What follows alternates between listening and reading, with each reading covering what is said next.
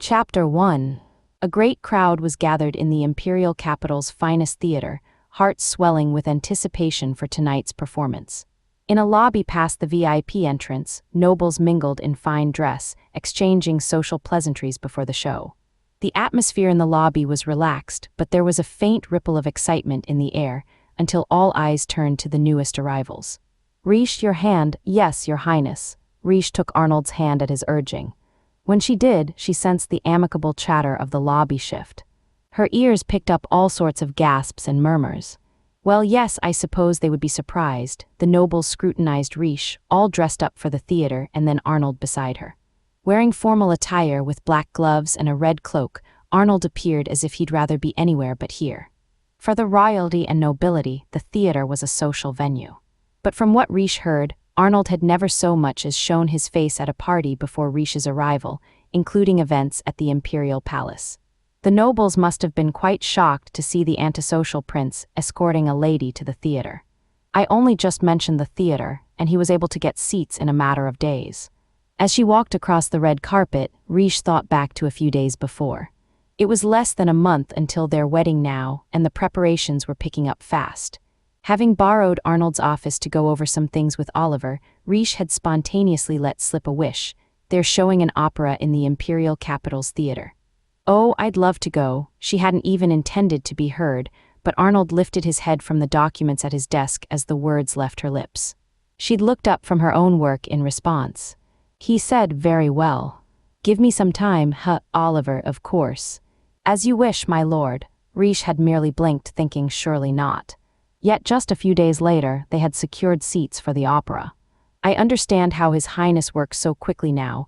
Once he makes a decision, he acts on it without a moment's delay." One peek at Arnold's profile revealed his immense displeasure. He must have found all the attention irritating.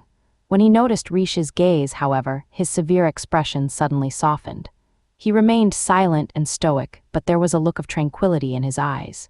Arnold reached out with his free hand and touched Reijou's earring.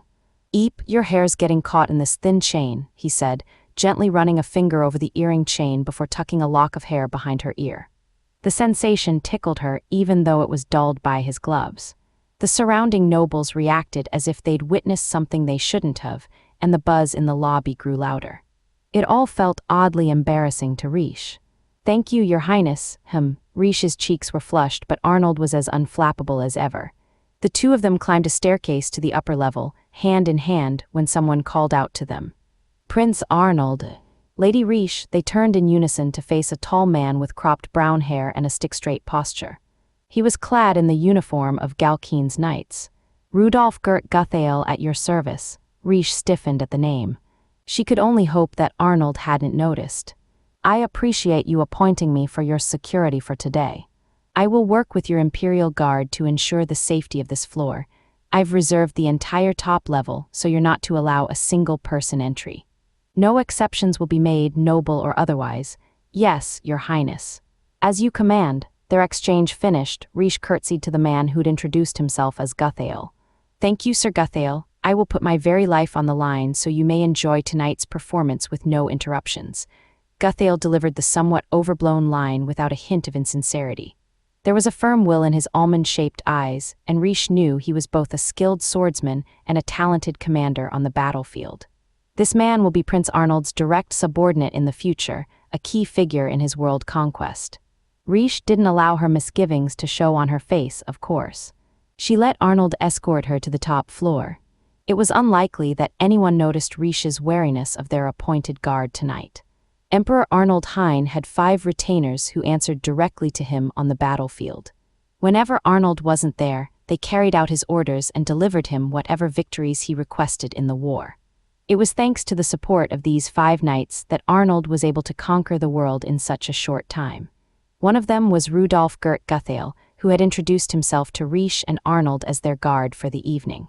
"I never imagined I'd meet him here." Reijou sat in the royal box seat on the 4th floor of the theater and cast her gaze down. The red velour seating was fluffy, with cushions here and there throughout the box. It was couch seating, not individual seats, so she sat beside Arnold. There was plenty of room in the box, but she found herself easing into a spot where she would be shoulder to shoulder with him. She flipped through the program, pretending to read it. None of Prince Arnold's future retainers currently serve him. I thought I still had time before I needed to keep an eye on them. Reijou lowered the program and said, "May I ask how Sir Guthail came to be our security for this evening, Prince Arnold? I noticed there were many who are not of your Imperial Guard among the forces stationed in the hall." Arnold stared at her in surprise. "Your Highness, there are some 50 knights in my Imperial Guard. There must be ones you haven't spoken to yet. You don't mean to say you've memorized all their faces, do you?" Of course I did. The Imperial Guard are the retainers you've personally acknowledged, are they not? The Imperial Guard were knights Arnold had chosen to report to him. Reijou knew that, despite appearances, Arnold cared a great deal for his subordinates. As his future empress, she would never forget their names or faces, even if she'd only met them once before. His expression tender, Arnold replied, "My Imperial Guard are somewhat short-staffed now that I've sent a number of them to Koyals. As such, I decided it was time to expand their scale." "You're choosing new Imperial Guards then?" She was getting a bad feeling about this. Arnold's Imperial Guard currently numbered 50, but even in a small nation like Hermity, it was normal for a force of 100 or more to protect the Crown Prince. 50 Imperial Guards are simply too few for a huge country like Galkeen, much less one with such a military focus. I understand that, but I have no way of knowing whether that's the only reason behind this. In all my past lives, Prince Arnold killed his own father 2 years from now and became the Emperor. I'm sure the forces he used to achieve it were his Imperial Guards. Ergo, Arnold's expanding the scale of his Imperial Guards might have been a necessary step toward his future war. I'll have to gather more information while preparing for the wedding. Now was not the time to be thinking about this, however. Arnold was sure to be suspicious if she appeared too fixated on the matter, so she schooled her expression and traced over the names on the program. "I didn't know Sylvia was the star of tonight's show. It's been so long since I've heard her sing. I'm really looking forward to this. You've seen the leading lady perform before?" "Yes. It was, She paused for a moment to make sure she wasn't getting any of her past life memories confused. "With my previous fiancé, Prince Dietrich." Arnold fell silent. "It should be a different show tonight, but she was the prima donna in that production as well. Her voice was so clear and powerful it really moved me." Still the prince said nothing. Even Prince Dietrich enjoyed it. He would always get bored in the middle of any other shows. Once she finished speaking, Arnold's gaze dropped. "Will he enjoy the opera?" Reijou wondered as she flipped back to the previous page in the program. "He doesn't seem very interested, but he said this was his first time attending an opera. I think he should at least experience it before he makes a decision, rather than writing it off without trying it." Something occurred to Reijou then. "Do you have any questions about opera, Your Highness?" "If I'm able to answer, I." A heavy weight settled on her and she gasped. "Huh." As she blinked in surprise, Arnold laid his head on her shoulder. He had reclined against the backrest and was looking down at his own program languidly, snuggled against Reijou. His elbow rested on a cushion between them, and he had put most of his weight on it, so he wasn't terribly heavy. But she could definitely feel a weight, his weight on her shoulder. Heat suffused Reijou's cheeks. Somehow, it wasn't just their bodies that were close but their hearts as well. Your Highness," she whispered. They were in the theater, after all. They couldn't make too much noise. "What is it?" Arnold's tone was the same as ever. He spoke as if he'd always sat this way, like it was the most natural thing in the world. Yet there was also a certain listlessness to his voice. Her heart pounding, Reijou gazed down at Arnold and asked him, Are you sleepy?" Arnold's eyes flicked toward her. Reijou normally had to crane her neck to look at him. It was her first time seeing him from this angle. Her heart throbbed as she stared down into his beautiful, sea-blue eyes. "That's not it, then what is it?" Paying no mind to Reijou's bewilderment, Arnold said to her, "You'll answer my questions, won't you?" "Of course, but why in this position?" She thought, but she didn't have the courage to ask out loud. She was certain that Arnold had noticed both her surprise and her flushed cheeks. In fact, he looked like the cat that got the cream as he observed her from his current position. Still, he made no move except to study his program again. "What is an opera anyway?" Arnold's breath tickled her ear. Did his voice sound deeper than usual because of the theater's acoustics? Her pulse quickened at the sound. As she'd been asked a question, however, she intended to answer it in good faith. In theater, the story is only told through acting. In opera, the performers also sing, huh, Arnold grunted. He shifted and Reijou heard the rustling of his hair. She could feel his body heat on her shoulder, which just reminded her of their closeness. Arnold peeled off one of his black gloves. The movement was slow and somehow picturesque. Reijou gulped watching him. His large, bare hand slunk to Reijou's lap and flipped the pages of the program resting there. Do you like this particular show? Well, this troupe doesn't publicize the contents of the show beforehand. Not knowing the story until it begins is part of the appeal. Reijou remembered Dietrich complaining about that. The memory rose to mind at the exact same time Arnold's eyes slid toward hers again. What kind of stories have you seen before? He must have wanted to guess tonight's show. Reijou met his gaze and took a deep breath to calm herself. One was about a wedding in a world with magic. A princess had a political marriage, and the story told of a vow they would share in the form of a kiss. She trailed off, staring into Arnold's blue eyes. The candlelight from their box seat danced on his long lashes, casting shadows over his pale cheeks. Even in the dim lighting, his eyes called to mind gemstones. Unable to tear her gaze away from his, Reijou thought, wait. Marriage rites. In less than a month, Reijou would be married to Arnold. She knew that, of course, and she was busy getting ready for the event each day. The details of the ceremony were quite similar to those in Reijou's homeland. Thus, she'd only briefly scanned the itinerary and instead prioritized preventing Arnold's war. At that moment, however, Reijou became newly aware of one fact. Exchanging a kiss in a wedding ceremony, won't we be doing that as well? Reijou, she had frozen in place and Arnold's gaze turned dubious. In Galkeen's wedding ceremony, the bride and groom say their vows in front of the goddess and become husband and wife. In the palace chapel, they exchange vows and then they kissed. Reijou blinked, registering the fact anew. A vow in the form of a kiss. Between Prince Arnold and me. In front of all the guests attending our wedding. Hey. What's wrong? Arnold sat up and studied her face. She'd been freed from the weight on her shoulder, but they were still clothes. And because their faces were but a hair's breadth apart, she was vividly reminded of an incident 2 months ago. Theodore had called Reijou to the chapel, and she and Arnold had spoken there. After that, he had taken her chin in his hand and kissed her. Ugh, her already hot face burned even hotter.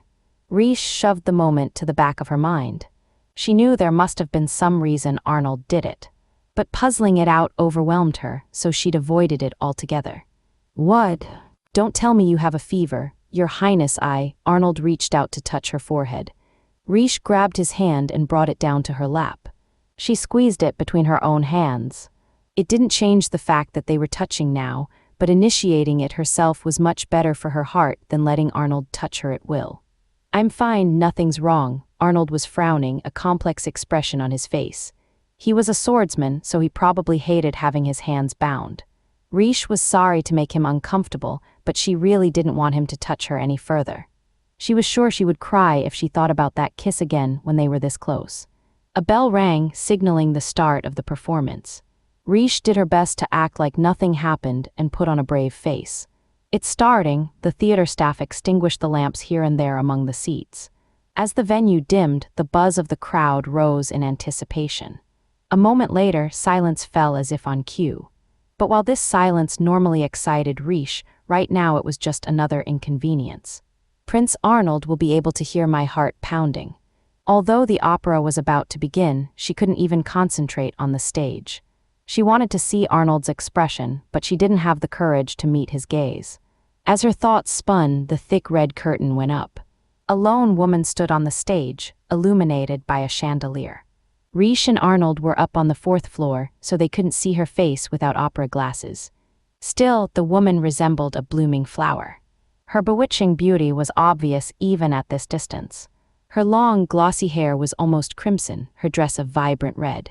She sauntered forward, slowly extending an arm. At that moment, Reijou noticed something strange. Arnold seemed to have sensed the same thing. Reijou shook off her confusion and focused on the diva. Something's wrong. Just when Reijou picked up some opera glasses to get a closer look, Sylvia collapsed. Reijou leapt to her feet and spun around. Arnold seemed to know exactly what she wished to ask without her saying anything. You're free to act as you wish. Thank you, Your Highness. Grateful to Arnold from the bottom of her heart, Reijou rushed out of the royal box. She pushed through the first of the double doors, then the second, emerging in the hall. An unfamiliar knight guarding the room let out a cry of surprise. Apologizing to him, Reijou looked down the hall. I only sense knights on this floor and the lower one, there's no time to run down the stairs. Heading for the spiral staircase, she kicked off her shoes and jumped up onto the handrail, her dress fluttering behind her. What? Lady Reijou, she ignored the knight's voice as she sailed down the railing. In less than a minute, she arrived on the first floor where her usual guards were stationed. Though they were surprised to see her, they were also accustomed to her behavior. They quickly got over their shock. An emergency, Lady Reijou. I will take your shoes. This way, thank you, Camel. You as well, Dennis. She pressed her shoes into the guards' waiting hands and ran off, calling to them as she passed, please summon a doctor. Contact the theater staff and the opera troupe. Prince Arnold will have his own instructions, so someone please join him on the 4th floor. Yes, ma'am. Arnold's Imperial Guards acted immediately. Parting with them, Reijou headed straight for the green room. Due to her habit of confirming the emergency exits in every new place, she'd already studied the theater's floor plan from a map posted on one of the walls. Arnold had the same habit. Their security detail had been startled when they both met in front of the stairs. She arrived at the green room door, finding it deserted where she expected to see theater security posted. Sylvia, pull yourself together. Pardon me, Reijou said, and the pale faces of the opera troupe all turned to her. I have some training as an apothecary. Please allow me to perform first aid until a doctor arrives. Yes please. A panicked man quickly moved aside for Reijou. Sylvia lay on the green room floor, her face white as a sheet, even under the vibrant theatrical makeup. Miss Sylvia, please respond in some way if you can hear my voice. Sylvia's face was creased with pain, but she managed a small nod. She's conscious and not bleeding, but her pulse is rapid. More than anything, her breathing was shallow. As gently as she could so as not to distress the songstress further, Reijou asked, Does your head hurt, Miss Sylvia? I'm going to touch your shoulders. Did you feel that on both sides? Yes, I just can't breathe. Got it. One moment, Reijou grabbed a nearby shawl, supposedly a prop, and draped it over Sylvia. She reached behind Sylvia's dress and loosened her corset, lifting her into a sitting position with the shawl covering her for modesty. A member of the opera troupe stammered, Shouldn't she lie down? It's easier to breathe in a sitting position than lying down. Well, depending on external wounds, of course. Does Miss Sylvia have any chronic conditions? I don't think so, but she hadn't seemed well these last few days. Sylvia was breathing easier with Reijou supporting her upright. You're all right. You'll be all right. Breathe slowly and just focus on staying comfortable as much as you can. Reijou rubbed Sylvia's shoulders. She seemed to have brought the songstress some relief. Her quick, shallow breaths were gradually slowing. Her life doesn't seem to be in danger, and whatever this is, I don't think it will cause lasting harm. That said, she'll need to be treated someplace she can relax. They weren't far from the audience seats, so the murmuring of the crowd drifted into the room. Reijou couldn't pick out individual voices, but surprise, confusion, and discontent were apparent at the curtain's abrupt lowering. Those voices would only serve to worsen Sylvia's condition. It would take too long to bring her somewhere she can rest while we wait for the doctor to arrive, but I have no medicine or tools here to treat her with. The door to the green room opened, and Reijou raised her head. Prince Arnold, the prince, a commotion rose up around them. Arnold's eyes swept over the green room before settling on Reijou. Entrust the patient to the knights. They'll carry her to our carriage, but what about the doctor? You've examined her, haven't you? If you've taken care of her preliminary treatment, it'll be faster to bring her to a doctor than wait for one. Reijou nodded, sensing the trust in his voice. We'll have to ask the audience to remain in their seats. If even a tenth of them leave, we won't be able to transport Miss Sylvia. I've already asked my knights to instruct the audience to remain seated. They've also been ordered to restrict traffic on the street from here to the clinic. It was just like Arnold to make such quick judgments and act on them just as fast. He'd handled everything Reijou herself hadn't had time to get to. Do we need to construct something to get her to the carriage? No, that would take too long. It would be better to have someone carry her instead. Understood. Arnold turned to the hallway and ordered one of the knights there, move the patient to the carriage. Yes, sir. Reijou balked at the knight who'd responded. It was Guthail, Arnold's future retainer, who strode into the room. But why? He shouldn't have even been one of Arnold's Imperial Guards at the moment. Who exactly was responsible for getting him so close to Arnold so quickly, and why? Was it Prince Arnold who brought Sir Guthail here? Does he already plan to make Sir Guthail one of his Imperial Guard? That meant Arnold was one step closer to killing his father and starting the war that would ravage the world. As Reijou silently regarded the man, Guthail crouched before Sylvia. "Pardon me, my lady, I hope you'll forgive a boorish man like myself laying his hands on you." With that preface, Guthail cradled Sylvia in his arms like she might break with the slightest jolt. He had her in a very stable hold that didn't cause any undue suffering. For now, Reijou left her to him and stood. "Take her to the carriage." "My knights know where we're going." "Understood." "I'll head there now." Reijou caught her breath and watched Guthail leave. Part of her wanted to board the carriage as well, but she knew more people riding in it would only slow it down. Sylvia's condition didn't seem to require constant attention, and Reijou was sure that any doctor Arnold had arranged for would have reliable skills. "I should leave the rest to the knights." Left behind in the room, Reijou felt the eyes of everyone present shifting to her and Arnold. A well-dressed, middle-aged man stepped up to Arnold and bowed to him, his expression stiff. "Your Highness, thank you so much for visiting our theater today. As the director of the venue, I must express my sincerest appreciation and apologies. I planned to visit you after the show, but for something like this to happen when you were here personally, please pardon the impertinent question, but this lovely maiden who was so kind as to attend to Sylvia." "Might she be?" Grimacing, Arnold responded, "My wife," without sparing so much as a glance at Reijou. "I'm not your wife yet." Reijou spluttered internally while the color drained from the director's face. "Please forgive my rudeness." Everyone in the room hung their heads so fast, Reijou almost felt a gust of wind.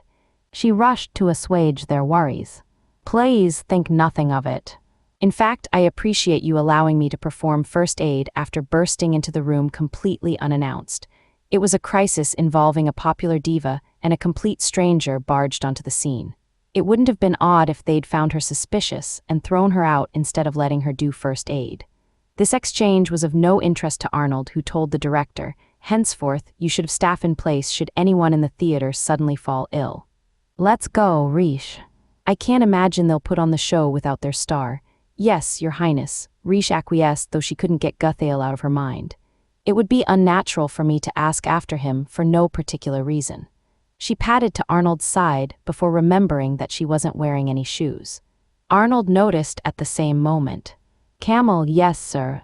"Lady Reijou, I have your footwear here. Sorry about that."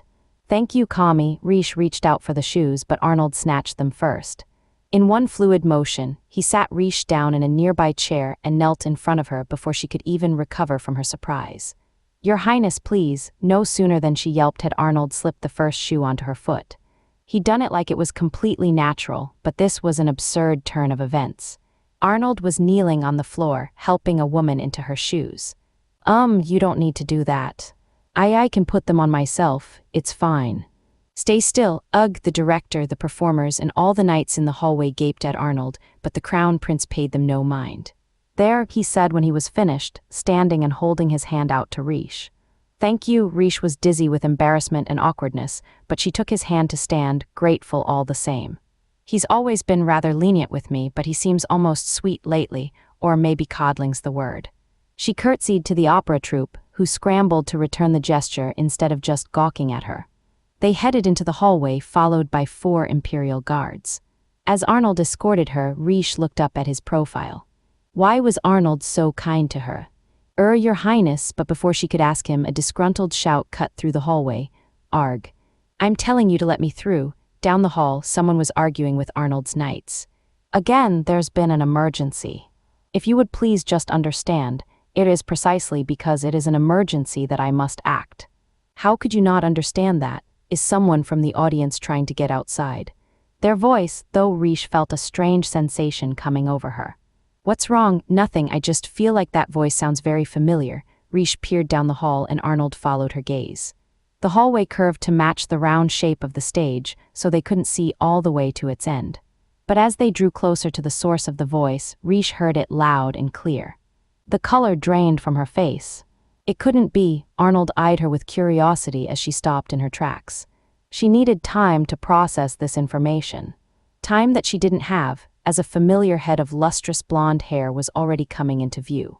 "Damn it, how dare you stand in my way? I didn't want to resort to this, but if you would obstruct justice itself, then I must put my illustrious skill with a sword to him." Ah, our eyes met.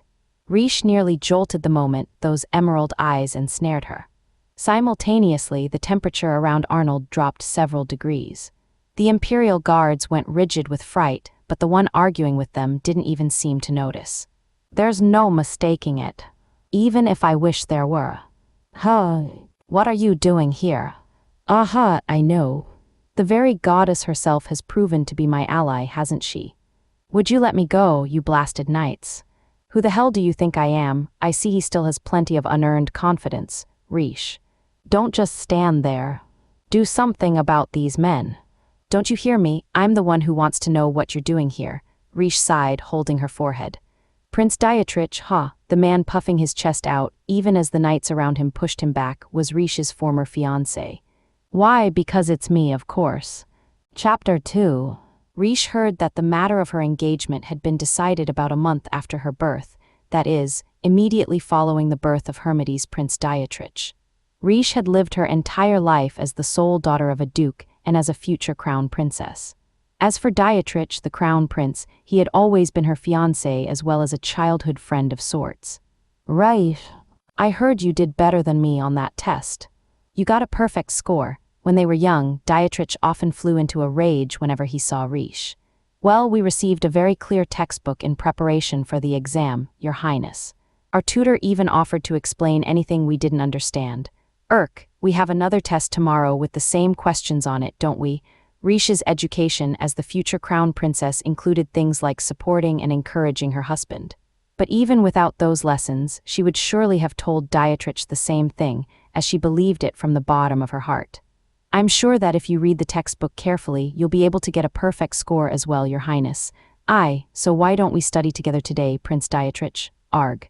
"Shut up, shut up, shut up." Dietrich smacked Reijou's proffered hand aside and glowered at her. He was bright red up to his ears, brow scrunched up in frustration. "I'm a genius, you know. I got 35 whole points without studying one bit. That's why I'm way more impressive than you. You only got 100 points after studying really hard." "That's right, have confidence, Dietrich." After muttering that last bit to himself, Dietrich jabbed a finger at Reijou. "Don't take me lightly, Reijou. One of these days, you're gonna bow before my true greatness. You hear me? Oh, there he goes." Reijou could still remember the sight of Dietrich running off down the palace halls. Of course, a knight had spotted him almost immediately and brought him right back. These exchanges weren't limited to matters of studying, however. As the two of them grew, Dietrich laid a constant stream of complaints at Reijou's feet. "This won't do. It won't do at all. A woman riding a horse herself. People will think it's because I'm a lousy rider. You want to sneak into the city. Imagine what would happen if you were caught. People would doubt my own dignity as your fiancé. Instead of poking your nose into many different fields, don't you think it would be best to focus on your duties as crown princess? If you keep this up, you'll just end up with half-baked knowledge in a handful of fields." The one thing Dietrich and her parents hadn't objected to was her learning swordplay for self-defense. "You want to learn how to wield a sword. Come to think of it, there is precedent for a queen saving her king from an assassination using her own self-defense skills, isn't there?" "Very well. I think I'll join you. It's fun to swing a sword around." It lasted for only a moment. When they had their first bout a year or so later, Reijou was far and away the victor. Infuriated, he forbade her from studying swordplay any further. "It's as I thought. A sword-wielding queen is outrageous. Such a violent woman is not fit to be queen of this country," and upon arriving home, Reijou found that all of her practice equipment had been disposed of. "If His Highness doesn't like it, then of course you have no right to continue. Mother, please, I know your father and I commanded you to be excellent, but that was only so that you may become the perfect queen. If your skills only displease His Highness." Reijou's mother had been stern and cold, as if Reijou were nothing more than a disobedient child. "Then there is no worth in those skills." Reijou was 13 back then. At the time, she'd been convinced that her only value was as the future crown princess, so she swallowed her objections and did her very best to support Dietrich. She had helped him study and took on the role of correcting his bad behavior. It was her fate to be his queen, so all of this was only natural. She graduated from the Royal Academy, and when she was poised to begin her real training as the future queen, at a ball on the first day of the 5th month that year, Reijou Irmgard Weitzner. "You are a vile woman. A truly malicious creature unworthy of the crown prince." Dietrich thrust his finger at her and shouted as he'd always done throughout their childhood. "As of this instant, our engagement is off." In that moment, Reijou was finally free. In my first life, I was so confused during that moment that I couldn't exactly think of myself as being free. Surfacing from her reverie, Reijou sighed. She had moved to a room loaned to them by the theater staff. It was one of several rooms where the royalty and nobility could meet and chat before or after a performance. There was no table, just several chairs facing one another. Reijou sat on a couch across from Dietrich and stared at him glumly. "Hello. I haven't seen your face in a few months, but you seem to be doing a lot better than I expected. You must be thrilled at our reunion. In all my lives, I've never once seen Prince Dietrich after we broke off our engagement, not until now." "Did you hear me, Reijou? Are you listening?" "Reijou, there are all sorts of things I'd like to work out at the moment, but first things first."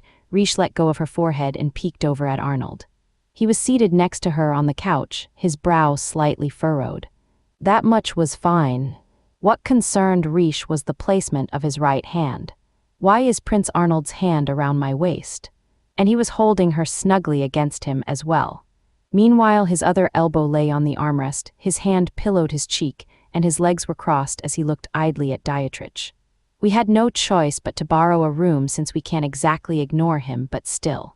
Reijou recalled the fit Dietrich had thrown a few minutes earlier.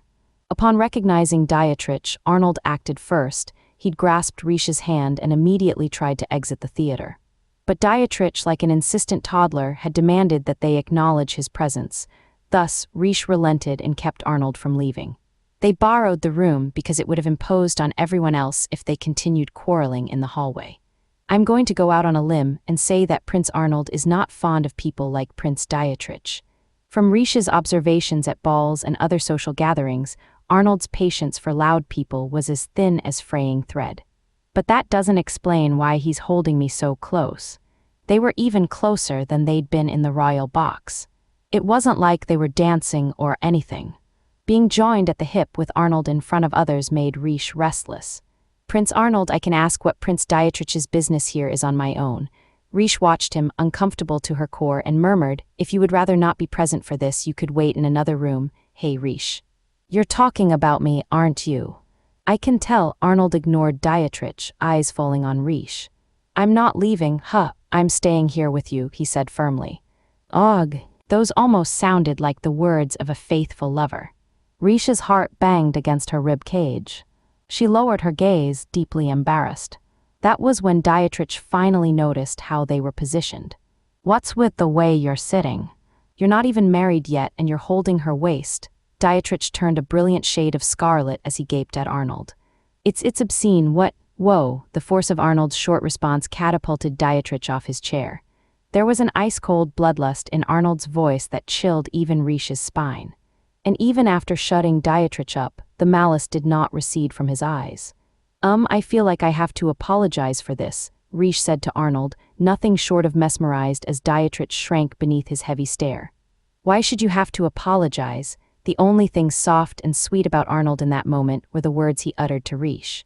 Giving Dietrich another icy glare, Arnold unhurriedly opened his mouth and said, "So, ugh." Dietrich recoiled from the short question. I'm talking to Reijou right now, not you. I've only allowed you to be here because Reijou desires to speak with you. Don't forget that you're not in a position to casually meet with the crown princess of this country. Reijou isn't your princess yet. It's too early to treat her like she belongs to you." Arnold looked down at Dietrich with open scorn. "It seems you have a fundamental misunderstanding of the role of a husband. What? Reijou will be my wife, but she will not be my property. The only person whom she belongs to is herself. I do not intend to restrict Reijou's actions in any way so long as they do not endanger her. The person I am not allowing to act freely here is you. Do you understand that? He really has always supported whatever I wanted to do. That's the only reason we're here." With a voice so low it was like fog curling against the ground, Arnold said, "You will answer Reijou's first question." What do you think you're doing in this country? He's really angry now. He may have been crown prince of one of the most powerful countries in the world, but even Arnold usually spoke with more tact. At the very least, he wouldn't have bossed royalty of another country around. Speaking with Dietrich really must have put a strain on his mental health. Reijou got to the point to move things along. I've actually been exchanging letters with Lady Mary Prince Dietrich. What? You have? She informed me that she has been devoting herself to your education since my departure from Hermity. Dietrich flinched in alarm. Almost immediately after Reijou's arrival in Gaukin, she had received a thorough apology from Mary in the mail. It contained pages and pages of regrets for the way she'd treated Reijou and the things she planned to do to make up for her transgressions. Chief among these was the matter of Dietrich's future. Lady Mary told me that she would stay at your side and make sure you became a respectable person even if she did not become the crown princess. A strangled groan escaped Dietrich's throat. I always had my doubts. I couldn't imagine you'd withstand such an education even if it was coming from your beloved Lady Mary. Reijou pinned Dietrich with her narrowed eyes. Tell me, Prince Dietrich. You fled from Hermity, didn't you? Of course not, he spluttered. Keep your distance.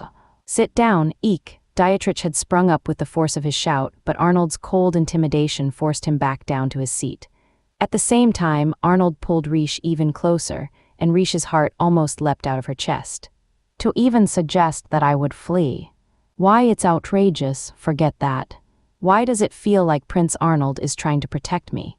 Back on the couch, Dietrich frantically searched for the right words. Mary is a very delicate girl. The way I broke off my engagement with you weighed too heavily on her. Suddenly, she started saying things like, what we did to Lady Reijou was absolutely unconscionable. We must change to honor her magnanimous spirit. Despite the distracting pounding of her heart due to her closeness to Arnold, Reijou said calmly, please do not trouble yourself on my account. I do appreciate Lady Mary's feelings, though. You don't know what she's like now. Ever since then, Mary's always got a textbook in her right hand and a thick cane in her left. And she smiles and says, let's study hard again today, Prince Dietrich, while bending the cane. I kind of want to see that, to be honest. In any case, it sounded like Reijou was right. His Majesty the King and everyone else are giving Lady Mary their full support, aren't they? Gah, I suppose you couldn't handle the schooling, etiquette lessons, repeated attempts to teach you how to rule, feeling as if there was nowhere else to go in Hermity, you came to Gaukin. Am I correct? The room fell silent. Arnold said nothing, but at this point he was eyeing Dietrich as though the man were trash lying by the roadside. Reijou sighed. Prince Dietrich. Neither Lady Mary nor His Majesty do the things they do out of cruelty. That was never my intention either. Any counsel I gave you was out of nothing more than a desire to support you. And who do you think I am? Dietrich shouted, interrupting her. I'm not so far gone that I need people ganging up to teach me. I've always been told that I was very gifted, that I could do it if I tried, but you never once did try, did you? Dietrich clutched at his chest like something had struck him in the heart. You can do it if you try is just another way of saying you can't do it because you're not trying. Tools that you never take out of storage may as well not exist. Being in a situation where you're able to try whenever you wish is a privilege. She was more diplomatic when they were engaged, but right now, Reijou wanted to get this over with for the sake of Arnold's mental health. No matter how much they may have wished to learn, all the maids who work for me had to spend their youths caring for younger siblings. Have you ever imagined being in a situation where you were not even afforded the luxury to make an effort to learn something? Lady Mary was the same, was she not? She sought a marriage with an affluent partner for the sake of her family, and thus made every effort to obtain acceptance into the academy. After all she has accomplished, have you even given any thought to how she devotes herself to you so completely, even if she does not become the crown princess? Aye. Dietrich's expression changed when Reijou brought Mary into the conversation. Nevertheless, he clenched his fists and squeezed out the words, what do you know? Even I tried for a few days after I was born. Infants are not capable of that level of resolve. That's not the point. You'd never understand how I feel, Dietrich shouted, red-faced. Being born as the crown prince when I didn't want to be, and always having you around. Reijou blinked at the unexpected revelation.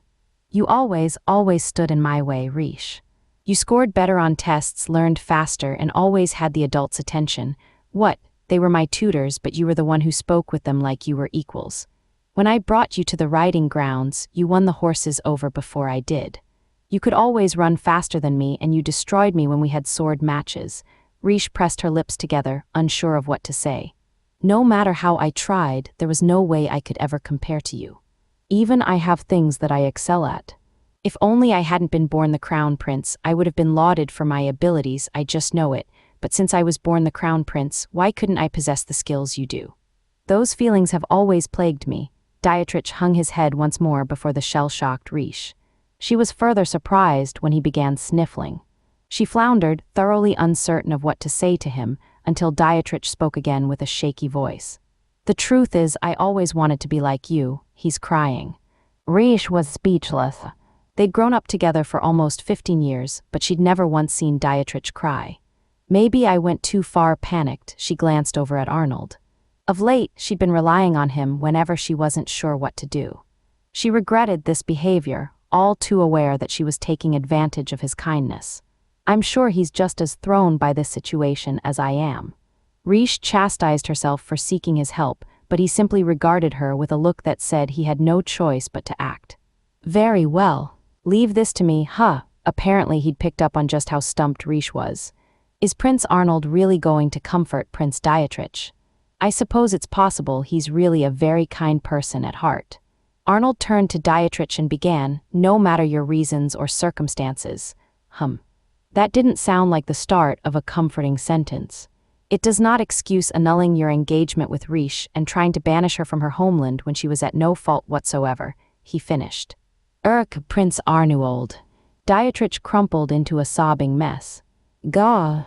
Yet Arnold struck mercilessly, peering down his nose at the crying Dietrich. Do you even understand that stripping a noblewoman of her support system and banishing her to a place where she has no connections may as well be a death sentence? A death sentence, to claim that you intended otherwise goes beyond mere foolishness. Moreover, to feign blindness to your own incompetence and heap the blame on Reijou's shoulders is complete nonsense. Prince Arnold, Reijou stopped him, whispering into his ear, why are you rubbing salt in his wounds? What? You mean you weren't implying you didn't mind if I struck the final blow? Of course I wasn't. You knew exactly what I was trying to say, didn't you, Your Highness? Arnold matched her volume, whispering back to her, I have no reason to show this man sympathy. It's exactly as you say. Reijou's hand once again found her forehead. In fact, you're far too lenient with him. This is the man who broke off his engagement to you, you know. Well, my engagement to Prince Dietrich held no value to me. Why would I be upset about someone divesting me of something I didn't want? Are you sure you're not twisting the knife more than I am? Reijou and Arnold continued their whispered conversation, completely ignoring Dietrich at this point. Eventually, he started muttering to himself as well. If only I were born in a different situation, I would have been able to shine my brightest, I know it. I wasn't born the crown prince because I wanted to be, Arnold rounded on him. And do you think Reijou was practically born your fiancée because she wanted to be? Arnold recrossed his legs, observing Dietrich with pure disgust. I have no choice but to ask, do you think the woman you envy so much has expended no effort in her life up until now? Dietrich averted his eyes. Resting his chin in his hand, Arnold told him, it's been a mere 2 months since Reijou came to Galkeen. Yet if I bring her to a party, she knows the faces of every person in attendance and can even remember their preferred conversation topics. Reijou's eyes widened in surprise. Well, of course. Reijou has always had a good memory. This is not a matter of simply having a good memory. No matter how insipid the conversation is, Reijou listens with complete sincerity.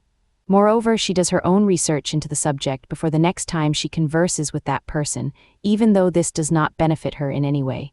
Oh, Prince Arnold, a rotten noble once asked her a question about an obscure piece of Galkeen history. She was only able to give him a well-thought-out answer because she sacrifices sleep to study this country, despite the fact that no one expects her to. Arnold's blue-eyed gaze fell on Reijou. She regularly supplies the barracks with fortifying food and drink. Even if it does not benefit her, if it will benefit me, she watches out for my imperial guards, many of whom she only has a passing familiarity with. I didn't know he was watching me so closely. Reijou felt her cheeks heating up from the warmth of Arnold's gaze. I can give countless examples of such behavior.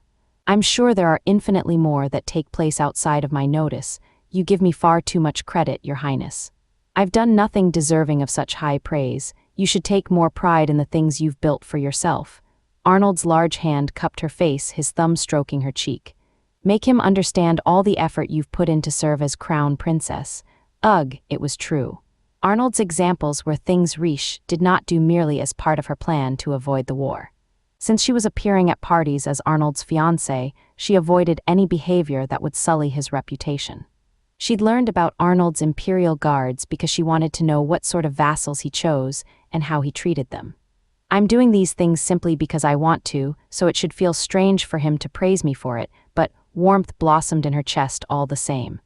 Arnold's hand slowly drew away from her cheek. Reijou covered her face, hiding the flush spreading across it. She considered Arnold's words even as her embarrassment tormented her. Dietrich's reaction, meanwhile, was to double over and start groaning. Ugh, oh, that's right, Prince Dietrich. This was no time to be going all weak in the knees. Reijou needed to get Arnold away from Dietrich immediately. Was I wrong? She pulled herself together, considering her options. If things go the same way as in all my previous lives, then not even a year from now, Prince Dietrich will attempt a coup against his father and fail. When she'd heard the rumors in her past lives, her chief response had been exasperation. It was far too pathetic an attempt to even be called a coup d'état. Dietrich had let his vassals incite him to action, but his traitorous plot against his father was discovered almost immediately. He had had no time to gather weaponry or leak state secrets. His coup ended without him striking a single blow against his father, and without the king's knights even getting involved. The way Reijou heard it, his treachery had been discovered so early, Dietrich had no time to even execute the plan, early enough that his only crime was plotting insurrection against the king. Still, even scheming such a thing was a serious crime. Dietrich had been stripped of his authority as crown prince and placed under house arrest. The mantle of Crown Prince of Hermity had passed to Dietrich's much younger brother. He's the exact opposite of Prince Arnold. Arnold, who had seized the throne from his father in every one of Reijou's past lives, met her eyes with curiosity. In the 15 years I was Dietrich's fiancée, it was ingrained in me not to interfere with him. Even if I don't stop him, the only thing he stands to lose in his coup is his status as crown prince. Reijou groaned deep in thought. Today, Prince Dietrich is taking to heart remonstrations that would normally go in one ear and out the other. Is it due to Lady Mary's efforts? Or Prince Arnold's intensity? The way things are going, I might be able to help him. That was when Dietrich's head whipped up. No, I'm not wrong. Hold your head up high, Dietrich. Now is the time to tell you the true reason I came to Galkeen before your 16th birthday. Reijou stared at him in a daze. He was being nonsensical, to say nothing of the fact that he sounded like he was crying. My birthday, she was indeed going to turn 16 9 days from today, on the 30th day of the 7th month. But what did that have to do with anything? Like Hermity, Galkeen forbids anyone under 16 to marry. While you remain 15, you cannot officially be considered Galkeen's crown princess to be. Dietrich's passionate declaration only further confused Reijou. What, you don't understand? I'm telling you I'm here to save you before you can be legally wed. Save me. From what exactly? Why, he cried, pointing dramatically at her, from the engagement that you obviously do not desire. Reijou was struck speechless yet again. Really, I can't believe my father. Offering up my precious childhood friend to a man known for his cruelty and brutality, it's just too awful. Though he was still sniffling, Dietrich seemed to have regained his confidence. But I will not yield, not even before a nation as great as Galkeen. I'm here to save you while there's still time. No sooner than I arrived in the capital did I see Sylvia's name, leading me to stop by the theater on a whim. And look at that, we ran into each other shortly after. The more I think about it, the more I'm sure the goddess is on my side. Rejoice, Reijou. We'll celebrate your birthday back in Hermity. Dietrich then turned a teary glare on Arnold. Prince Arnold Hein. I do not fear you. Well, in truth, I fear you a little, or a little more than a little, but this, too, is a trial I must overcome. For I am the future king, and I am full of kingly qualities. He was being awfully rude to Arnold, but the man in question seemed as if he could not care less. In his mind, Dietrich was probably not even worth humoring with a response. Without a reaction to Dietrich's declaration, Arnold turned instead to Reijou. You must be satisfied by now, we're leaving. Knights, hand him over to whoever's responsible for him. What? You're throwing me out? Reijou took a deep breath, lowered her head and slowly began, Prince Dietrich. Dietrich perked up. I have nothing to say to you in regard to our engagement or my banishment. However, Reijou looked Dietrich squarely in the eye. I cannot overlook your speaking ill of Prince Arnold. Reijou, although she had scolded Dietrich countless times over the last 15 years, her tone had never been as harsh as it was now. Dietrich was frozen in surprise before her, unable to form a coherent reply. Prince Arnold is the kindest anyone's ever been to me. He permits me to go out into town, provides horses for me to ride, and even trains me in swordsmanship from time to time. All things I was not allowed to do when I was your fiancé. Arnold had never been angry with Reijou for sneaking into town. He'd allowed her to fix up the detached palace for her own purposes, grow medicinal herbs in her garden, and select and educate her own maids. If Reijou asked him for a bout, he would make time in his busy schedule to spar with her. He always respected her choices. To a noblewoman, to Reijou, nothing could be more important. He is always concerned for me and my health and makes sure I can live freely. Prince Arnold only scolds me when I do something dangerous. Yet you spout this nonsense about saving me. A moment later, Reijou felt herself clinging to Arnold out of sheer momentum. The two men both turned wide eyes on her. What? Arnold appeared thin for a swordsman, yet when she wrapped her arms around him, she was acutely aware of his robust physique and firm muscles. Shoving that thought to the back of her mind, Reijou glared sharply at Dietrich. I'll prove just how wonderful a husband Prince Arnold can be. Have it your way. Of course, she could only maintain the position for a few seconds. Reijou would end up apologizing to Arnold in the carriage ride home later, her face bright red. Please accept my most sincere apologies, really, right. In the carriage ride back to the palace, Reijou hung her head low.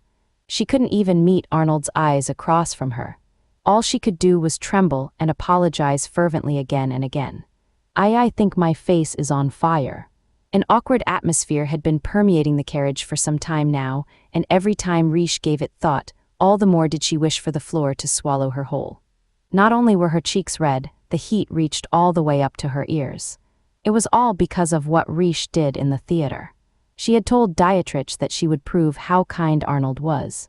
As a result, Dietrich ended up staying in Galkine for several more days. Last but not least was the way Reijou had touched Arnold. Put all that together, and you got a suffocatingly uncomfortable carriage ride. Ugh, what have I done? Not only did I argue with Dietrich and declare the strangest war in the world against him, but I even clung to Prince Arnold. She'd gone further than merely putting one's hand on another's waist in public. Remembering how surprised Arnold had been when she'd pressed herself against him, Reijou wanted to bury her face in her hands. Worse yet, Arnold was quieter than usual, and the silence was torturing her. I already made you go out of your way to provide a place for Prince Dietrich and me to speak, and then on top of that, Arnold sighed as Reijou continued to apologize. I have no intention of limiting your activities in any way. You are free to meet with whomever you wish to meet with and speak with whomever you wish to speak with. Your Highness, normally, Reijou would not be granted such freedom. Dietrich's conduct was normal, her mother's actions were correct. It was Arnold's behavior that was strange. This was not the typical way noble ladies or royal wives were treated. I really do want Prince Dietrich to understand just how kind you are, she said, peeved. Arnold gave her a wry smile. The man spoke nothing but truth. You're the one being naive, that's not true. More importantly, if he's going to be staying in the capital, then you should make him atone for the absurd crime he pinned on you, Arnold said, but Dietrich's breaking off their engagement was something Reijou was thankful for. I'm much more upset about him speaking ill of you than anything he's done to me. Nothing a person like him says could ever mean anything to me. He can fuss all he likes, but Arnold lowered his voice. I won't allow him to belittle you. Reijou's heart somersaulted again. He's so considerate of me. Just what about him was cruel or brutal? If she said that to Dietrich, he would scrounge up some excuse. To prove it to him, she would have to use something other than words. I was surprised by what you said, though. Reijou startled when Arnold brought them back on topic. It's rare for you to act that way. I'm sorry for grabbing you, Your Highness. That's not what I meant, he said, frowning for some reason. He tilted his head to the side. You seem franker with him than you are with other people. Reijou was aware of her tendency to get carried away when talking to Dietrich. I'm used to scolding Prince Dietrich because I was his minder for so long. I realize I can be quite harsh with him sometimes. We're childhood friends as well, after all. Arnold stared at her with his elbow on the window frame. Reijou, he patted the seat next to him. Reijou wasn't sure why he wanted her to sit beside him, but she got up and plopped down next to him. She raised her head and he returned her gaze, asking her, "You won't scold me?" Huh, Reijou stared back at him in surprise. Does he mean in relation to his duties? Arnold watched her with a face devoid of expression, awaiting her reply. Confused, Reijou nevertheless answered his question honestly. I would never scold you, Prince Arnold. With Dietrich, I tend to worry that I'm the only one encouraging him to change his behavior. Arnold reached out while she spoke and tucked her hair behind her ear. His fingers brushed her earrings like they had earlier in the theater. But you'd be fine without me, Prince Arnold. Ugh, Reijou hunched her shoulders from the ticklish sensation, then peeked timidly at Arnold. He lowered his blue eyes before saying, I'm not so sure about that. Reijou wasn't certain how to respond. After a moment, she posited, Do you want someone to scold you sometimes? It appeared as if Arnold didn't know how to answer. He hadn't affirmed her guess, but he hadn't argued, so she tried to think of something to scold him for. Like, you mustn't work so late into the night every night. I could say the same to you, or please take more time to rest and relax. Again, same to you. Maybe you should allocate more of your own work to others. Reijou, mixing in a bit of humor with her genuine beliefs, Reijou said next, Then what about if you're suspicious of someone, please inform me. Arnold's eyes darkened, narrowing with mirth. You're going to have to do better than that with your leading questions, he said, voice slightly husky. He'd seen through her immediately. It was just a gut feeling. I have no evidence to support it yet. Is that gut feeling why you were so on edge around Guthale? Here I thought I was discreet about it. Arnold noticed even the most trivial things about Reijou. But the reason Reijou was suspicious of Guthale was that she knew the future, and she couldn't very well tell him that. It wasn't anything about Sir Guthale specifically, Reijou fibbed. I just thought the security situation today wasn't very like you, Your Highness. Oh, even if they are short-handed now, your Imperial Guards have always been an elite few. A night at the theater just didn't seem like something that necessitated their cooperation with another force. It wasn't like they were visiting a different country. Their plans today should have involved a completely uneventful trip to the theater and nothing more. If you're increasing their numbers now, does that mean you're concerned about the current military force at your disposal? Reijou stared at Arnold intently. I'm worried about whether or not he's preparing for the war. His blue eyes were like the ocean. She felt like she would never reach their true depths, no matter how long she stared into them. That's not the only reason, though. If he has a concern, I want to assuage his fears as much as I can. She was well aware of how difficult that would be. Upon arriving in Galkeen, she'd asked Arnold to confide in her as much as he was comfortable. It was after Theodore had abducted her, or thereabouts. At the time, her words hadn't gotten through to Arnold at all. Perhaps it's just wishful thinking on my part. Just as the thought crossed her mind, Arnold looked down and said, Fabrania is a foolish country. Reijou started. It was the country that Princess Harriet, whom they'd just met, had almost married into. Fabrania had been manufacturing counterfeit coins in other countries' currencies. They had ordered Harriet to circulate the counterfeit coins in Galkeen, but when their plot was discovered, Harriet decided to dissolve her engagement. Her homeland, Seagull, was preparing to press charges against Fabrania. Even so, Reijou hadn't expected to hear Arnold bring Fabrania up here. With his usual dispassionate air, Arnold went on, Fabrania does not do significant trade with Galkeen. Though they manufactured large quantities of counterfeit currency, they have few opportunities to make use of it. Why do you suppose they did it then? The Fabranian king one-sidedly harbored hatred for Galkeen, didn't he? He was denied a marriage with one of your sisters. Though his actions were illogical, was his misplaced ire not the reason he chose Galkeen currency specifically? Reijou internally brushed off her comment even as she uttered it. It's not Fabrania's actions that Prince Arnold is questioning. He seemed to realize she'd come to that conclusion as well. It's clear that Fabrania wished to take some sort of aggressive action against Galkeen, even if it meant doing something foolish. The problem lies in someone spurring them in that direction. You believe someone instigated the Fabranian royal family to create counterfeit currency to attack Galkeen in some way. It didn't strike her as outlandish. A world war had just ended 2 years ago, and the world's major powers were all making various moves even during peacetime. boosting national defense, for example. And doing that might involve sapping power from potential enemies in case of future conflict. There are only 3 other countries powerful enough to compete with Galkeen in the war in the future. Arnold leaned back in his seat and closed his eyes. If you make any obvious moves to improve the strength of your military, intelligence agents lurking in your country will leak that information. Reijou agreed. In her 5th life, she'd belonged to a group of intelligence operatives who did that exact kind of work. Her hunters had never been ordered to infiltrate Galkeen, but that was because Siegel had been focused on other targets. Other countries are cause enough for worry, but my father is an even bigger concern. I have no idea how he'll react to Fabrania's actions upon learning of them.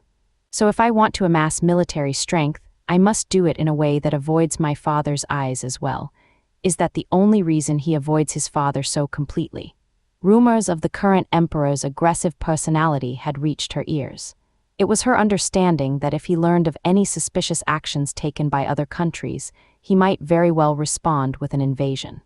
There was another possible reason for Arnold's secrecy, however. He may have been plotting to murder his father and subsequently begin a revolution. I really want to look into Sir Guthail because he's connected to Prince Arnold in the future, but it would be too suspicious for me to start prying out of the blue. Reijou needed a reason to approach him. She was also concerned about Sylvia's well-being since he'd carried her away. Then there's dealing with Prince Dietrich. She sensed Arnold's gaze on her and lifted her head. Her heart throbbed when she locked eyes with him from up close. What is it? That man mentioned a birthday celebration. Reijou blinked, lashes fluttering. Are birthdays normally celebrated? His question caused her some confusion, but then Reijou realized that Arnold was unfamiliar with the custom. Do you not celebrate your birthday, Prince Arnold? There's a party every year, but I've never attended. It was like the idea of doing so had never even occurred to him. She noted that his face was beautiful, even with an expression of utter indifference. I do recall hearing that none of Galkeen's royal family, save the emperor, ever appear in public. The emperor was probably the only one who ever celebrated, then. Does Oliver do anything for it? Why do you bring him up? I've ordered him to not act differently with me no matter the occasion. From what Reijou had heard, Arnold wasn't close to anyone in his family. His relationship with his father was hostile, and his birth mother had despised him. His sisters lived separately from him, and he'd only reconciled with Theodore recently. If he'd ordered even Oliver to not do anything for him, then in all likelihood, he was completely unfamiliar with birthday celebrations. I suppose I wouldn't say they're always celebrated without fail, but at the very least, I'd like to celebrate the birthdays of the people I'm close to. I see. Would you permit us to celebrate your next birthday? It's the 28th of the 12th month, right? Reijou looked up at Arnold and smiled. We'll be married by then. We don't have to have a party. We can just celebrate with a few close friends. We'll invite Oliver and Prince Theodore and eat a bunch of tasty food. She was getting excited imagining it. If she had the chance, she wanted to do something Arnold would enjoy. Of course, that sentiment wasn't limited to his birthday alone, but it was a good opportunity for a celebration. You can do as you like, Arnold sighed. But your birthday is coming up first. Oh. That's right, though his tone was somewhat exasperated, Arnold gently asked, if we're supposed to celebrate, then we'll celebrate however much you want. What do you wish to do? Reijou went still for just a moment, but not because she couldn't think of what she wanted. Arnold must have noticed as well. Reijou, the thing is, while I love celebrating other people's birthdays, I don't particularly like to think about mine. Arnold donned a puzzled look of his own. In part, it's because death could come for me at any moment once I turn 20. Reijou always died sometime after turning 20 and returned to her 15th year, to the moment Dietrich broke off their engagement. The day she died varied depending on the life she lived, but it was always at age 20. Every time her birthday came around, she couldn't help thinking of the sand in the hourglass.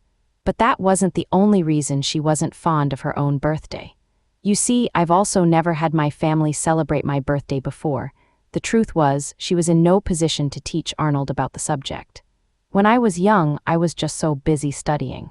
My schedule was far too packed to make time for celebrating. Oh. I had formal parties a few times, though. She was dizzyingly busy during those parties as well. She'd had to go about greeting various people, with no time to eat or even drink anything. No matter how brilliant you are, it's all meaningless since you were born a girl. Your only purpose in life is to support the crown prince. You will marry someone influential in society. A woman's true happiness is to wed a powerful man and have a child with him and nothing more. Today is your birthday. I know that. I'm your mother, after all. She could still recall her parents' exact words. More importantly, have you made progress in your studies today? Massaging her cheeks so she wouldn't make any faces, Reijou continued. Anyway, I'm not really sure what to do when it comes to my own birthday. Even after leaving her homeland and interacting with all sorts of people in her previous lives, she hadn't told many of them her birthday. Instead, she'd thrown lavish celebrations for other people's birthdays to share in their joy. I wonder what Prince Arnold thinks of this. Reijou glanced up at him, still pressing down on her cheeks. Should we not do anything then? He asked, waiting for her answer. Reijou trained her gaze to her shoes and contemplated the matter. Once again, Arnold was endeavoring to respect her wishes. She only spent a few seconds thinking before slowly shaking her head. I want to celebrate with you, Prince Arnold. It embarrassed her to say so, and she felt like a child. Arnold just said understood like this was any other conversation, and then lightly caressed her hair. Reijou sighed with relief. This all, feels a bit strange. I've never really told anyone about it before. Yes, you don't really talk about your own feelings. Do I not? Now that he mentioned it, maybe he was right. It was all because Reijou's looping gave her too many secrets, but she hadn't even realized that she never voiced her feelings until Arnold had pointed it out. He, what's so funny? I just thought you might know me better than I know myself. The thought tickled her. Instead of responding, Arnold stroked her hair again.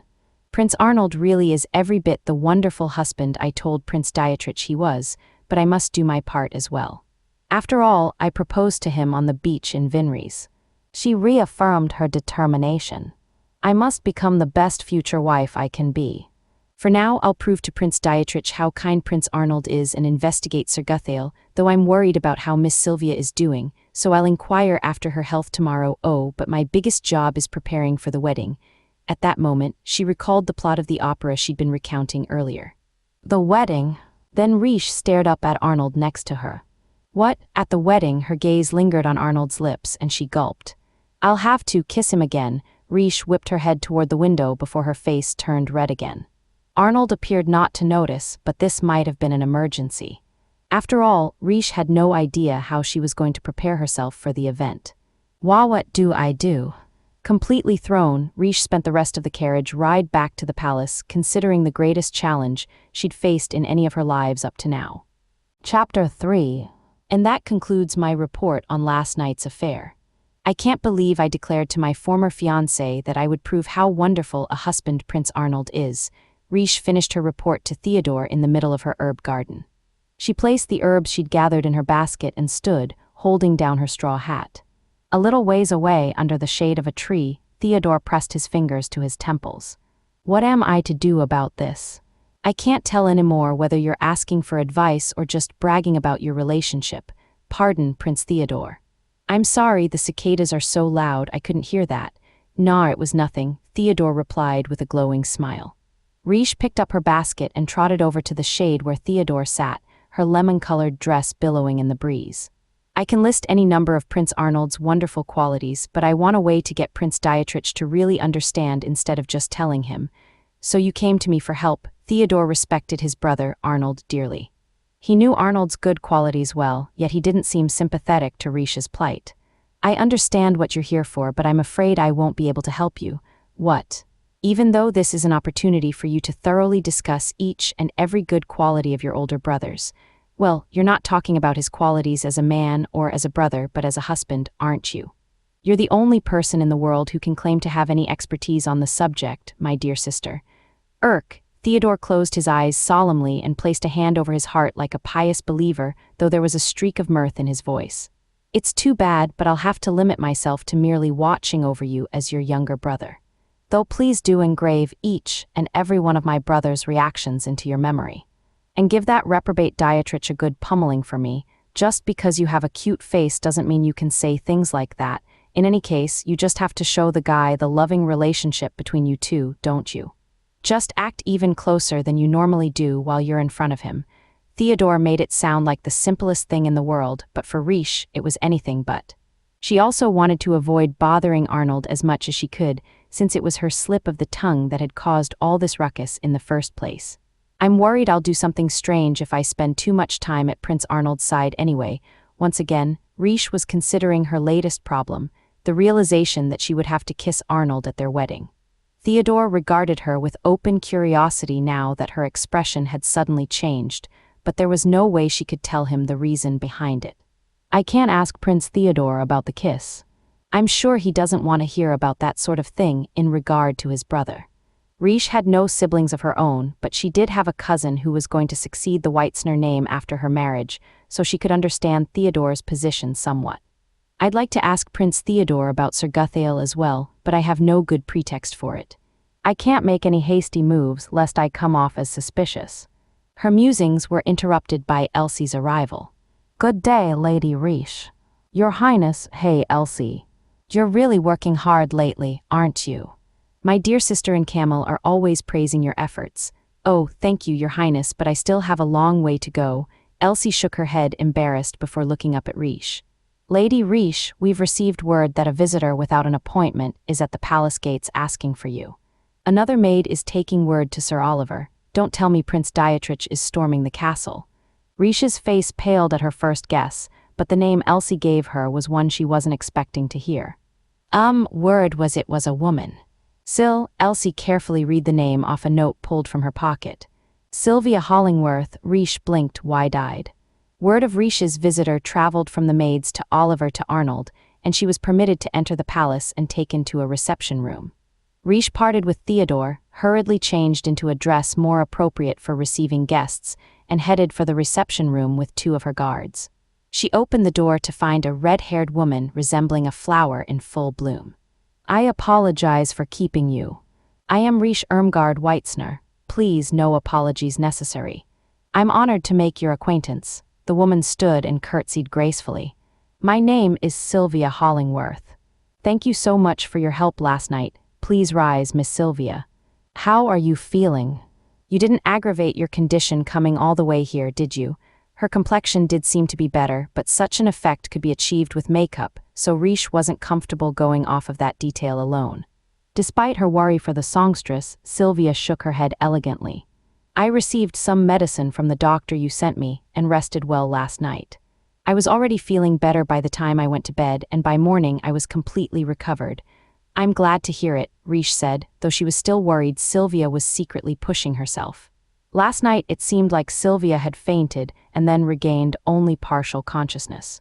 If she had suffered an attack from an illness of some sort, it was very rare to recover completely a day after such severe symptoms.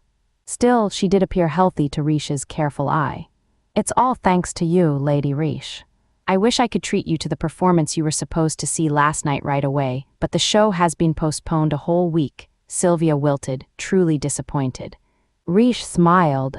I'd also love to see you perform as soon as possible, but I must insist that you take the time to recover. It's just you never know which day might be your last, you know, Sylvia said with a smile of her own. Reijou started and Sylvia looked her in the eye as she added, the performer or the audience. No one knows when they will take their last breath. She pressed a graceful hand to her chest in a refined, captivating gesture. Her eyes, framed by long lashes, were powerfully magnetic. I was born to sing, you see. That's why I itch to stand on the stage as many times as I possibly can, she laughed bashfully. Or so I'd like to say, but I can hardly claim such a thing after canceling a performance due to poor health. Reijou chuckled. I'll admit I do want to hear you sing, but I also wish you wouldn't push yourself, Miss Sylvia. Sylvia's shy smile returned. Lady Reijou, please just call me Sylvia. There's no need for you to treat me with such formality, only if you do the same for me. Please call me Reijou. I couldn't. I would normally never even be able to meet with the future crown princess. Oh. In that sense, am I not just a fan of the opera who would normally never be able to meet the diva herself? After all, the audience was not typically afforded the opportunity to speak with the performers. Sylvia wore naked surprise on her face before bursting into laughter. Very well. Reijou, then, it's a pleasure, Sylvia. Reijou's guards watched over the exchange with sunny smiles. Reijou shook Sylvia's hand and recalled what she could about the songstress. Sylvia Hollingworth belonged to a traveling opera troupe and had made a name for herself in many different countries. Her singing voice and beauty were obvious draws, but she also had a talent for acting that enchanted the audience, captivating all those who watched her perform. She was active in the future as well, her songs giving courage to many people in the tough times after the war began. I saw you perform a year ago in my homeland of Hermity. Really. I'm thrilled to hear it. A year ago in Hermity, was it the fairy's wedding then? It was so wonderful. Especially at the end when the princess exchanged her vows with a kiss, Reijou gasped, cutting herself off. What is it, Reijou? I'm sorry, Sylvia. This is a bit of a strange question to ask when we've only just become friends, but Reijou squeezed Sylvia's gloved hands and said with complete sincerity, I'd like to know more about that kiss. They moved to one of the visitors' gardens where Reijou gave Sylvia a quick once-over. Then Reijou called for her maids and had a tea set prepared at a light blue table. Along with their tea came a variety of small cakes of every color. Gold fork in hand, Sylvia asked Reijou what she had meant earlier. Is your wedding kiss troubling you, Reijou? Arga, I wouldn't say it's troubling me. I'm just embarrassed. Simply putting it into words left Reijou feeling rather besieged. She dismissed the thought of asking Theodore about this, but even having the conversation with another woman made her nervous. You have to kiss in your shows sometimes, right, Sylvia? Is there anything you do to prepare yourself or to put the thought of who might be watching out of your mind? Unfortunately, I don't think I'll be much help to you, Sylvia said simply. When I sing, I become the character I'm playing. I just feel that it's only natural to kiss the person I love in that moment, so the thought doesn't bother me in the slightest. The person you love in that role, yes. During a performance, I truly love the person playing my partner. Just on the stage, of course. Sylvia put her elbows on the table and set her chin atop her laced fingers, grinning at Reijou. After a truly incredible performance, however, the feeling can linger after the curtain falls, and we end up staying together even after the show is over. Wow, Reijou breathed a sigh of awe. This was a world completely unknown to her. Sylvia giggled. Cutting up a raspberry mousse cake, she said, I've loved enough to fill an ocean. Then, the rumors about your love life, oh, you've heard them. Yes, they were all fantastic. The diva spoke so lightly she might as well have been singing. Sylvia had a reputation as a prodigy of the theater, but there was one more thing she was known for, and that was having many lovers. Reijou had never paid that rumor much attention, but now she was hearing from the woman herself that it was all true. I feel that my singing becomes richer each time I experience love, Sylvia told Reijou, her chest puffing up with pride. My heart pounds and aches, nourishing my voice. That's why I love love. And when my voice gets all the nourishment it needs, we can both part with a smile. Nourishment for your voice, you say? Yes. You receive something different from each person you love, after all. She glanced down. Just kidding. I'm sure people just see me as a fickle woman. No, I think you're amazing, Sylvia, Reijou exclaimed, prompting Sylvia to look taken aback. I feel like I understand a part of what makes your singing so incredible now. You pour everything you've experienced in your life into your singing, don't you? Sylvia's lips parted in surprise. It's amazing that you can use your experiences to sustain you like that. That's exactly how I want to live too, Reijou told her. Sylvia blinked several times before beaming like a flower unfurling its petals. Hi. Oh, Reijou. It's the first time in my life anyone's understood what I meant when I talk about love. The lady had a maturity to her, but she was absolutely adorable when she smiled. Her happiness was infectious, and Reijou found her own smile mirroring Sylvia's. Yet the songstress's next words cracked her calm. Are you not in love, Reijou? What? Reijou almost dropped her teacup in surprise. Wow, what? Why, well, if you're worrying about the kiss at your wedding, when did I say anything about love? Sylvia leaned in till the tip of her nose was mere inches from Reijou's. Reijou got a whiff of a high-quality, sweet-scented perfume. Sylvia stared at Reijou with alluring eyes framed by those doll-like lashes. If you just close your eyes, won't it be over before you know it? Is that how it works, for you to be placing such importance on it? I was thinking maybe you entered into a political marriage, but then wound up falling in love despite yourself. Reijou felt like her heart was going to leap right out of her chest. I am still yet a humble disciple. Nothing of the sort has occurred. A disciple of what? Let me ask then, Reijou. Sylvia's painted lips curled up in a smile once more. Does every little thing your husband-to-be does interest you? Do you wish you knew what goes on in his head? Well, of course. Reijou's thoughts naturally turned to Arnold. I wish I knew when he plans to initiate his revolution against his father and why he proposed to me. Do you wonder who he's with when he's not with you? He might be with Sir Guthail right now. What if he's not merely expanding his imperial guard, but actively planning future invasions? Do you find yourself thinking about your future with him before you can help it? I only hope to avoid the war and live in peace. If so, then it's love. Reijou whipped her head back and forth in denial. No, I really think it's something different. Are you sure? Doesn't your heart get all fluttery when you think about him? It's certainly harrowing to consider what might happen if I can't stop him. Reijou took a sip of her tea to disguise the anxiety she was feeling. Sylvia, on the other hand, was visibly disappointed. Well, that's too bad. I wanted to talk about love with a girlfriend over tea, but if you're so upset by the thought of kissing him when you're not in love, is the crown prince so loathsome to you? Not at all. Prince Arnold is wasted on someone like me. Arnold was not at fault in the least. The problem in this situation lay entirely with Reijou. Her cake sat forgotten as Reijou fervently defended her fiancé. He's kind, deeply knowledgeable, strong, and incredibly skilled in matters of politics. He's always considerate of me and of his retainers as well. I honestly can't even find the words to describe how much I respect him. For some reason, Reijou couldn't stop trying to convince people of how wonderful Arnold was. Sylvia listened patiently before taking Reijou's hand and giving her a smile that belonged on the face of the goddess herself. You have my support even if your feelings are one-sided. Gah. That's not what Sylvia giggled and smiled fondly. How wonderful, I'd like to fall in love again soon too. You would too. Are you not in love with anyone right now? Reijou asked.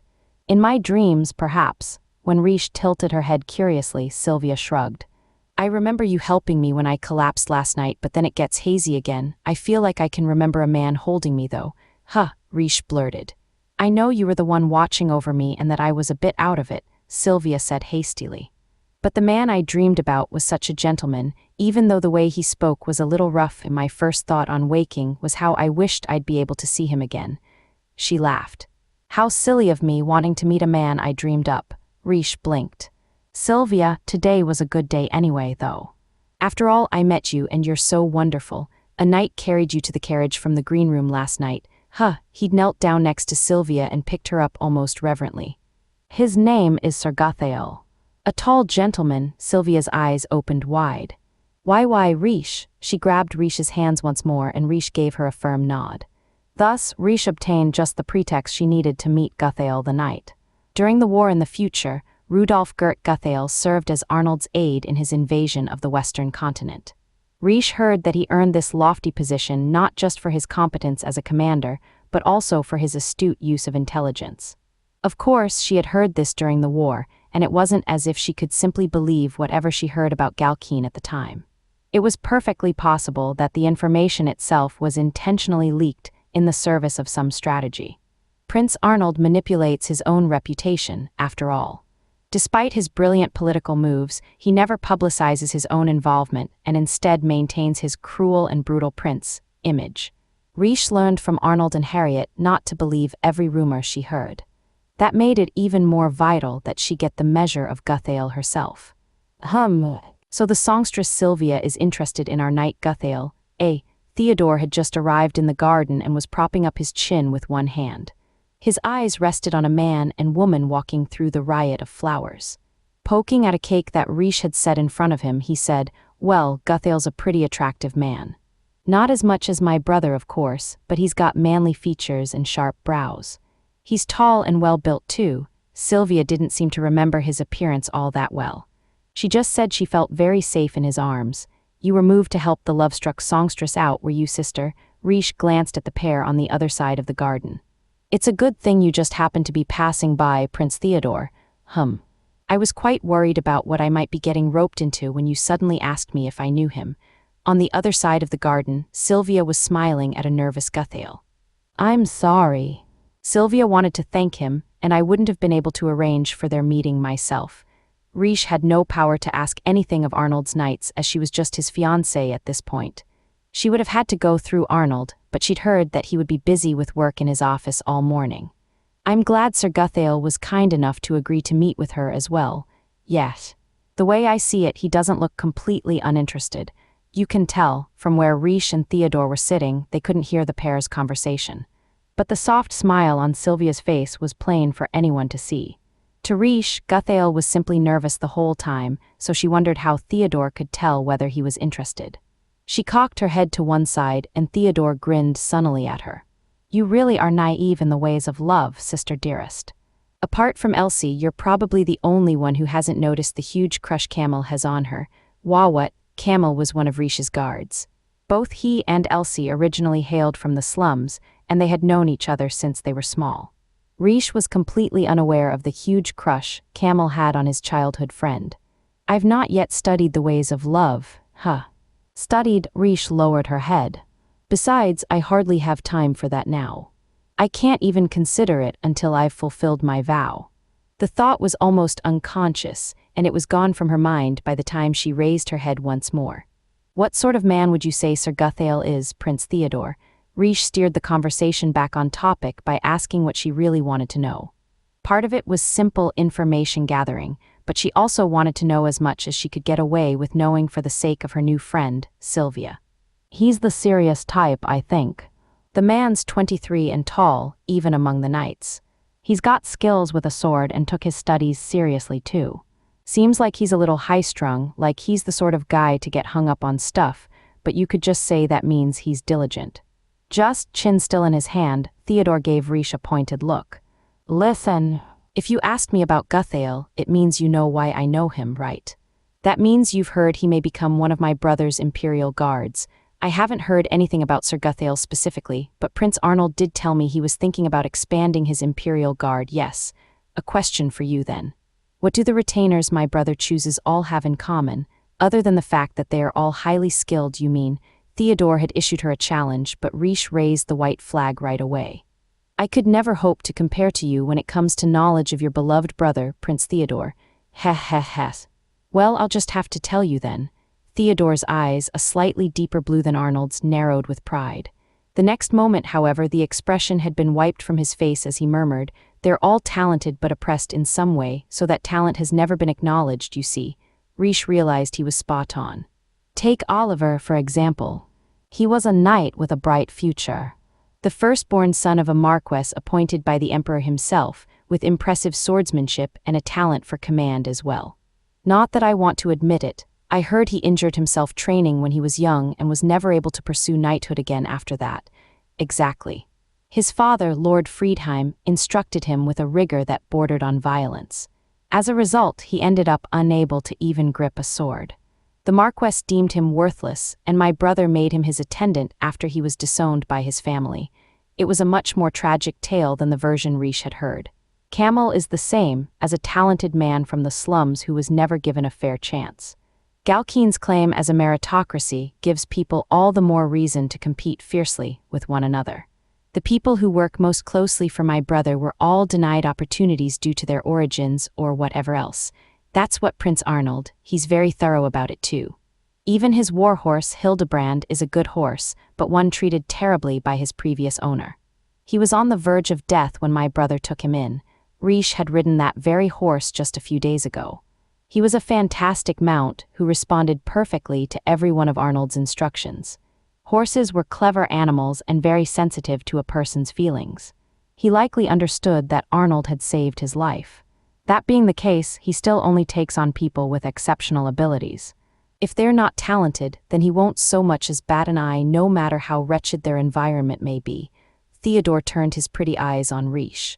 Do you understand what I'm getting at, my dear sister? You mean to say there's a reason Sir Guthail is even a candidate for Imperial Guard of the Crown Prince? Correct.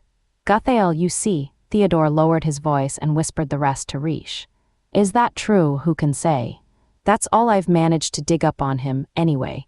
Theodore cocked his head while Reijou mentally organized the information he'd given her. Will any of that help you support your friend in her romance, though? Yes, I believe it will, Reijou said with a smile. It wasn't the whole truth, but it wasn't a lie either. I must express my admiration for your information network once more, Prince Theodore. I would expect nothing less from Prince Arnold's brother himself. Heh heh heh heh. Go ahead, compliment my connection to my brother even more. I'm competing with Oliver right now, you know. He thinks he knows my brother better than me. That's the whole reason I investigated the candidates for his Imperial Guard. I can't imagine Oliver expressing interest in such a contest. Reijou kept that thought to herself.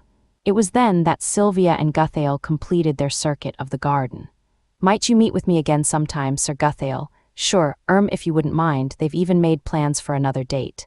Things were moving much faster than Reijou expected. As Reijou gawked at them, Guthail hesitantly began, "But Lady Sylvia, are you truly well? You were so light when I held you yesterday." That was worrying enough on its own. Sylvia beamed at him. Even Reijou found the expression positively angelic. "Just hearing of your concern for me is a delight. I assure you I feel fine now. You're sure you're not pushing yourself? I only just realized I should have had you refrain from walking around the garden. Please forgive my utter lack of consideration. Nonsense. I could tell you were walking slowly for my sake. Well, if the fresh air was good for you, then I'm happy to have helped." Reijou could sense just how concerned Guthail was for Sylvia by the way he sighed when he heard she was okay. Sylvia gave her a little wave and mouthed, "Thank you," and Reijou returned the smile. If only they could spend a little more time together. Theodore piped up, "The songstress is heading home then. But just imagine the rumors that would spread about the palace's lack of manners if we let such a famous performer return all on her own. My, Prince Theodore, Guthail, I command you to see the lady home safely." Though Guthail was caught off guard, he quickly met Sylvia's eyes and bowed his head deeply. "Understood, Your Highness. I will protect her with my very life." Reijou could not help feeling touched by Theodore's consideration when she saw how Sylvia's eyes sparkled. She bid the diva goodbye, promising to speak with her again in the near future, before seeing her off. As Sylvia left with Guthail, her blossoming smile returned to her lips. "Cleverly done, Prince Theodore. There won't be any problems with Sir Guthail's schedule. I'll give the knight some excuse. He doesn't have any duties that can't be delegated anyway. Despite his outstanding capabilities, you mean? Maybe it had something to do with the secret Theodore had shared with her. Now that we've come this far, I have another small favor I'd like to ask of you." "Oh, I just knew you were going to get me wrapped up in something weird," Theodore protested. Yet not only did he hear Reijou out, but he even said in response, "Well, that's not any different from what I've done before. It's a bit frightening how accustomed I'm growing to this, isn't it?" Ultimately, he readily agreed to her request. That afternoon, something else occurred that was of particular interest to Reijou. It did not directly involve her, however. It involved her current fiancé, Arnold, and her former fiancée, Dietrich. "Thank you so much for today, Prince Arnold." Dressed for a soirée, Reijou thanked Arnold on their way to the party hall. "I never thought you would allow Prince Dietrich to accompany you on your afternoon duties," Arnold replied with nothing but silence. Oliver had reported the occurrence to her after she'd parted with Sylvia and Guthail while she was in a meeting about the wedding. She'd been sincerely surprised to hear it, but the idea had apparently been Oliver's to begin with. He'd suggested that Arnold stop by to pick up Dietrich during his business in the capital and show the foreign prince how he worked. "Won't he be in Prince Arnold's way, though?" "Oh, I'm sure he will. I've heard all the rumors about Prince Dietrich, you know. Oliver, I doubt it will be a problem. A slight disturbance will not have much effect on my lord's activities. And I'm sure it will be worthwhile for Prince Dietrich to see another royal around his age at work." Reijou realized something when she saw the bright smile on his face. "Oliver, are you having a bit of fun? Ha ha ha, why perish the thought. I'm sure it will be just as valuable an experience for my lord to interact with someone his age who is of a similar standing. Would it be a good experience, though?" Reijou had been concerned, but when she learned that Arnold had agreed, she figured she would just leave things to him. "Was everything okay? Prince Dietrich didn't cause you any headaches?" "Not really. No matter who accompanies me on my business, it doesn't change the work involved." Before Reijou could protest, there was a rustling from the shrubbery on the side of the path. Reijou was surprised, but not by the noise. It was because in the split second they heard the noise, Arnold stepped protectively in front of her. "Prince Arnold," Reijou peeked out from behind Arnold's large frame. They both turned to scan the shrubbery. "It's a cat, so it seems." From the shadows emerged a black cat still small enough to be called a kitten. Reijou stepped out from behind Arnold and knelt, holding her hand out toward it. Judging by how it didn't crouch down low, it seemed to be accustomed to people. "See mere kitty, awa it ran away. The cat must have had plans after this, just as they did." Reijou stood, slightly disappointed, and took Arnold's arm once more. Thank you for protecting me, but you could tell it was only an animal as well, couldn't you, Prince Arnold? That doesn't guarantee your safety. If a beast was able to infiltrate the palace in the first place, that just means we need to improve on our current security. You're calling that kitten a beast. Arnold was right, of course. The fact that there was a route the kitten could use to get into the palace was a problem. If someone brought the animal in, then there was an issue with the checking of the guests' belongings. And if it had gotten in on its own, that was evidence that, for instance, the ramparts could be breached by way of a tree. Prince Arnold makes use of even the most trivial bits of information when he makes decisions. There was plenty to learn from how Arnold saw the world. As Reijou considered this, she thought, he must know what Prince Theodore told me about Sir Guthail. They arrived at the party hall after exchanging only trifling small talk. The moment the doors to the hall opened, a soft cheer blew through the room. The hall was filled with significant figures, all holding glasses of wine. As Reijou bathed in their scrutiny, she casually confirmed the identities of each individual she walked by. There are a few people here I'm not acquainted with yet. Is that Lady Diekmeyer in the dress that's modeled after a rose? The woman Lord Hanaywold is escorting must be his wife. He mentioned her to me before. The current emperor is supposed to be the host of this party, but he's absent as always. Prince Arnold is attending in his place. She got that far before she raised her head, having sensed an intense stare. She met Arnold's eyes immediately, and his expression softened as he studied her. Reisha's heart skipped a beat, and a buzz swept through the crowd at the same time. Hey, have you ever seen such a tender look on Prince Arnold's face before? Was Prince Arnold always watching me as I attended parties like this in the past? Reijou wondered, remembering what he'd said to Dietrich the day before. Although the thought flustered her, it also made her happy. A man she'd never met before approached them. I'm pleased to see you enjoying yourself tonight, Prince Arnold. It's been some time since we last met, but I'm glad you're doing well. Lord Reijou, Arnold said icily. Lord Reijou. Prince Theodore told me that the current emperor values this marquess. While Reijou wanted to greet the man as well, she couldn't say anything until Arnold introduced her. Until then, she bowed her head politely and listened to their conversation. First, please allow me to congratulate you on your engagement. A real wonder that, as far as I'm aware, you've never spared so much as a glance at a member of the fairer sex, and now you've finally chosen a bride. I may be biased, but I believe my own daughter is rather pretty. It's terribly disappointing that she never caught your eye. That brings me to a rather surprising rumor I heard. Is it true, Your Highness, that you're absolutely infatuated with your fiancé? Reisha's shoulders twitched, her head still bowed. Lord Reijou governs a region in the west, doesn't he? How the heck did he hear a rumor like that? Surely this was the time to make her introductions, but Reijou felt so awkward that she could no longer raise her head. A moment later, however, Arnold cupped her chin. What an interesting rumor.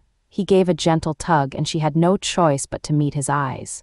His hand still on her face, he gazed down at her with a soft smile that turned daring as he pulled Reijou closer by the waist. Is there some problem if it's true, Eep? Reijou wasn't sure what to make of his provocative smile. The Marquess was equally speechless, prompting Arnold to snort and take Reijou by the hand. Let's go, Reijou. You can make your introductions later, right? Excuse us, Reijou felt bad for the informal manner of their parting, but the Marquess was equally flustered as he left. Heart hammering in her chest, Reijou gazed up at Arnold. Was that all right? Was what all right? Are you serious? Reijou could think of any number of issues with that exchange, but apparently none of it bothered Arnold. She didn't have the courage to go into specifics, so all she could do was fall silent. You don't need to introduce yourself to him right now. More importantly, Reijou followed Arnold's gaze and realized what he was getting at. Right in a corner of the venue, Dietrich, who should have spent the whole afternoon with Arnold, was peeking out from behind a pillar, trembling. Why is Prince Dietrich cowering like that with tears in his eyes, like a little puppy? The weepy way he quivered made him look just like his father, the king of Hermity. Oh, Prince Dietrich, you have to be more confident at soirees. And it's not good manners to be by yourself so early in the evening. Arnold stared at her wordlessly. Reijou returned his gaze, arm linked with his, and realized, wait. It's not my responsibility to be counseling Prince Dietrich anymore. At last comprehending the reason for Arnold's expression, Reijou nodded at him. I understand. Leave this to me, Prince Arnold. Arnold seemed as if he wanted to say something to her, but he ultimately stayed quiet. Reijou collected herself and called out to the pillar. "Good evening, Prince Dietrich. I hear you accompanied Prince Arnold today during his work. What did you think of what you saw? Well, what did I think of it?" Dietrich leapt out from behind the pillar and advanced on Reijou, tears still in his eyes. Aye, please calm yourself, Your Highness. Let's take this out to the balcony, shall we?" Other partygoers were trading hushed whispers, surprised by Dietrich's behavior. Reijou hurriedly led him and Arnold out onto a balcony, where they could speak freely. "Lord Arnold, do you always cram so much work into your schedule?" "I do, that can't be. There's no way. You must have packed so much into your schedule today just to scare me." Reijou blinked at Arnold once more in surprise. "Did you really have that much work to do today, Prince Arnold?" "No. I had less to do than usual. Oliver went and changed my schedule on me." Arnold wore the same inscrutable expression he always did. He was completely unperturbed, whereas Dietrich was clutching at his head and squirming. "I even took a break because I couldn't bear this one's constant pestering. That's what's so strange about it," Dietrich countered. "You worked all the way until evening with only one break.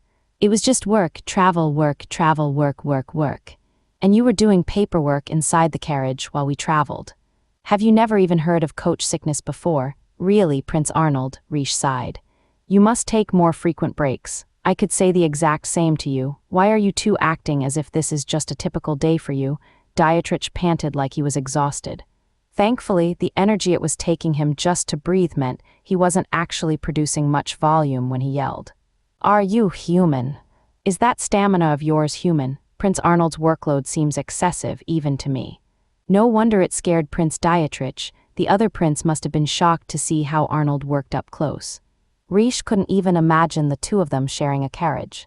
Shoulders heaving, Dietrich took a deep breath before asking Arnold, "Have you ever even questioned it before?" His expression hardened, his tone becoming more serious. "Royalty must spend morning to night thinking of their subjects and sacrificing their time for the sake of their country. No matter how hard they may work, no one will praise them for it. Self-sacrifice is only natural, absolute devotion is a given, and if you can't achieve that, you'll be cast aside as unnecessary." Dietrich scowled. "You can't choose how you want to live. Your subjects may think you live affluently, but the truth is, there's nothing free about your life. You're bound by custom, captive to the way others see you, and at the end of it all, what of it?" Dietrich froze at Arnold's matter-of-fact tone. "Of course royalty has no right to a human life. What are you, do you not understand? The life of a king or an emperor is weightier than the lives of millions of his subjects." Reijou gulped. "If a small country is invaded by a larger one, it can send out thousands of soldiers, and it won't make a difference. But if the king of that country offers his own life, the war is over." Arnold tapped his throat with his middle finger. "The king has a duty to each and every one of his subjects. Whether you understand that or not, a royal is nothing more than a pawn in a much larger game. A pawn? Neither you nor I have the right to live life as human beings." A chill ran down Reijou's spine at Arnold's plain assertion. "You talk as if you think we all have to be ready to give our lives for our countries someday. Don't you think that's a little extreme?" Arnold smiled scornfully, a dark light in his blue eyes. "That was your obligation the moment you were born as crown prince." Dietrich gritted his teeth and turned his back on them, fleeing back into the party. Reijou followed a few steps after him, then stopped. It was now just her and Arnold out on the balcony together. "Reijou," the summer breeze blew through the silence stretching between them. Reijou raised her head timidly when Arnold called her name. Her eyes met Arnold's from a few meters away.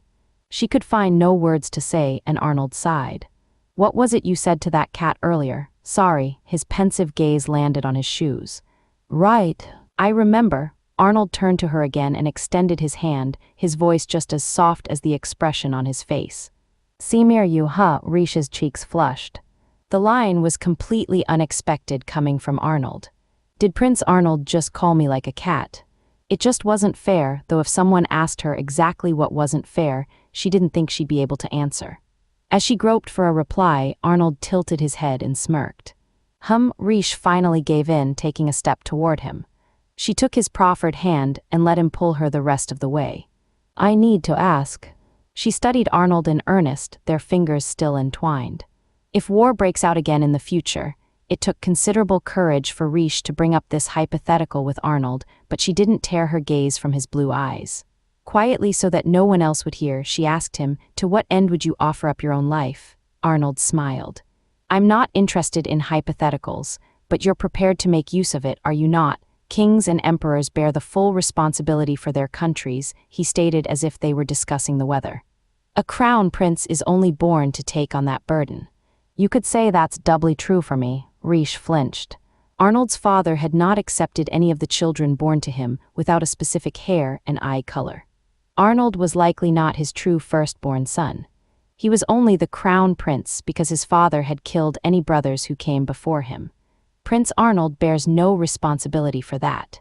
She squeezed his fingers. Yet he feels his very existence is a sin, a devastating sadness weighed on Reijou's heart. Only a moment ago, Arnold had said that royalty had no right to a human life. He didn't seem to want that for his brother Theodore or his sisters, though. Nor for his empress-to-be. The only people he feels don't deserve to be human are his father and himself. Does he realize that? He touched Reijou's cheek. "You're pouting." Since he'd already seen through her attempt to hide it, she let the expression show fully on her face. "I am because I'm angry, but I'm angry at myself. Whatever for, I just feel so useless." Reijou hung her head, pursing her lips. "I want you to be happy, Prince Arnold." Arnold regarded Reijou with astonishment. "I wish your future could be nothing but happiness, even if you don't think you deserve it." No, just wishing wasn't enough. "I'll try to be more creative. We'll eat the most delicious food in the world, sleep on beds so fluffy you'll want to just melt into them, and see sights so beautiful it makes you dizzy." She listed everything she could think of, carefully scrutinizing each suggestion. "I'll give you experiences like that to show you the appeal of being happy." She was absolutely serious, but Arnold just stared at her in bewilderment before chuckling quietly. Heh, it was a rare sort of smile for Arnold, like he couldn't contain his emotions. "I see the appeal plenty already." He set his hand atop Reijou's head and she tilted it to the side in confusion. Then Arnold donned the teasing smile she was more accustomed to. "And what about you? Have you decided how you want to celebrate your birthday yet?" Reijou flinched, not expecting him to turn the tables on her. "Is there anything you want?" "Ugh, can I say I want what you want, Prince Arnold?" "I don't think so." Reijou's birthday was 8 days away. She knew if she didn't make up her mind soon, there wouldn't be any time to prepare for it, but she just couldn't think of anything. "It's like you have no desires." "You're the last person I want to hear that from, Prince Arnold." "Oh," Reijou's heart thudded against her rib cage when that teasing smile appeared. She was sure Arnold didn't mean anything by it, but she couldn't help thinking of what she knew was coming. "I haven't solved the issue of the kiss at our wedding either. And I don't have many days left to figure that out." And Reijou glanced back toward the party hall, where Arnold's knights were providing security. She had to do more digging on Guthail as well. "I need to figure all this out, one after another. First, I'll investigate tomorrow using the method I asked of Prince Theodore." Chapter 4. The next day, new knights scrambled around the training grounds, picking up after a lesson. "Sven, can you hand me that cloth?" "Yeah." "That wooden sword might be splintering, so be careful with it." "Thanks. I'll sand it down." Accustomed to the work after many long days of training, the two knights performed some maintenance on the weapons before putting them away. One of them, a recent recruit named Sven, sighed while rolling his eyes at the other. "I didn't think you'd be the one helping out since we're short-handed with Fritz gone." "Me," Reijou looked up from her work. "Haven't seen you since our special training, but you're just as handy as ever, Lucius." "Heh heh heh." Reijou, in her male guise as Lucius, smiled at Sven. The two had become fast friends during their morning practice sessions together. "I'm glad to see you seem to be doing well too, Sven. Did you bulk up a bit since the last time I saw you?" "Of course I did. I've kept up morning training sessions even without you and Fritz around," he muttered. For all his grumbling, it was clear that he was truly putting in the effort. "I really wanted to see Fritz too." Thinking of the friend she hadn't seen once since that special training, Reijou smiled sadly. She'd snuck into the cadet training, but she hadn't been able to keep up with it at all due to her lack of stamina, but Fritz had always been a source of encouragement to her. They'd gotten close while Reijou had been disguised as a boy, and they'd parted without him learning the truth about her. She felt guilty for lying to him all that time, but she still wished she could see his smiling face again. "He accompanied Lord Lawvine back to Sutina, didn't he?" she asked Sven. It's his hometown, so Lord Lawvine said he'd be able to hold his head up high if he went back with the area's regent to let everyone know he'd made it as a knight. Just like I thought, Lord Lawvine's passionate when it comes to nurturing young talent. Lawvine was a count who governed the northern region of Galkeen. He'd served as the Knight Cadets instructor during their special training. Reijou heard that the man had lost his child in the war. That may have been one reason he approached their training with such kind consideration. Lord Lawvine tries to stop Prince Arnold's war in the future, and he's executed for it. I still don't know the reason for that tragedy. She wanted to meet with Lawvine again as well. He would visit the capital for her wedding, though. For now, she had to focus on what was right in front of her. As she continued to clean up the training grounds, she snuck a glance at another area. Many knights gathered in the training grounds each morning. They were divided into units and followed the orders of their unit commanders, so while they were working, they didn't often interact with members of other units. The few chances they got were when they were in the barracks and when they were doing morning training. Arnold and his Imperial Guard were a separate entity, so they seldom showed their faces here. Reijou had her eye on one knight among them who had just finished training, Guthael. The man wiped away his sweat and turned toward a wooden sword lying on the ground. He picked it up without hesitation and patted the dirt from it. Cleaning up the training grounds is a job for the new recruits. Yet Sir Guthael is helping as if it's completely natural for him to do. There were plenty of knights who never spared the training grounds so much as a glance after they were finished with their workout, so Guthael's behavior was rather unusual. He really is the diligent type. He was taking his training seriously too. There was one other thing she was curious about as well. Hey Sven, that big guy with the brown hair who's helping out with the cleaning, Sir Guthael, he seems really nice, so why does it look like people are giving him the cold shoulder? She asked him. Sven made a sour face in response. You can't really blame them. It's probably awkward for them too. You might not know this, but he glanced around, making sure no one was listening to them before whispering to Reijou, his father betrayed Galkeen. It was the same thing Theodore revealed in the garden the day before. Still, Reijou pretended as if she were hearing it for the first time and asked, betrayed Galkeen. What do you mean? The previous head of the family, Sir Guthael's father, was a noble and a knight of Galkeen too. He was important enough to lead his own unit, but he took the information his position gave him access to and leaked it to an enemy nation. Again, it lined up with Theodore's intel. So he was a spy for another country. I dunno what kind of damage the leak actually did. I think it was like 10 years ago. Back when we were kids, there was this big thing about Sir Guthael, the knight captain, being a turncoat. Maybe you were too little to remember. She smiled like he'd hit upon the answer, but in reality she didn't know because she wasn't from Galkeen. Sven didn't suspect a thing. Leaking intelligence is a capital crime. Sir Guthael's father was executed and stripped of his peerage. It's been however many years now and his son's still getting the cold shoulder. Everything so far matched up with what she'd heard from Theodore. Sir Guthael's super strong, isn't he? He beat everyone he was up against in his matches. Lord Lawvine praised his skill too. He trained Sir Guthael when he was a rookie, and everyone still treats him coldly. From what I can tell, all the work he gets is patrolling in town. And not in the slums or anywhere else there's likely to be trouble, but in residential areas where half the time the work is just giving someone directions. Which meant Guthael fit the bill for one of Arnold's retainers. He was a talented individual who wasn't given a fair shake due to circumstances beyond his control. Well, espionage is a serious crime, but that was his father. Sir Guthael hasn't committed any crimes, and he hasn't been executed. He wasn't punished at all aside from losing his home and peerage. But there's nothing you can do about the way people look at you when your family member's a traitor. Maybe it was only natural for the people close to an accused spy to suffer a loss of trust as well, but it just didn't sit right with Reijou. It's not like crime is contagious. They might be family, but they are different people. Reijou found herself picturing Arnold. Prince Arnold is the same. He feels he bears responsibility for the sins his father committed.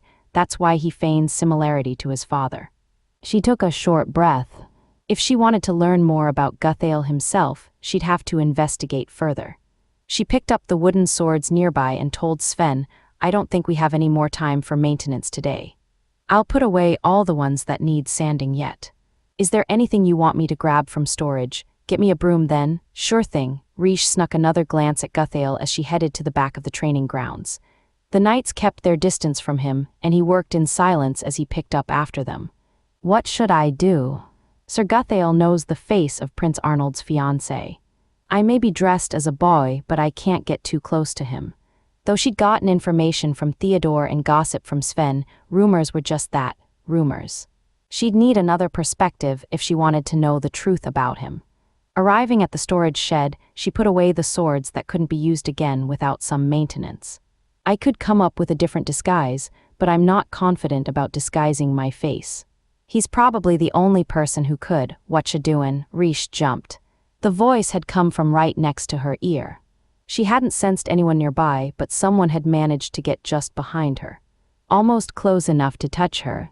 The person behind Reijou trapped her in place by lodging their hand against the wall next to her, whispering, "And what's with the outfit? Though it looks pretty good on you, Lucius." Reijou closed her eyes and sighed without turning around. "I'm a little flattered to hear you compliment my disguise, Raoul." There was a snicker behind her. Reijou put away the rest of the swords, asking, "What are you doing here? Don't you need to be guarding Princess Harriet? Well, the real Curtis should be arriving in Villainess soon. I left my men to guard her, so I'm doing some sightseeing in the capital. There's certainly plenty to see in the palace." Reijou finished her work and turned around at last. She was startled to see Raoul standing there without a disguise. "I see. You've used makeup to give yourself a more masculine look." Raoul put a hand to his chin as he looked Reijou up and down. "You're too delicate to pass yourself off as a man, though. You've bound your chest, sure, but that training uniform looks like it's wearing you. Ugh, I can't fill it out with anything if I'm going to be moving around in it. The way you carry yourself isn't bad. And I see you've tucked that long hair of yours under a short wig. If I didn't know your real identity, I really would think you were just a delicate boy with a feminine face. Really. Thank you." She couldn't help thanking him sincerely for the compliment, but she hadn't forgotten her original question. "So, haha, you don't have to glare at me like that. I'm just doing some reconnaissance. And don't worry, I have permission from your husband. I told him I wanted to see how Galkeen trains its knights so we could better protect our printing technologies, and he told me, do what you want." Apparently, he couldn't possibly care less. Raoul made peace signs with both hands, but Reijou found this a bit suspicious. "Prince Arnold really gave you permission to observe the knights? Well, not his knights. I guess that's a little more reasonable. The future army of knights under Arnold's command was said to be the best in the world, largely due to Arnold's training methods. Currently, only his Imperial Guard were receiving his special method of instruction. Maybe Arnold didn't care what other countries learned, as long as it had nothing to do with his training plans. Still, Reijou narrowed her eyes and said, "Unfortunately, I'm not confident in my ability to see through your lies or Prince Arnold's. That said, I have the utmost faith in you. Neither you nor His Highness would do anything dangerous if you didn't stand to gain anything from it." The suspicious smile on Raoul's face faltered, replaced with a different sort of grin. "I'll never be able to compete with you, will I? Raoul, I get it already. Can you promise me one thing, though? Keep what I'm about to tell you a secret from your Prince Arnold, will you?" Raoul put a finger to his lips, a touch more serious than usual. "I promise, good girl." He paused. "What your prince is worried about is foreign spies." Reijou's eyes nearly popped out. "He suspects the palace has been breached by intelligence operatives. Well, I'm not sure. But that's part of what I'm investigating here. Under Prince Arnold's orders, it's a favor. I owe quite a lot to you and your lovely husband, you know." His tone was as flippant as ever, but Raoul was likely being genuine. And if Arnold was really worried about spies, there was no one better to investigate than Raoul, who was a talented spy himself. Besides, if there really was someone who proposed the counterfeiting scheme to Fabrania and put Harriet through all that, then I have plenty of reason to investigate myself. So their interests aligned. It made sense to Reijou. At the same time, she recalled what had happened the night before. This must be why Prince Arnold was so cautious of the kitten we saw on the way to the party. He had to have known it was only an animal in the bushes as soon as he sensed it, yet Arnold had still hid Reijou behind him. If a beast was able to infiltrate the palace in the first place, that just means we need to improve on our current security. That wasn't just a hypothetical. Arnold had his guard up because he already suspected flaws in the palace's security. He didn't react to that tiny noise out of pure reflex. It was because he thinks there may be spies in the palace. Reijou grimaced, disappointed in herself for not picking up on Arnold's suspicion. Not only had she failed to pick up on his misgivings and thus failed to help him, but she'd also thoughtlessly allowed him to protect her. She would never stop Arnold's war if she carried on like this. If Prince Arnold suspects spies in the palace, there's something else I have to consider. What crossed her mind now was Guthail. Sir Guthail's father was executed for espionage. Is it just a coincidence that Prince Arnold is considering expanding his imperial guard with Sir Guthail as a candidate while this spy business is underway? She could come up with as many theories as she wanted, but they would remain just that, theories. You seem to be giving this a lot of thought, Lucius. Raoul, Reijou scrutinized him from a mere hair's breadth away. Could you give me an entirely different face? What? Why? Your face is so cute. I don't want to change it, Raoul said with a hollow smile. You don't really believe that, and it's written all over your face, Reijou told him. The women Raoul courted all fit a single type, mature with enchanting features. The type Reijou was not. Only joking. Honestly, I need certain tools to change someone's face. They must be made with the structure of the wearer's face in mind, so I can't make any for you right away. Doesn't seem like he'll do it for me. He never taught this to us in my 5th life, he probably couldn't teach it to anyone else. Raoul was the leader of his hunters, and there were plenty of things the previous leader had taught only him. It stood to reason that he'd keep some teachings secret from the rest. Then if you find any evidence of spying, may I ask you to report your results to me as well, if you'll keep it a secret from your prince. Of course. I'd also prefer if Prince Arnold didn't find out. Raoul gave her his usual light smile, holding out his pinky. It's a promise, then, a custom from the eastern country, eh? Indeed it is, Reijou tapped her own pinky finger to Raoul's. Raoul sucked in a breath, then stepped back. Oh yes, do be careful. I'm making my report to your prince right here in the training grounds, you see. You mean Prince Arnold is coming here? If you want to get away, you'd better run. Reijou's face went pale. She'd gone to Theodore for help in sneaking into today's night training, but it was a secret from Arnold. I have to go. I'm sorry, Raoul. Let's talk later, sure. See you then, she parted with the Carefree, waving Raoul and burst out of the storage shed. While she hadn't managed to get close to Guthail, she'd obtained useful enough information. I need to get to my next appointment. Well, that should do it. Raoul stretched as he watched Reijou make her escape from the training grounds. The trick to lying is to mix in some truth and to stack 2 lies one on top of the other. If someone with good instincts sees through you, you can say you'll tell them the truth and only reveal the first lie. It was just like wearing a second disguise underneath your first. When your cover was blown, you merely showed them your second disguise. Of course, there weren't many people Raoul had to use this double lie technique on. Still, I can't believe I was instructed to give her a double lie under the assumption that she'd see through the first. Brimming with mirth but not letting it show, Raoul closed his eyes. It's not like I really lied to her, I just didn't tell her the whole truth. What a cruel husband you are, Prince Arnold. Raoul had no choice but to obey his commands. He felt no guilt over lying to Reijou. Living this way was his role as the head of his band of hunters. It is true that I want to help, though, Princess Reijou. Not that she was officially crown princess yet. Raoul stretched again, then headed off to make his report. That night, Reijou let out a quiet cry in the kitchen of the detached palace, attempting a particular endeavor on her own. Whoa, this kitchen was mostly used for boiling water or reheating food, so it was typically deserted. Late at night there were no maids present, so there should have been no one to discover her doings. Yet only a few moments later, Reijou heard footsteps and her panic spiked. What's wrong? Oh, Prince Arnold. Reijou whirled around to find a rare sight, Arnold staring wide-eyed at the mess she'd made of the kitchen. I'm sorry. Something white and fluffy had spilled from a large pot, blanketing the floor all around Reijou. And it wasn't just the floor, the table the pot sat on, the chair next to that table, and even Reijou's dress and hair were covered in the stuff. Arnold pinched a bit of the substance floating in the air between his fingers and squinted at it. White petals, no snow. I made it hoping it might look like both, really. She tried to cover the top of the pot with her arms, but it was futile. The substance continued to leak through the gaps. Arnold stared at Reijou, who was now covered in the fluffy substance, before saying, if it's edible, I'll do what I can to help. No. This wasn't me messing up at cooking. Reijou flushed red at Arnold's staid suggestion. Cooking was not among her many skills, and Arnold was the only person who ever finished any meal she made, so she leapt to defend herself. Or maybe Arnold was only saying that because he knew she didn't like to waste even pepper-spiked wine. It's not food. It's a theater prop I was thinking I might be able to create with alchemy. A prop. Slightly embarrassed, Reijou nodded and explained herself to Arnold. She discussed all sorts of things with Sylvia when the songstress visited the palace the day before. It had taken Reijou some time to bring up the matter of the kiss after they'd moved to the gardens. One topic Sylvia had raised was this: the opera you saw had a scene where there was a shower of petals at the end, right? Yes, the confetti. It's a beautiful sight, but the effect takes a lot of work.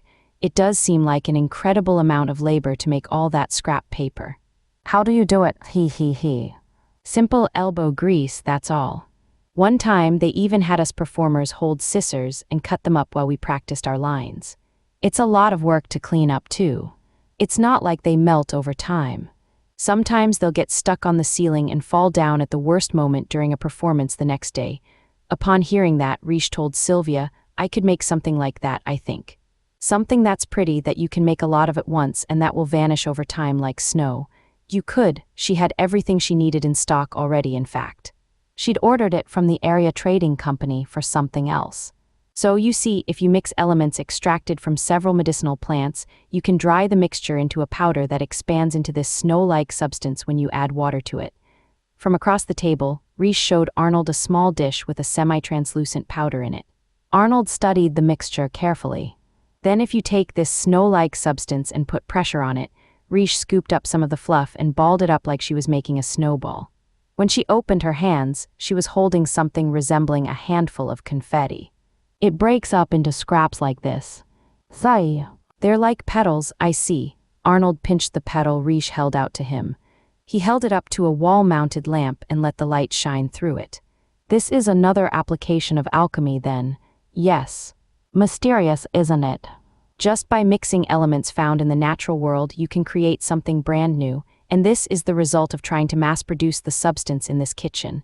Look, I'm really sorry about that. She hadn't thought she'd produce so much. I didn't expect this result. I did this experiment in the castle in Koyals in a past life using the same quantities of plant matter and water, so why did it expand so much? The amount of water. The composition of the water. The temperature, the humidity. Ugh, there are too many possible factors. In her third life, she'd studied frantically under the genius Mitchell Haven, foregoing sleep to experiment on the forefront of alchemical research. She felt all too keenly now that even that hadn't been enough to sate her thirst for knowledge, but while it was frustrating, it was also exciting to still have so much to learn. I'll have to write another letter to Professor Mitchell. Oh, I know. I'll enclose a sample. Oh, sensing Arnold's gaze, Reijou snapped out of her thoughts. Please don't worry. All this fluff will melt in time. It'll melt. So it'll leave behind water, yes. But there's really only a small amount of water in it, so the rest will evaporate. The components that make it up are transparent and non-toxic, so there's very little work needed to clean it up. All they really had to worry about was making sure they brushed the substance off any expensive costumes. Sylvia's troupe should have no trouble adopting and adapting. The original plan was to develop something with water in it that could be buried in desert regions to help plants grow. This prototype was eventually discarded since it melts over time, but if it can be used for something like this, then maybe all that experimentation wasn't a complete waste. She smiled, fondly remembering those days. Arnold reached over and touched her coral-colored hair. Reijou jumped, but he was merely plucking a flake of artificial snow from her locks. She did her best to stay still so he could remove it. You were already growing the plants used in this substance. She jumped again at the question. There was just something I wanted to try for my own curiosity. Oh, as he pulled his fingers away from Reish's hair, Arnold gazed kindly at her. Reijou interpreted it to mean she would have to elaborate. She knew she had a lot of secrets, so she wanted to be upfront about the things she didn't have to hide. If only she didn't have to feel so embarrassed about it. There are flowers all over Galkeen's capital, aren't there? The day I arrived here, petals were falling from windowsills on every house, and it was so beautiful. So I was talking with a few people like Oliver about how it would be wonderful if we could have petals fluttering in the air. Fluttering where? Feeling her cheeks heat up, Reijou blurted, at our wedding. Arnold inhaled, surprised, and then simply said, oh, Yeah, Reijou clutched at her dress. The kitchen was silent and the foam swayed around them. Is he going to call me frivolous? After all, to Arnold, this was nothing more than a marriage of convenience. He might have incredibly serious reasons for it that Reijou couldn't even begin to imagine. She'd also heard that she was little more than a hostage for Galkeen's political leadership. She couldn't bear not knowing what he thought anymore and peeked up at him, her head still lowered. Arnold met her eye, his face expressionless as always but somehow soft as well. Do you not dread the wedding? Reijou was shocked by the question. Why do you say that? It's a stifling event that you have to spend many long hours preparing for. Not only are there countless arrangements to be made, but you must also entertain each and every one of the guests. It's a great burden for you, isn't it? Well, yes, there's a lot to prepare, but those preparations were convenient for Reijou's purposes. The guests she had to entertain were important figures who would have a significant effect on the future, like King Zahad, who would oppose Arnold's war. It behooved her to be ready to meet with them for more than just the wedding ceremony.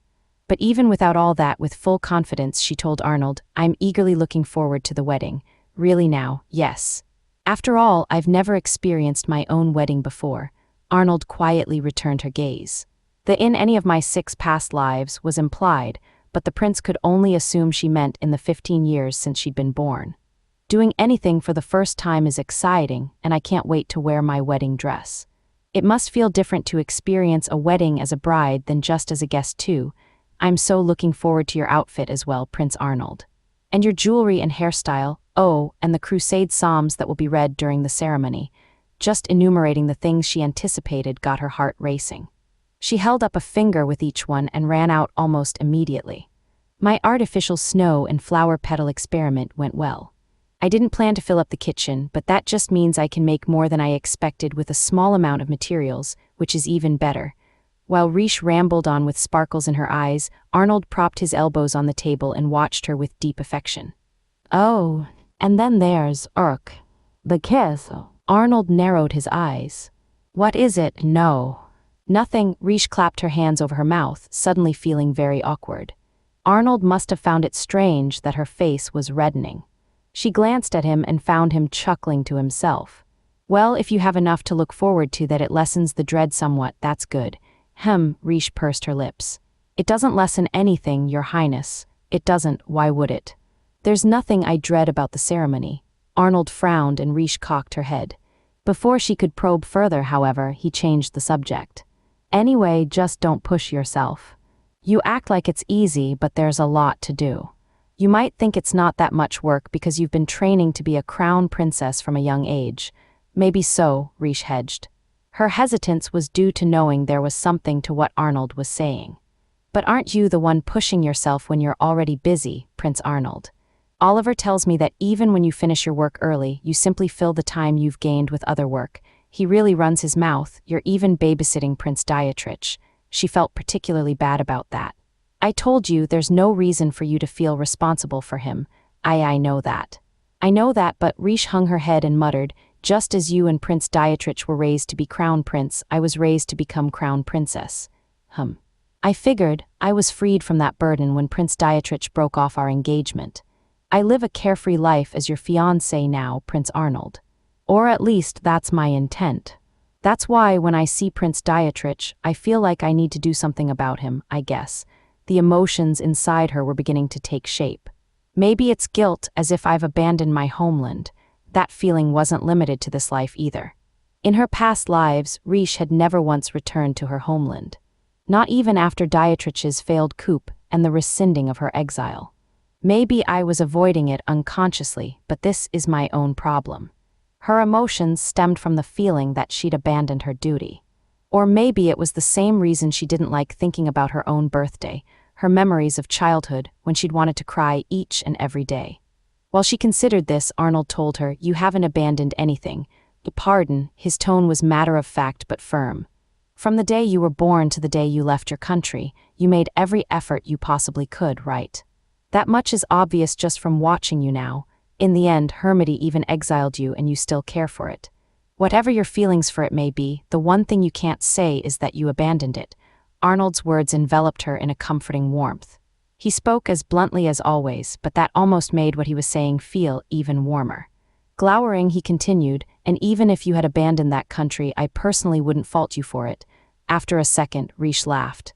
His expression was just so sour she couldn't help herself. Even if you never return there again, simply leaving your country is in no way abandoning it. As long as you're not selling your nation's secrets, I don't think you have anything to feel guilty for, right?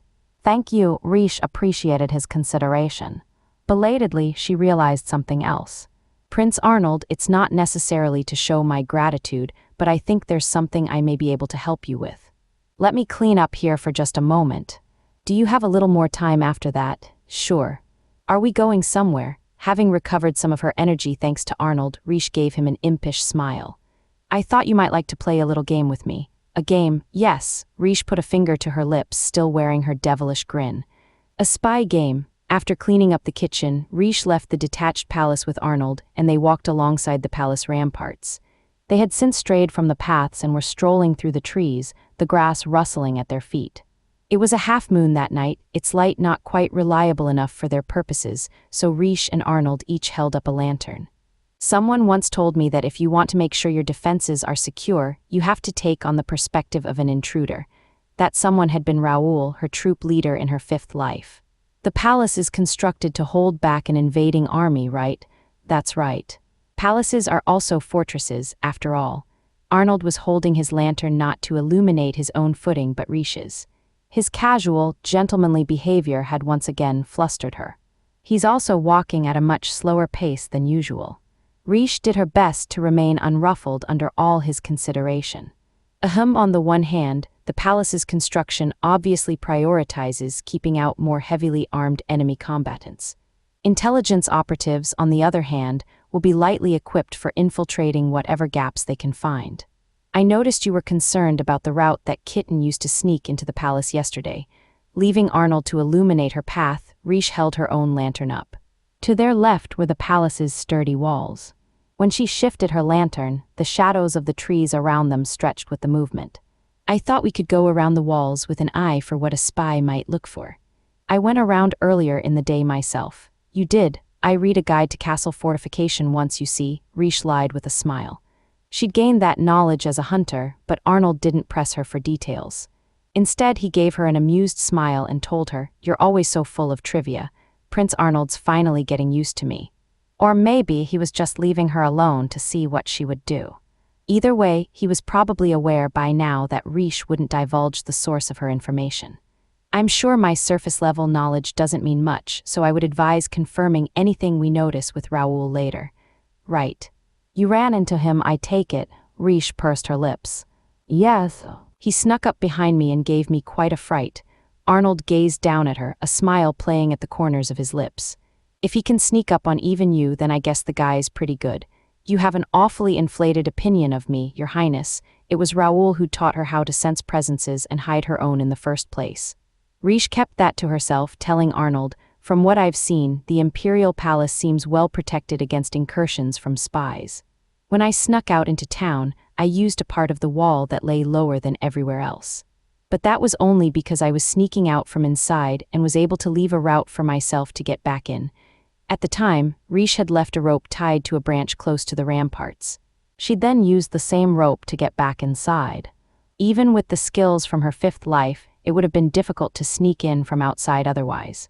Castle walls are made from earth and stone.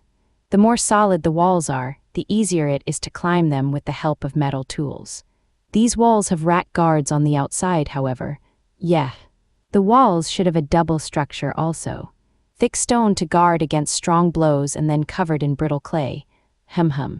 It's the worst kind of construction for a spy. Reijou's expression had hardened at some point as she seriously considered how to break into this palace. In her fifth life, Raoul had chosen not to even attempt it himself.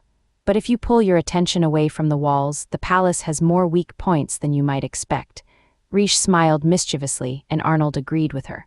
You would know with how you dart around all over the place day after day.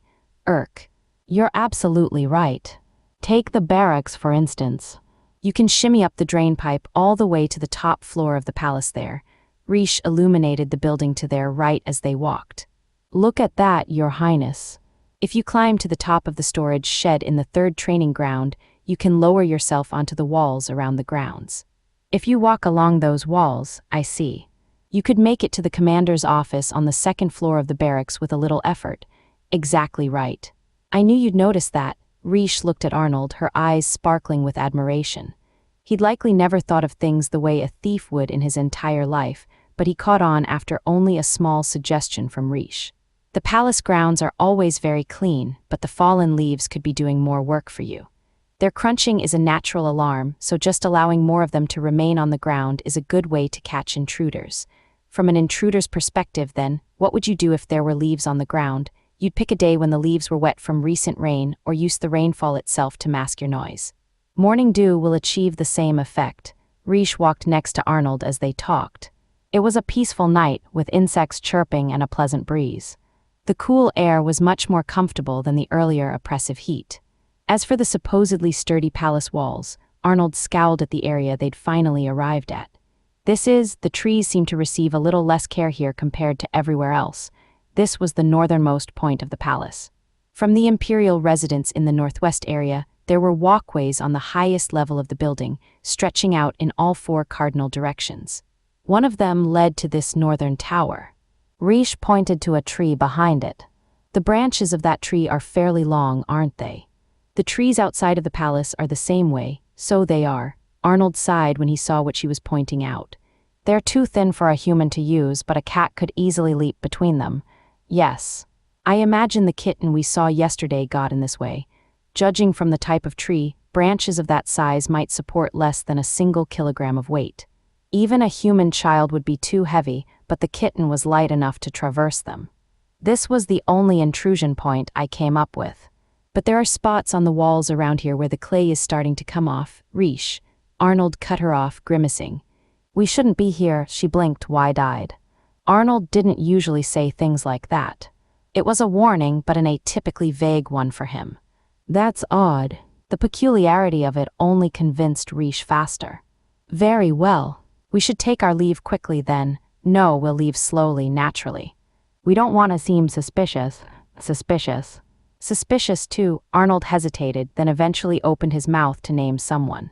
At that very moment, a dreadful chill shot down Reijou's spine. It was a horribly contradictory feeling, like she was frozen solid but wanted to escape as quickly as she could at the same time. Her fingertips were like ice, but all the blood in her body felt like it was boiling. The presence she sensed was on the walkway between the imperial residence and the tower. Is someone there? Arnold clicked his tongue. Damn it, of all places, why here? No. The feeling overwhelming Reijou was a very specific fear. Prince Arnold's going to be killed. She reflexively reached out toward him. Reijou, she'd been reaching for his sword, but Arnold took her hand in his and pressed it to the tree behind her. Reijou gasped, sensing Arnold's anxiety as he pinned her wrist to the tree. Oh no, I never should have done that. It was pure reflex, but I tried to draw a sword against him. She pressed her lips into a thin line. Her conditioning from her lives as a hunter and a knight had backfired. Much as she wanted to apologize to Arnold, she couldn't make any moves without his lead right now. What incredible malice, he's just watching us from somewhere far away, yet his intensity is palpable. The half-moon was just behind the figure where he stood on the walkway, but Reijou's instincts were screaming at her not to look up at him. It's him, that's Prince Arnold's father. Indeed, it was Galkeen's current emperor, the man Arnold hated more than anyone in the world. His distinct presence was familiar to Reijou. It was exactly what she'd felt in her life as a knight when she'd faced off against the future Emperor Arnold Hine. Breathe, Reijou. Ugh, Arnold's words made Reijou realize she'd been holding her breath. Still pushing Reijou up against the tree, Arnold whispered to her, his back to his father. The flames from the lanterns they'd both dropped swayed around their feet. I'm sorry for putting you in this position, but I don't want him suspecting anything. This is all because I tried to draw Prince Arnold's sword. If she'd actually done it, it could very well have been taken as a hostile action against the Emperor. More than enough reason to have her executed, crown princess or not, especially now, while her position was merely that of a fiancé. Arnold was protecting her from that possibility. I'm going to act like we're only here because we wanted to avoid prying eyes. Is that all right with you? Yes, Reijou's voice trembled, which brought a pained look to Arnold's face. Forgive me, I'm going to touch you in a way you won't want. He released Reijou's wrist and entwined his fingers in hers, cradling her hand like it was the most precious thing in the world. His other hand stroked Reijou's hair. Then he bent and kissed her forehead. Reijou let out a strange yelp. It originated from her nerves and the ticklish sensation of his lips against her bangs. Arnold stroked her hair soothingly, kissing her forehead again and again. Prince Arnold, aye, his lips smacked gently against her hair. Arnold's touch was soft, indulgent. Reijou was overheating. She knew that this was not the time, but her embarrassment was starting to win over her fear. She returned Arnold's grip on her hand as if clinging to a lifeline. With her other hand, she clutched Arnold's lapel. Arnold pulled her head against him like he was trying to calm a fearful child. He kissed the top of her head this time. "Are you afraid?" he asked softly, arms around her. "Don't be." "It's all right," he murmured into her hair. "He's shielding me." Arnold was wrapped protectively around Reijou, but she couldn't just let him baby her. No matter how frightened she was, no matter how much the pressure of that man's gaze knocked the wind out of her, Reijou wanted to do something for Arnold even now. So she reached for him, arms circling the back he'd turned at his father. Then she squeezed, looking every bit the lady hankering for affection from her dear sweetheart. She felt Arnold's surprise as she buried her face in his chest. Ugh, Reijou's heart threatened to leap out of her chest. Her face went red up to her ears. She wasn't getting in his way hugging him like this, was she? Even if she was, she had to admit it felt reassuring to cling to his frame, which she always had to remind herself was larger than it appeared.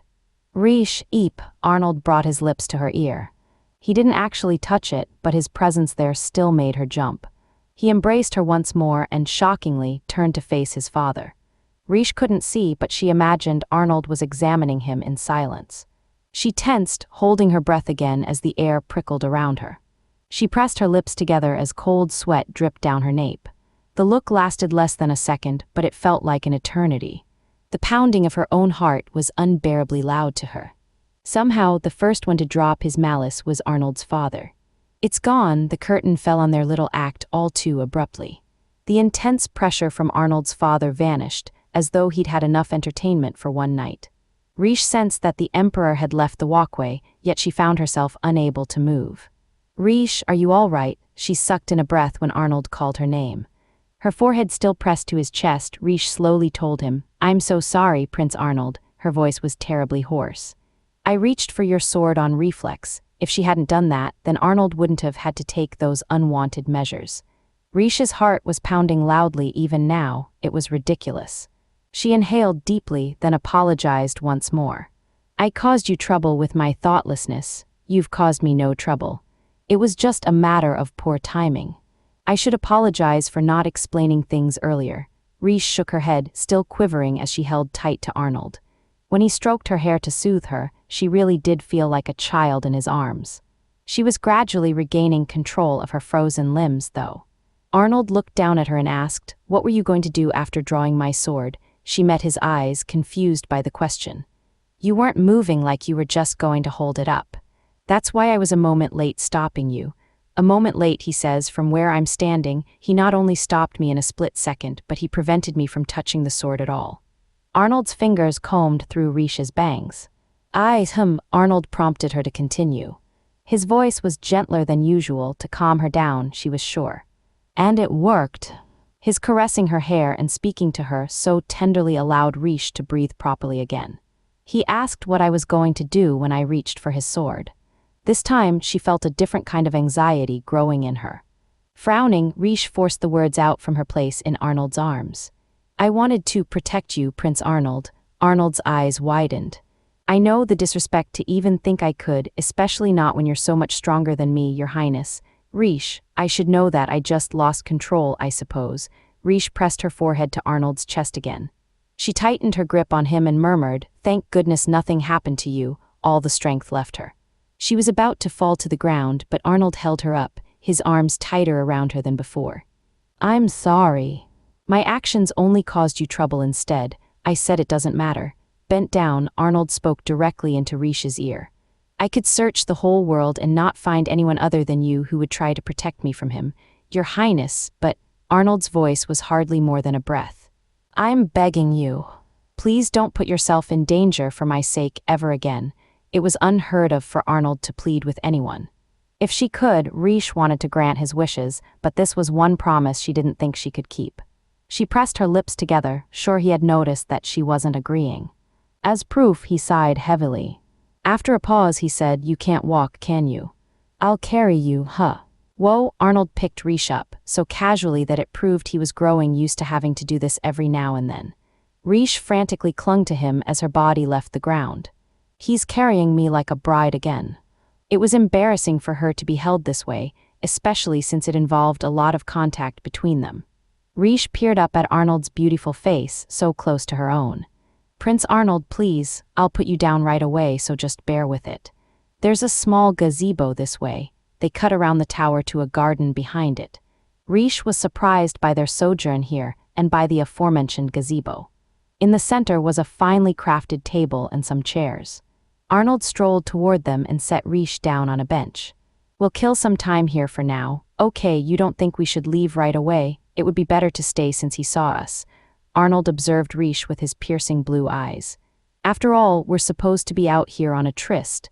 Everything that had just happened came crashing back into Reijou's mind. She recalled all the times Arnold kissed her hair and the sound it made, and she reddened like a tomato. "Stop it, Reijou. Prince Arnold only kissed your hair to protect you. He had no ulterior motives, so you mustn't dwell on it." Prince Arnold." Arnold sat down beside her without a word. Reijou took a deep breath and asked, "This tower, does it have something to do with Her Majesty?" Arnold narrowed his eyes in response, an alternative to a nod. His legal wife and all his concubines used to live in this tower. The way he said it implied that this was no longer the case. Galkeen's current emperor had demanded brides from various countries to use as hostages, but according to Theodore, every single one of those numerous women were dead now, with the exception of the current empress. Arnold leaned back against the bench and folded his arms, muttering, "I didn't think he still visited this tower." He probably hadn't even intended to say the words aloud. This was as rare as it was for him to plead. "Where does the current empress reside?" "In the imperial residence. No one lives in this tower right now. It's been practically forgotten, so that's why the trees aren't as well tended in this area. The emperor should have had no reason to visit a deserted tower, so what was he doing up on that walkway?" Reijou nearly locked up again at the recollection of his fearsome presence, but she had to stay strong. "I don't have time to fear the emperor. Prince Arnold doesn't let the man's malice keep him from functioning normally." Arnold was silent now, lost in thought with his eyes downcast. Reijou had recently noticed that he got like this whenever he was thinking. Even at a time like this, Prince Arnold is thinking, "I must endeavor to do the same. If I don't, I'll never be able to face the emperor or stop Prince Arnold." She steadied her breath and gripped Arnold's sleeve. "What is it? His voice is always so soft when he speaks to me."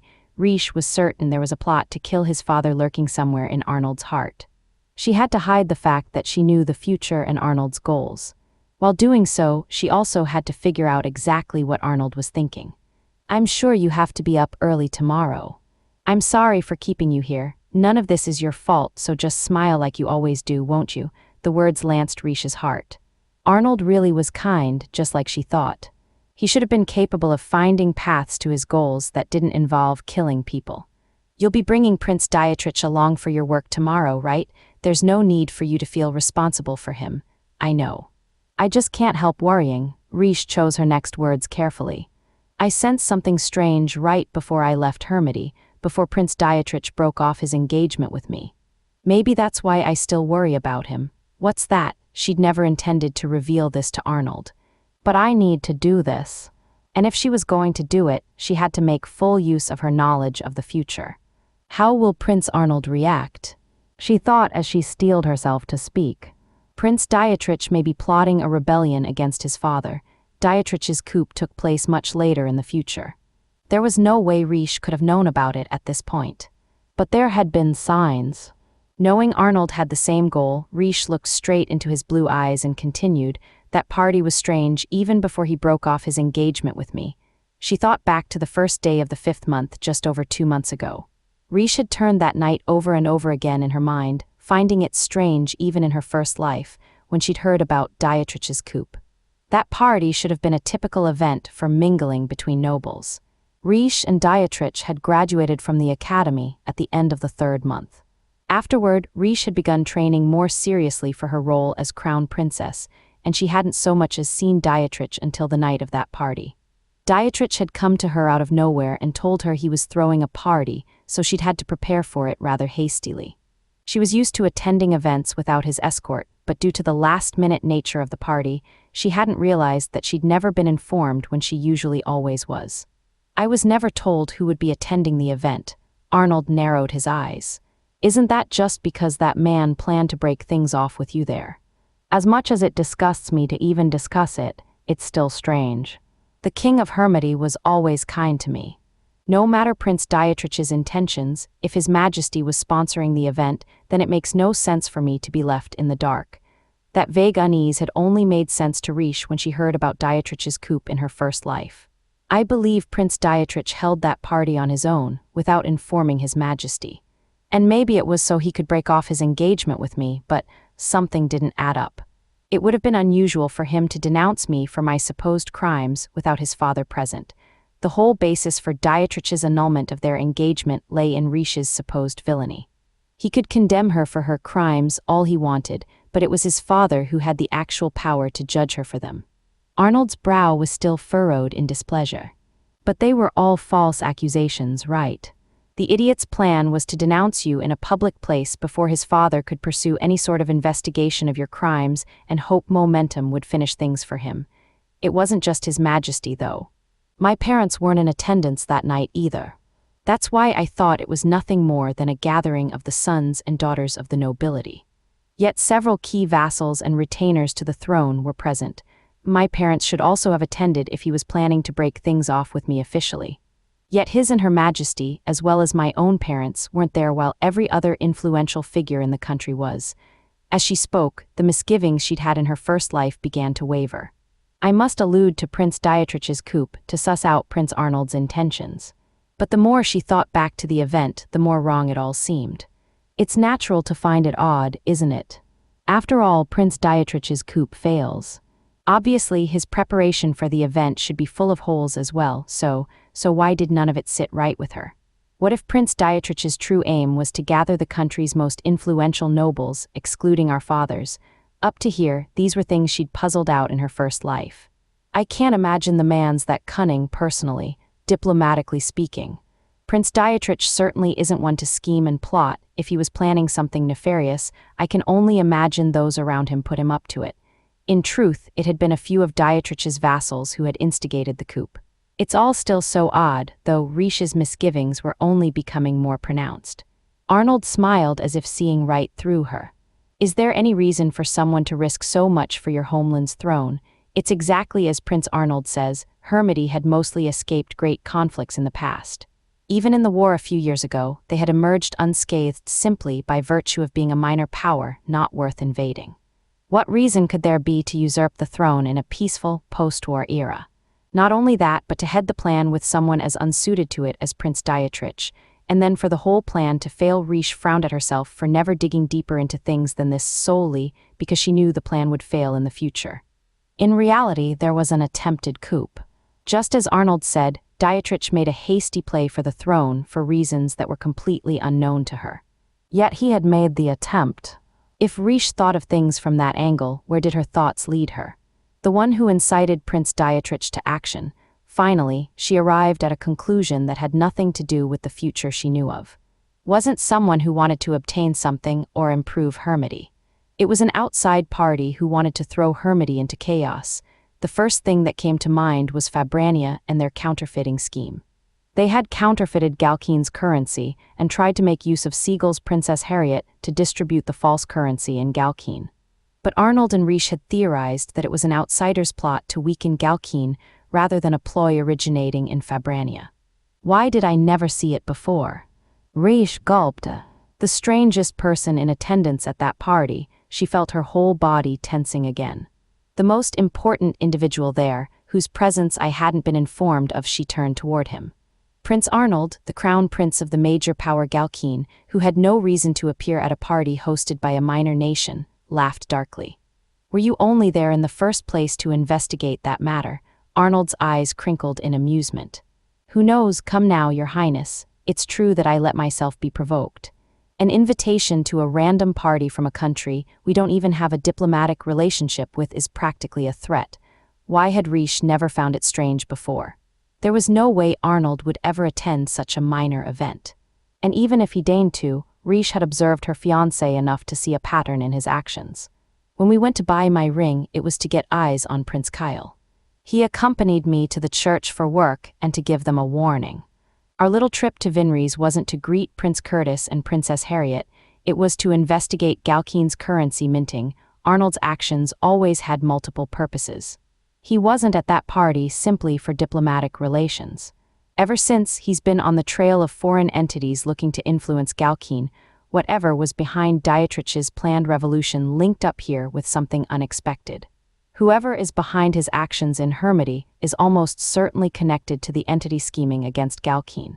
And Prince Arnold has known that since before he met me. When he received the invitation to that party, Arnold was the only foreign entity attending the party. Needless to say, they'd never even sent an invitation to Galkeen before that. Arnold had been invited to an event Dietrich held without asking his father, with every other key figure in the nation also in attendance. Reijou was becoming convinced that whoever was planning the future coup had to have been involved. Reijou narrowed her eyes and blew out a breath. I feel like I'll never catch up to you, Prince Arnold. Really? Arnold reached out and caressed Reishu's hair. No one else is able to figure out what I'm thinking like you are, you know. He was as expressionless as ever, but his eyes were somehow soft. His hands were equally gentle as he combed through her hair. Reijou sulked a bit as she asked, "You're coddling me, aren't you?" He chuckled. "Zai, you figured it out right away." Honestly, Reijou protested, though there was a part of her that felt a thrill over the exchange. After all, when they'd run into the Emperor, and now as well, Arnold showed her great care. Still, she couldn't bask in his affections forever. Reijou locked gazes with Arnold as he once again brushed his fingers through her coral-colored locks. Supposing the individual manipulating Fabrania also made contact with my homeland of Hermity. Hermity was a small country. One also had to pass through undeveloped forest and mountains to get there from Galkeen, so there wasn't much travel between the two nations. The roads were narrow and unsuited to marching armies, which was one of the reasons Galkeen hadn't bothered to invade Hermity in the war. But the two nations weren't separated by much physical distance. As long as you ignored the fact that moving a sizable army between them was difficult, Hermity was very much a sitting duck if Galkeen ever instigated conflict. Would that person have encouraged Prince Dietrich to break off his engagement with me to better manipulate him without His Majesty noticing? That would be a reason for Prince Dietrich to keep it a secret from his father, because if His Majesty was aware of what he planned to do, he would certainly reprimand His Highness. The whole thing was strange from the start. Arnold's brow creased, the way it always did when Dietrich came up in conversation. A one-sided dissolution of an engagement in a public venue isn't something that should happen in the first place. I'm sure everyone present accepted it, if only because it seemed like something Prince Dietrich was liable to do. While Reijou had been surprised by the dissolution of their engagement, she hadn't found it strange in the least that Dietrich would choose to declare such a thing in the middle of a soiree. That was another reason she'd simply dismissed the strangeness of the occurrence. Maybe a foreign visitor like Prince Arnold was the only person who noticed how strange Prince Dietrich's behavior was, Reijou thought with some chagrin. If the mastermind was behind that party, then they are also behind the coup d'etat that occurs a year later. She sighed. Were you not in the party hall that night because you were hunting for the mastermind, Your Highness? If they were trying to start something with me, I figured I'd be able to smoke them out better if I was alone. He's once again putting himself on the front line like it's nothing.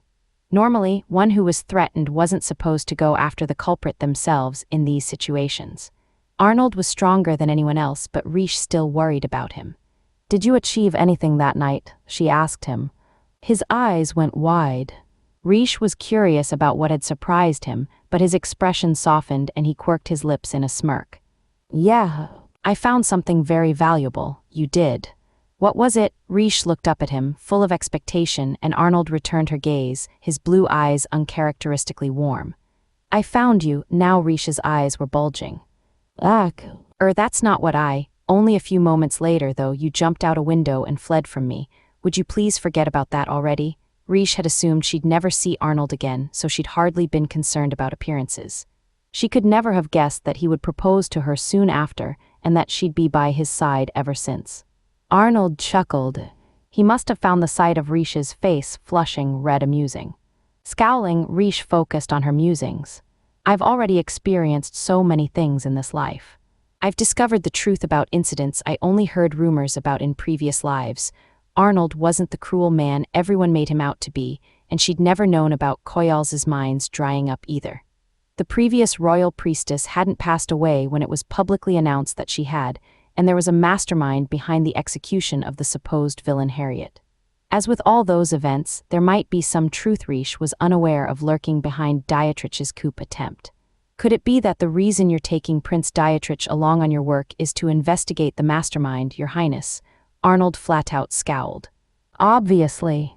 Do you think I would ever associate with that man without a political reason to do so? Well, you're kind, Prince Arnold, and you're surprisingly nurturing, so Reijou was being completely genuine, yet Arnold's scowl only deepened. The two princes must have been thoroughly incompatible if Arnold disliked Dietrich that much. In any case, you don't need to worry about any coups that man is plotting. No matter what sort of mastermind may be behind him, he won't succeed. Yes, it's exactly as you predict, Prince Arnold. It would end in such a spectacular failure that even Arnold, who didn't know the future like Reijou did, could predict it. As such, a successful coup was likely not the mastermind's actual goal. Still, I don't want Hermity suffering any confusion due to a failed revolt. Even if Prince Dietrich disagrees with how his father does things, a coup d'etat shouldn't have been his first plan. I'd like to think even Prince Dietrich would have considered other solutions first. Reijou. She raised her head when Arnold called her name. You're looking at it all wrong, Reijou gasped. Arnold's tone had been absolutely frigid. There was an eerie glow to his blue eyes, like the moon reflected on the surface of a midwinter sea. The king is the ultimate authority in a nation. His eyes contained none of the gentle warmth they'd shown her earlier. His citizens may scream so loud their throats split, and his vassals may give up their lives to give him counsel, but the king can make decisions without taking any of it into account. When he said that, there was one person who came to mind. It wasn't the emperor standing above them in the light of the half-moon. Her thoughts automatically went to Emperor Arnold Hein, whom she'd faced off against in the future she knew. If the king stands in your way, you have no recourse other than killing him. A shiver went down Reijou's spine. Prince Arnold, Reijou spoke carefully to keep her voice from trembling. You mustn't say such things inside palace grounds. Why not? We're discussing the Crown Prince of Hermity right now. Of course, I suppose some people would chide me for such irreverence. Arnold narrowed his eyes, smiling darkly. After all, regicide is the gravest sin there is. His self-deriding smile was enchanting, hauntingly beautiful, yet so fragile she found it hard to look at. At the same time, it had an irresistible quality that could draw anyone in. That same magnetism was present in every facet of Arnold's unfathomable nature. If Reijou hadn't been so tense, she might have been bewitched. Arnold cast his gaze to the floor, doubtless unaware of his effect on Reijou. I'll keep my eye on your former fiancé for a little longer. But you don't need to concern yourself with the trifling matter of his activities. I can't simply ignore this. Reijou took a breath and said, May I accompany you on your next outing for work as well? I'll be sure not to cause you any trouble. Arnold furrowed his brow for the umpteenth time that evening and said, Fine. I did promise to grant as many of your requests as I could. Thank you. Reijou gave him a brilliant smile and Arnold sighed.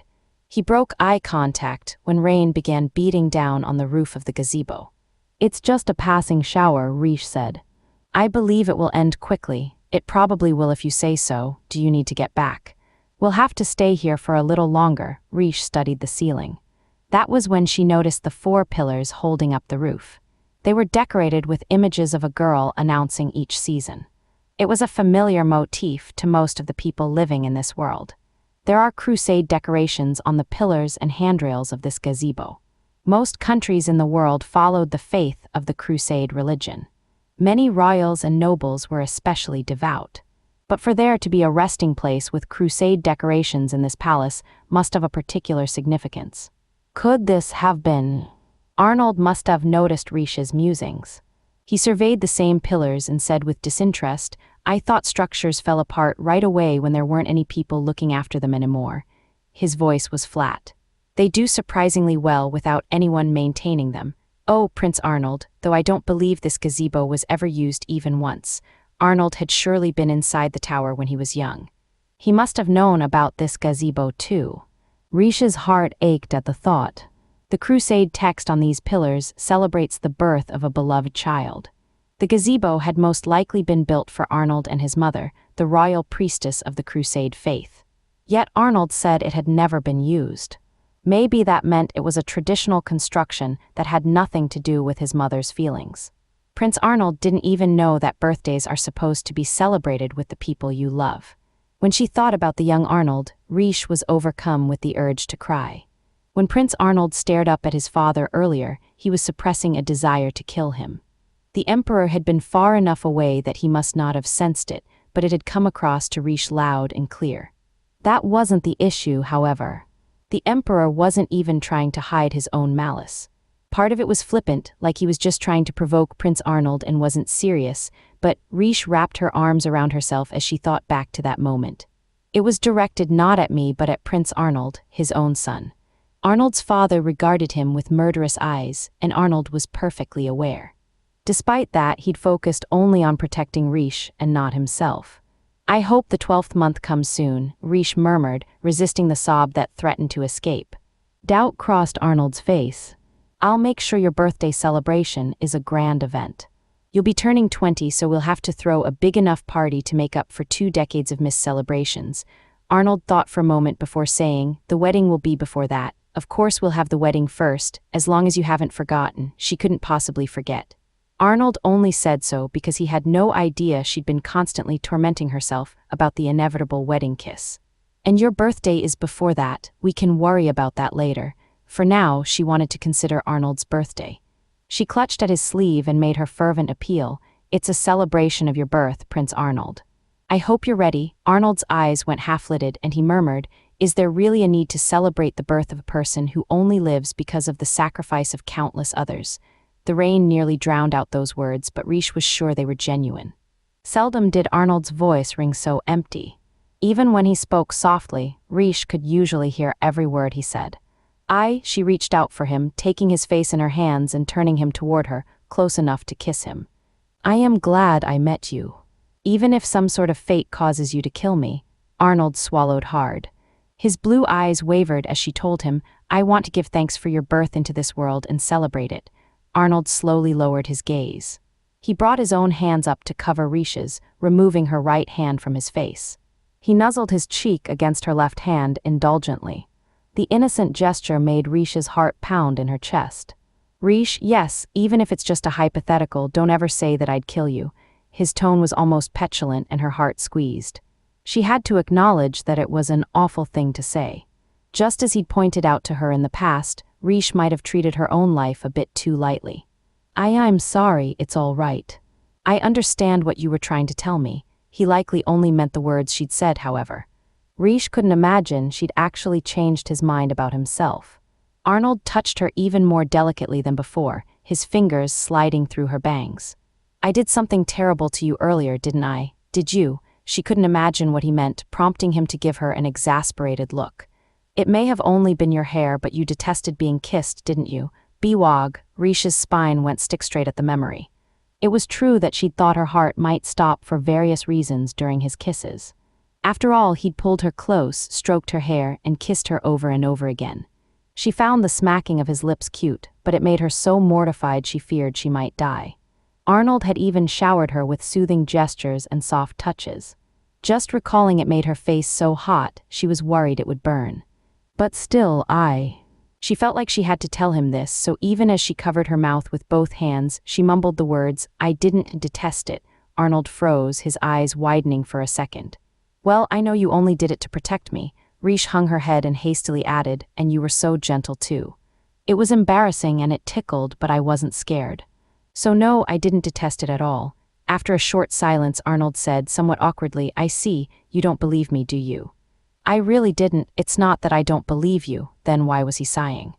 Anyway, you can read Crusade as if you were born to be a priestess, huh? He's changing the subject. She stared fiercely at him, but she was never going to win against Arnold. She had no choice but to answer his question. I only studied it a tiny bit, so I'm not very confident in it. I'm sure I'm nowhere near your level, Your Highness. Could she ask him about his past? From his reactions to her thus far, she was hesitant, but he seemed to be confiding in her more lately. "Who did you learn from, Prince Arnold?" Arnold watched the rain dripping from the gazebo roof for a moment before responding. "No one. I just studied it from books I found lying around. You taught yourself such a complex language." Reish's eyes went wide. Even bishops of the church had to learn Crusade from expert linguists, and it was a painful process. Learning wasn't exactly an unusual thing for me from a young age. This goes beyond that, though. Since his mother was the royal priestess, Arnold was of the goddess's bloodline. Even if that information was top secret, there were probably countless Crusade holy texts around him and his mother. "It's surprising. I didn't think you'd be interested in learning that sort of thing, Your Highness. Even if there's knowledge you may never use, there's no knowledge you're better off not knowing. He. I couldn't have said it better myself." Reish grinned, happy they shared an opinion for once. Even so, it was almost unbelievable that Arnold had taught himself the language as a child. Maybe young Prince Arnold had some sort of ambition. A whole language wasn't something you learned under the assumption that you would never use it. With Arnold's brains, he might not have struggled as much with it as the average person, but Reish still thought it was unusual for him to have spent the time on it. "Come to think of it," Arnold said, having recalled something. Reish's head tilted to the side. "Just once my mother annotated something I'd written in Crusade." Reish tensed, a little nervous. Until now, she would have never expected him to bring up his mother of his own volition. "What did she write?" Reish asked him timidly. With a half-smile, Arnold said, "Who knows?" Sounding truly indifferent, he added, "It was so long ago, I don't remember." Reish felt like her heart was being wrung out. It must have shown on her face. Arnold smiled down at her. "Why the long face?" "Well, because it doesn't matter. Besides, I've remembered a lot while examining the things you've been trying to show me, the things I've been trying to show him." Reish wanted to show Arnold the world's beauty, its delights, its wonders. It was her own wish to do so, not something Arnold desired of her. She almost felt like she'd been forcing it on him, but for him to say something so sweet made her want to continue taking advantage of his kindness. Arnold was starting to turn his eyes toward beautiful things now, little by little. "Your Highness, I." Just then, Arnold pressed a finger to Reish's lips. His signal to be quiet came at the same moment Reish sensed someone approaching the gazebo.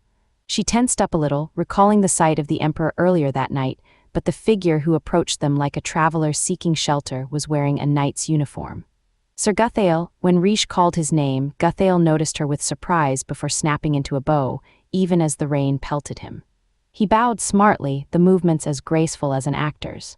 "I sincerely apologize for interrupting you both." Interrupting. Reish realized that they were sitting awfully close together on this bench. She flushed with embarrassment again, but there was no point in pulling apart from each other now. "Please forgive my rudeness. I shall take my leave." Lantern in hand, Guthael made to head back into the rain. "Ah, wait." Reish leaped to her feet and called out to stop him. "Please, won't you take shelter here? It will stop quickly, I assure you." "It's all right with you, isn't it, Your Highness? It will stop quickly, you say? I forgot." That's the normal response. It was much more unusual for someone to take Reish at her word, as Arnold did. Reish turned back to the prince. Though he was wearing an annoyed expression, he languidly raised a hand to grant Guthael his permission. "Stay. Were you patrolling?" "Yes, sir. While I was out, I spotted the flames from 2 lanterns burning near the tower, so I thought I should investigate." He means our lanterns. The pair had carried them to the tower, but when Arnold had abruptly protected her from the Emperor's gaze, they'd both dropped the lanterns and left them there. Guthael pressed his large frame to one side of the gazebo, awkwardly brushing back his wet bangs. "Reish, come here." "Yes." She was still standing, so Arnold called her back to the seat next to him. An awkward silence stretched between them, the falling rain the only sound. Arnold alone was unbothered by it. No one normally comes near this tower, right? That's why the wall is in disrepair and the trees aren't trimmed. Even though they'd dropped their lanterns, the light shouldn't have reached very far. That would mean Guthael was already close enough to the tower to notice the lantern's tiny flames. Prince Arnold is worried there's an intelligence operative inside the palace, isn't he? Sir Guthael's behavior at a time like this is just too suspicious. There was no way Arnold hadn't arrived at the same conclusions as Reish. Visibly uncomfortable, Guthael faced Arnold and said, "Your Highness, I realize it's rude of me to bring this up now, but what's this about? Have you given any thought to my petition for?" Arnold's frown deepened into a glare. Is this really the time? He knew what Guthail wanted to bring up then. The knight spun toward Reijou and dipped his head. Please forgive my unseemly behavior, Lady Reijou. I cannot apologize enough. Oh, don't mind me. I can leave if Reijou jumped when Arnold wrapped his arm around her waist and pulled her closer. You don't need to trouble yourself, but he's the one who brought it up knowing you were here. So, Guthail knelt at Arnold's feet with no hesitation. My resolve has only strengthened since the last time I made this request. Is he about to? His voice was clear even with his head lowered. If you would name me one of your Imperial Guard, I would give my life for this country and serve you until death. Reijou frowned. I knew it. Just like in my previous lives, Sir Guthail will become one of Prince Arnold's direct retainers and support him in the war. Arnold's next words, however, took her completely aback. You must be joking. Huh. Reijou's head shot up in disbelief as Arnold rested his elbow on the back of the bench. I've told you once already that I don't intend to make you one of my Imperial Guard. No way. Guthail didn't budge. He likely expected Arnold's answer and dared to ask anyway. Prince Arnold doesn't intend to make Sir Guthail his retainer. That didn't match the future Reijou knew. Is the future already changing? Reijou was desperately trying to avoid the war in the future. Little by little, she noticed her actions having an effect on things, but could that really extend to this? No, I don't know. There's a possibility they had this exact same exchange in all 6 of my other lives as well. Reijou had no way of knowing the truth. She almost gripped her dress, but she stopped herself before Arnold noticed. I don't know if this is a change or a repetition. Or if it is a change, whether it's a good or bad one. Without raising his head, Guthail said, May I ask why? His voice was trembling. Is it my father? My father who betrayed this country and the royal family. The knights are a bed of thorns for Sir Guthail right now. No matter how diligently he works, people are still mistrustful of him. And it's because of something his father did, not his own sin. Reijou had seen it for herself when she'd been among the knights in her disguise. Prince Arnold's Imperial Guard would be the only place where his abilities were evaluated without prejudice, the only place where he could really belong. But Arnold's eyes were coldly rejecting. The problem is more fundamental than that. More fundamental, sir. Reijou's shoulders twitched at the tension in the air. Give your life for this country. I don't need anyone who sees such a thing as a virtue. Prince Arnold, no matter how skilled they may be, do you really think I can trust men who go into battle under the assumption that they'll die with my strategies? Men like you who expect death before the fight even begins, and not because they've determined it to be the best strategy.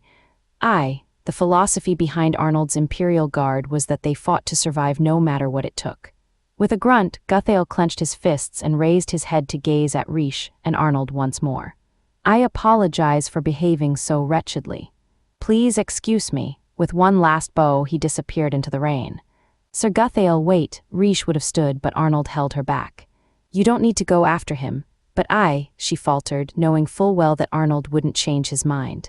If your arm is torn off, keep swinging your sword. If your leg is smashed, keep moving forward.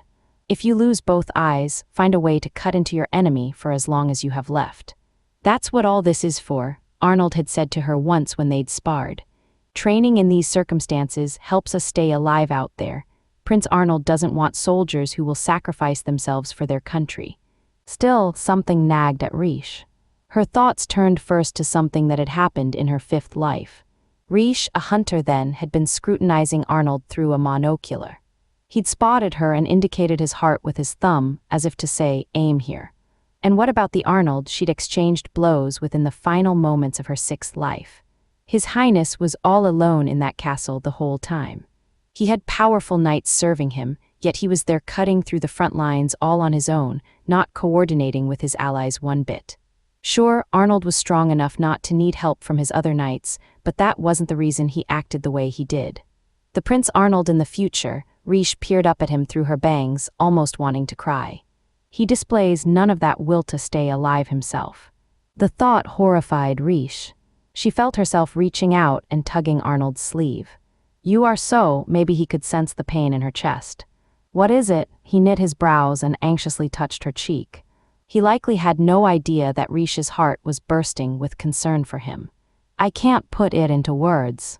Still clutching Arnold's sleeve, Reijou shook her head. She dropped her gaze and said, "Prince Arnold, I beg you to reconsider Sir Guthail's words. Do you not believe it to be a loss for this country for a knight with such abilities and sincerity to be treated coldly by his fellows for a sin that is not his own?" Arnold took a quiet breath and said soothingly, "I want to fix the fundamental problem. Even if I extricated Guthail from his circumstances, it would not prevent others from going through the same thing he has." "What?" Reijou's head snapped up. She was not expecting to hear that. "I will prioritize creating an environment where people are evaluated fairly based on their efforts. And not just in my Imperial Guard, the Knight Order as a whole should change to reflect this." Reijou's heart warmed at the thought. Arnold smiled down at her wryly. "It's the sort of thing you would come up with, usually. That's not, yes, I agree that the whole evaluation system should be restructured, but still." Reijou had indeed been thinking the same thing, but she'd assumed it would be something she'd have to convince Arnold of, like she had in the past. "Does that mean the things I've said to him are slowly starting to change the way he thinks? Is Sir Guthail being refused a place in Prince Arnold's Imperial Guard really a change from my past lives?" Reijou felt equal parts happiness and apprehension at the thought. Next to her, Arnold muttered in irritation, "That said, the Knight Order is under the Emperor's dominion. The only unit I can directly affect is my Imperial Guard. Your father, it won't happen right away, but just wait." Arnold studied Reijou with a smile. The expression was dark, enchanting, and terrifying. "I'll make it happen." His bloodlust sent a chill crawling up Reijou's spine. It was almost the same as the indescribable terror she'd felt when his father had spotted them. "The rain stopped just as you said it would. Prince Arnold, let's get back. If we're out too late, you won't get any sleep, will you?" Arnold stood and offered his hand to Reijou. She hesitated for a second before taking it, hoping he hadn't noticed. The fundamental course of events hasn't changed. Prince Arnold still plans to go through with it. Reijou drew this devastating conclusion, careful not to show her emotions on her face.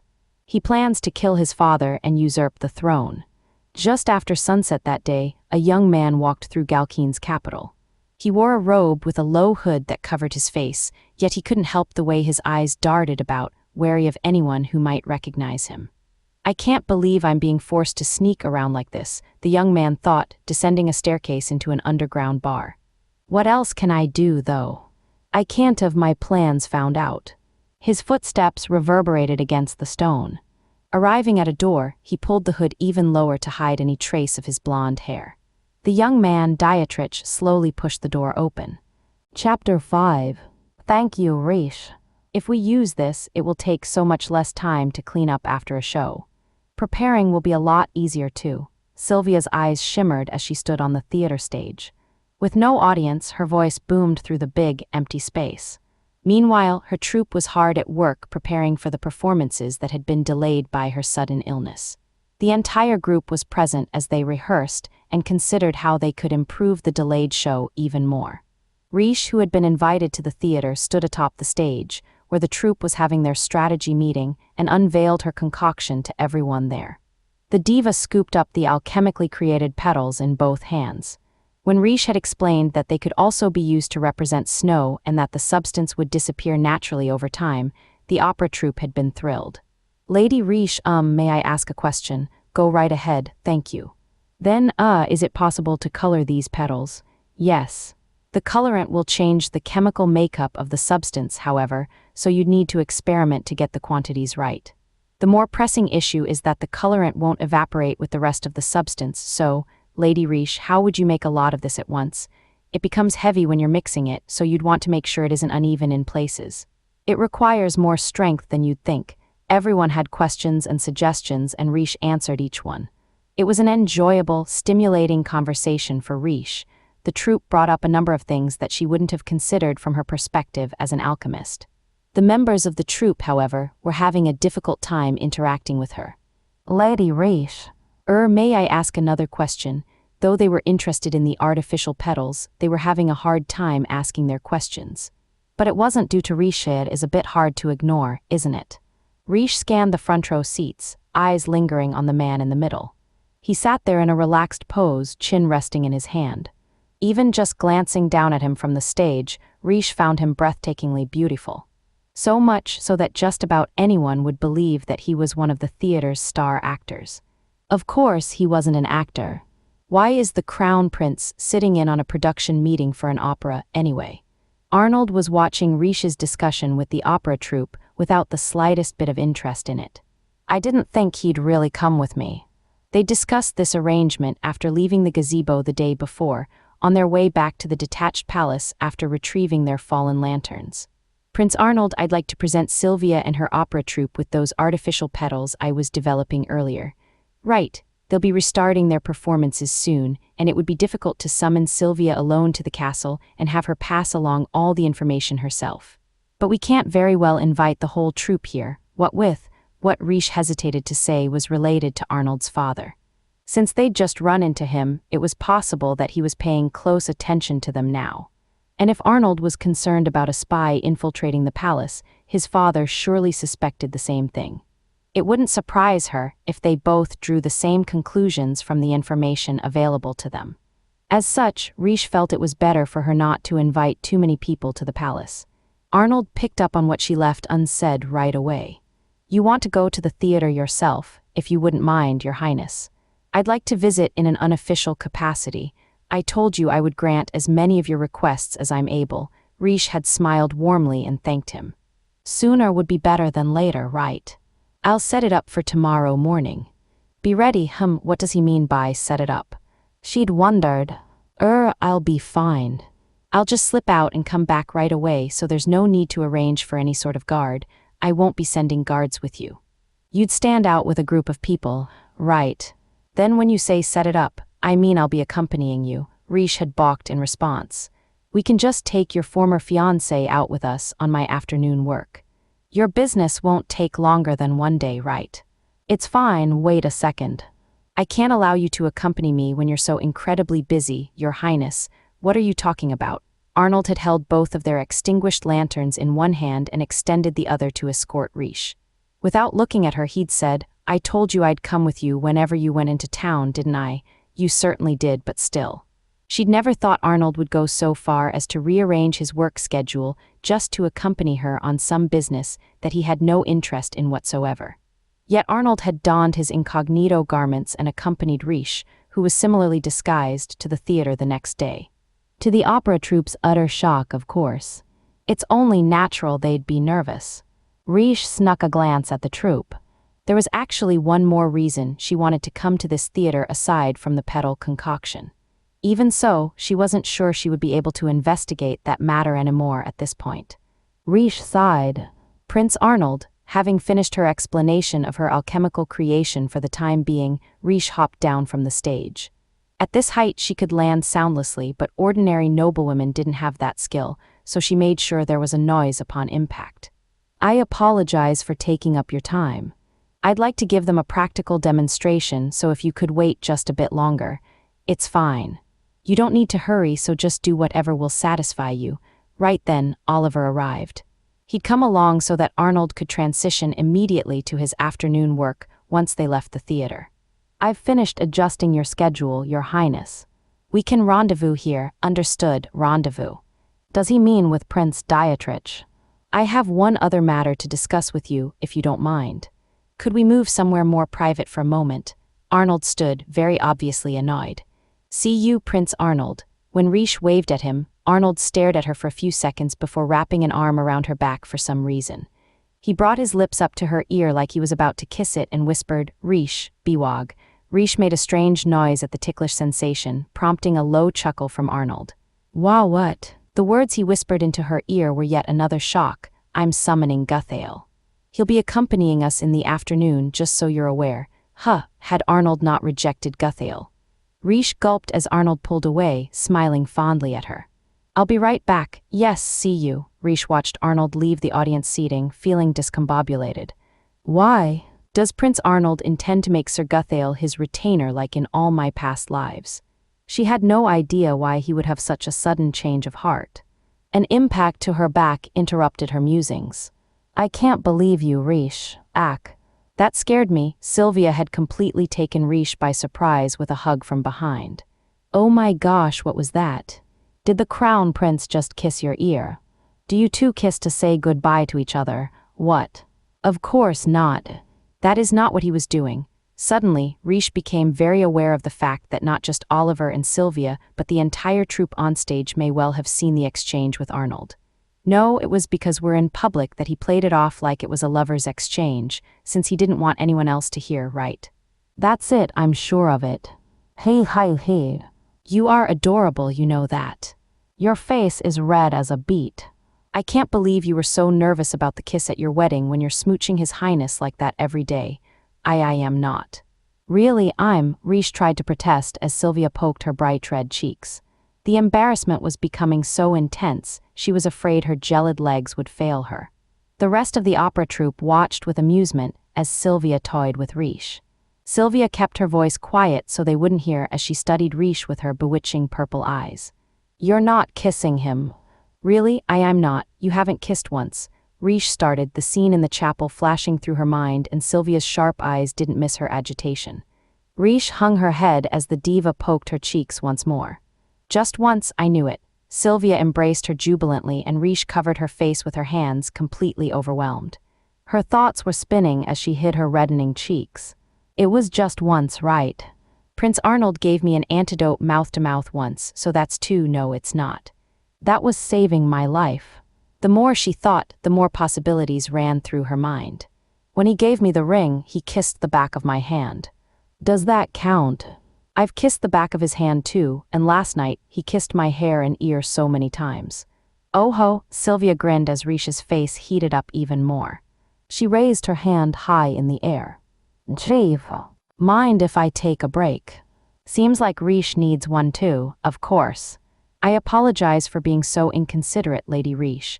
Don't be silly. Reijou and Sylvia sat in the last row of the audience far from the stage. Sorry. You were so cute.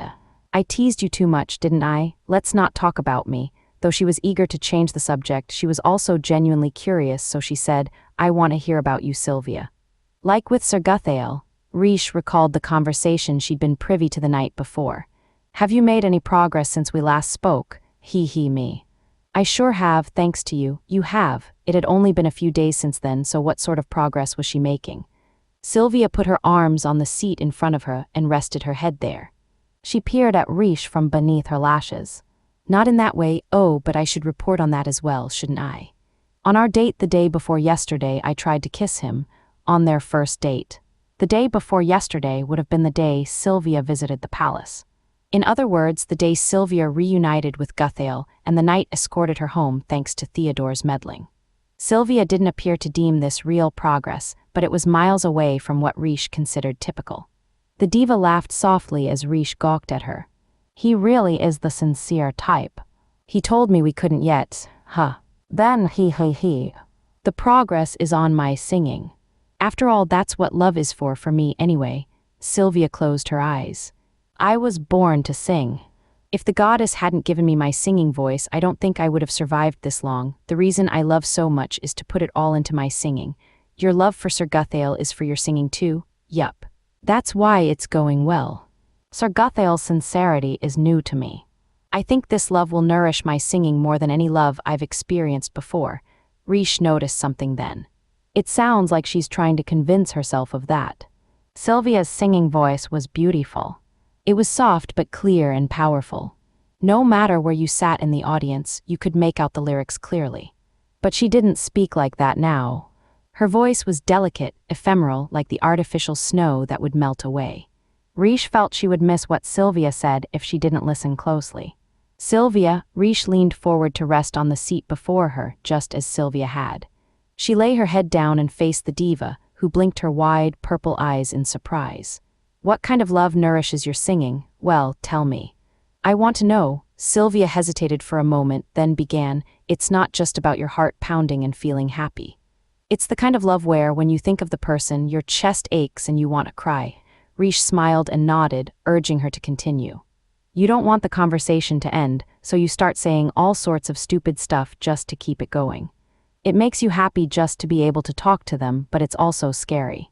Weird, isn't it? Reijou shook her head. It's not weird at all, Sylvia. Thanks. Sylvia smiled, the expression both relieved and pained. I was surprised when he stopped me from kissing him since that's never happened before. I mean, even if he didn't want to go out with me, what's the harm in a little kiss? I think that sort of thing varies from person to person. Discovering things like that is another reason why love's so fun. You experience so many firsts. The soft smile faded from Sylvia's face. Have you ever had someone pick you up and tell you you'll be okay when you were feeling low? Reijou blinked at the question. I've been alone for as long as I can remember, singing like my life depended on it for various opera troupes. Every time I was too sick or hurt to get back up as a kid, I would pray, please don't leave me behind here. Oh, Sylvia, Sir Guthail picked me up and carried me the other day, right? That marked a real first for me. Sylvia closed her eyes once more, like she was savoring a precious memory. Sir Guthail spoke to me the whole time until we arrived at the doctor. He encouraged me, telling me I'd be fine, that he was there with me. She pressed her forehead to her arms. It was the first time in my life I ever truly felt like I wasn't alone. The songstress hid her face and Reijou slowly sat up. I'm a performer and I'm famous for having countless lovers, right? People assume I'd be with anyone, so they're quick to whisper words of love to me. And I've always been fine with that. But Sir Guthail, when you arranged for the two of us to reunite, the very first thing he did was inquire about my health. That really made you happy, didn't it? Sylvia thought for a moment before nodding. It did. Her voice shook as she buried her face against the chair in front of her. He held his hand out in concern for my condition, not in an eagerness to touch me, and it was so warm, I laughed and told him I was used to being out alone at night, but he wouldn't budge on taking me all the way to my door. She spoke reverently, like each and every memory was a precious treasure she was storing safely in a box. What do I do, Reijou? When she raised her head, tears like gemstones spilled from her eyes.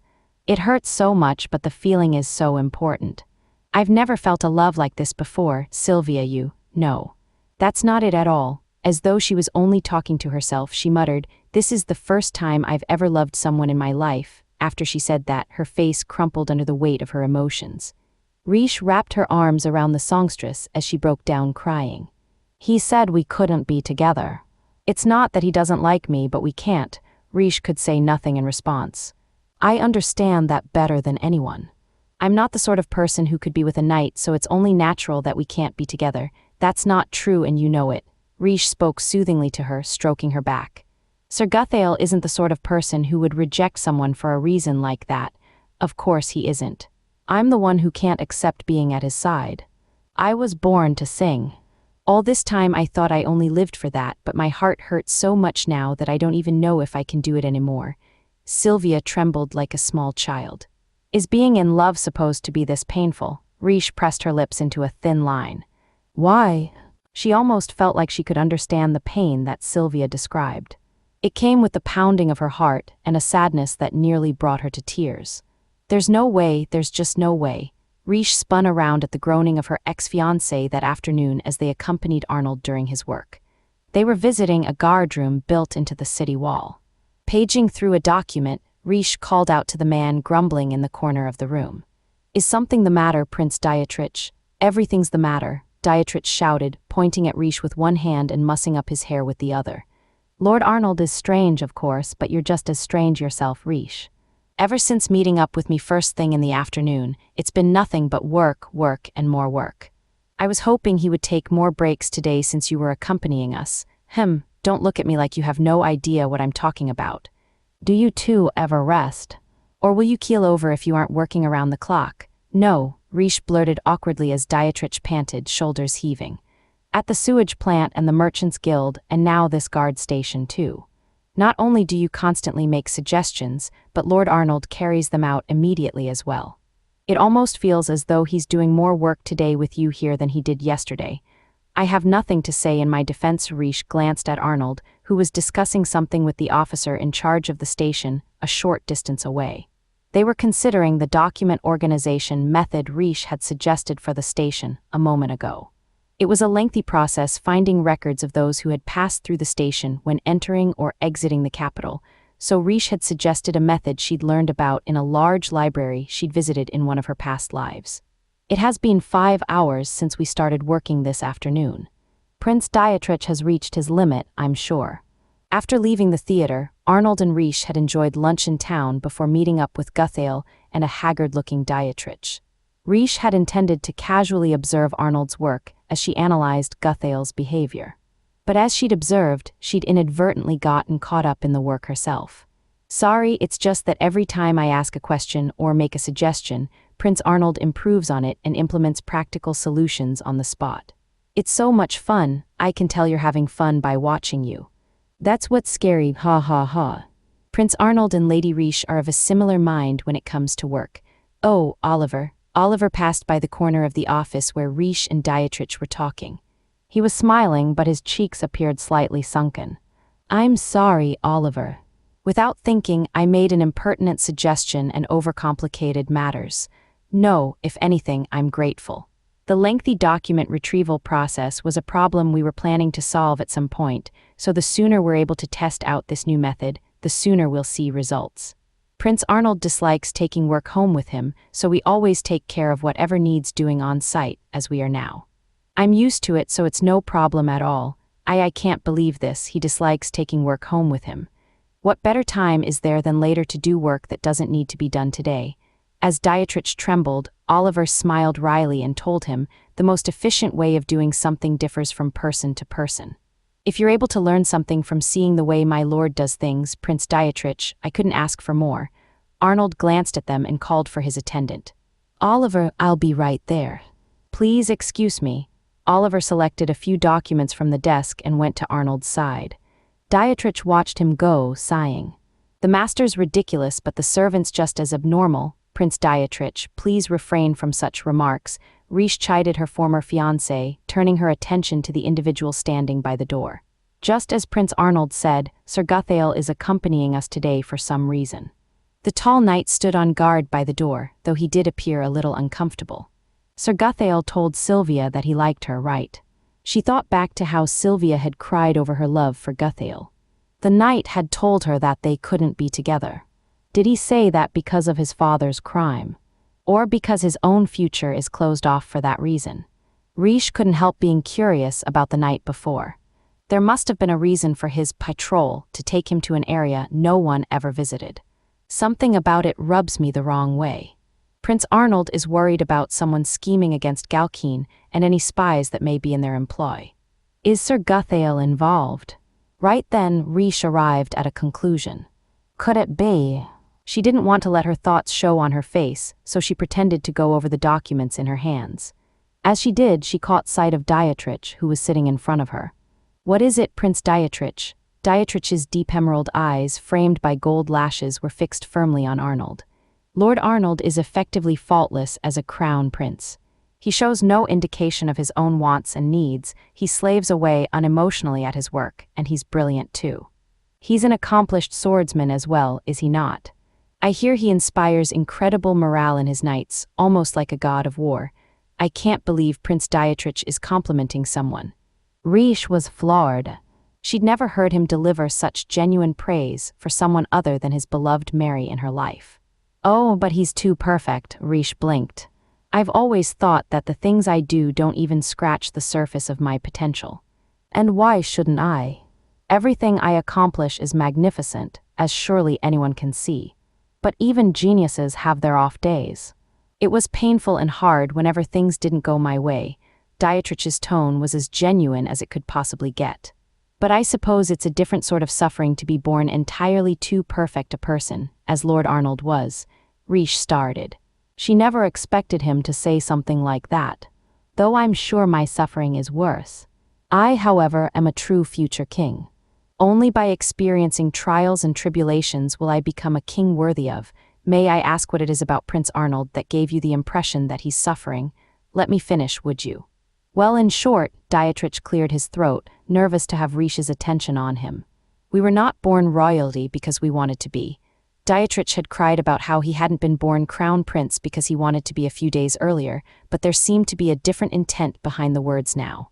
Selfless devotion is expected of royalty and crown princes in particular. True, those in our position will never suffer any sort of financial discomfort, but in exchange, if we do not give everything we have to our nations, we are not so much as allowed to exist. Reijou had no right to say anything in response. She might have lived her life until the age of 15 for the sake of nothing but becoming crown princess, but her position could never be compared to true royalty. She could only imagine how it must feel to inherit an entire country you would have to one day rule over. Still, each of us tries to find some small happiness as an individual, like Mary is for me. Reijou thought of all the royals she had met in the past. She'd known rulers who enjoyed collecting precious gems and royals who had fun drinking and making merry with their subjects. She knew a prince who delighted in seeing his country develop, a princess who loved to read, and a prince who adored his little sister. But how to say this? I can't see any of that sort of humanity in Lord Arnold. No, there is some amount, but it's strange, isn't it?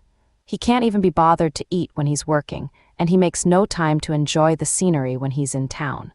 It's like he has no interest in anything other than performing the duty laid before him. It was terribly frightening seeing it up close.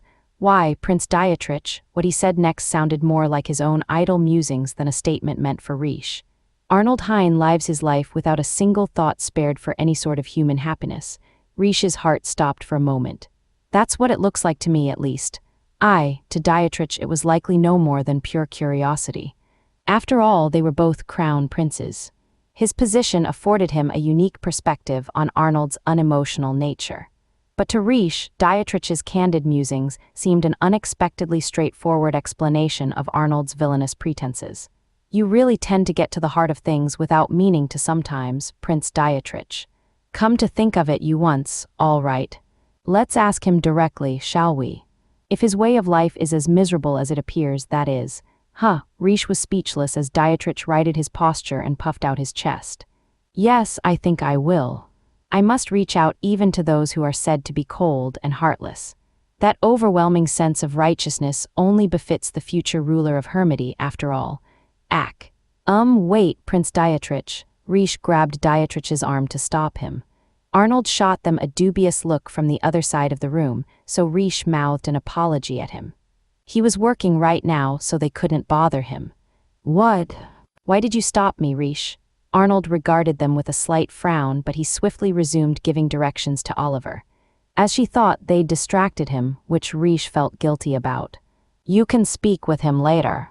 This really isn't the place to get into it. Well, I see your point.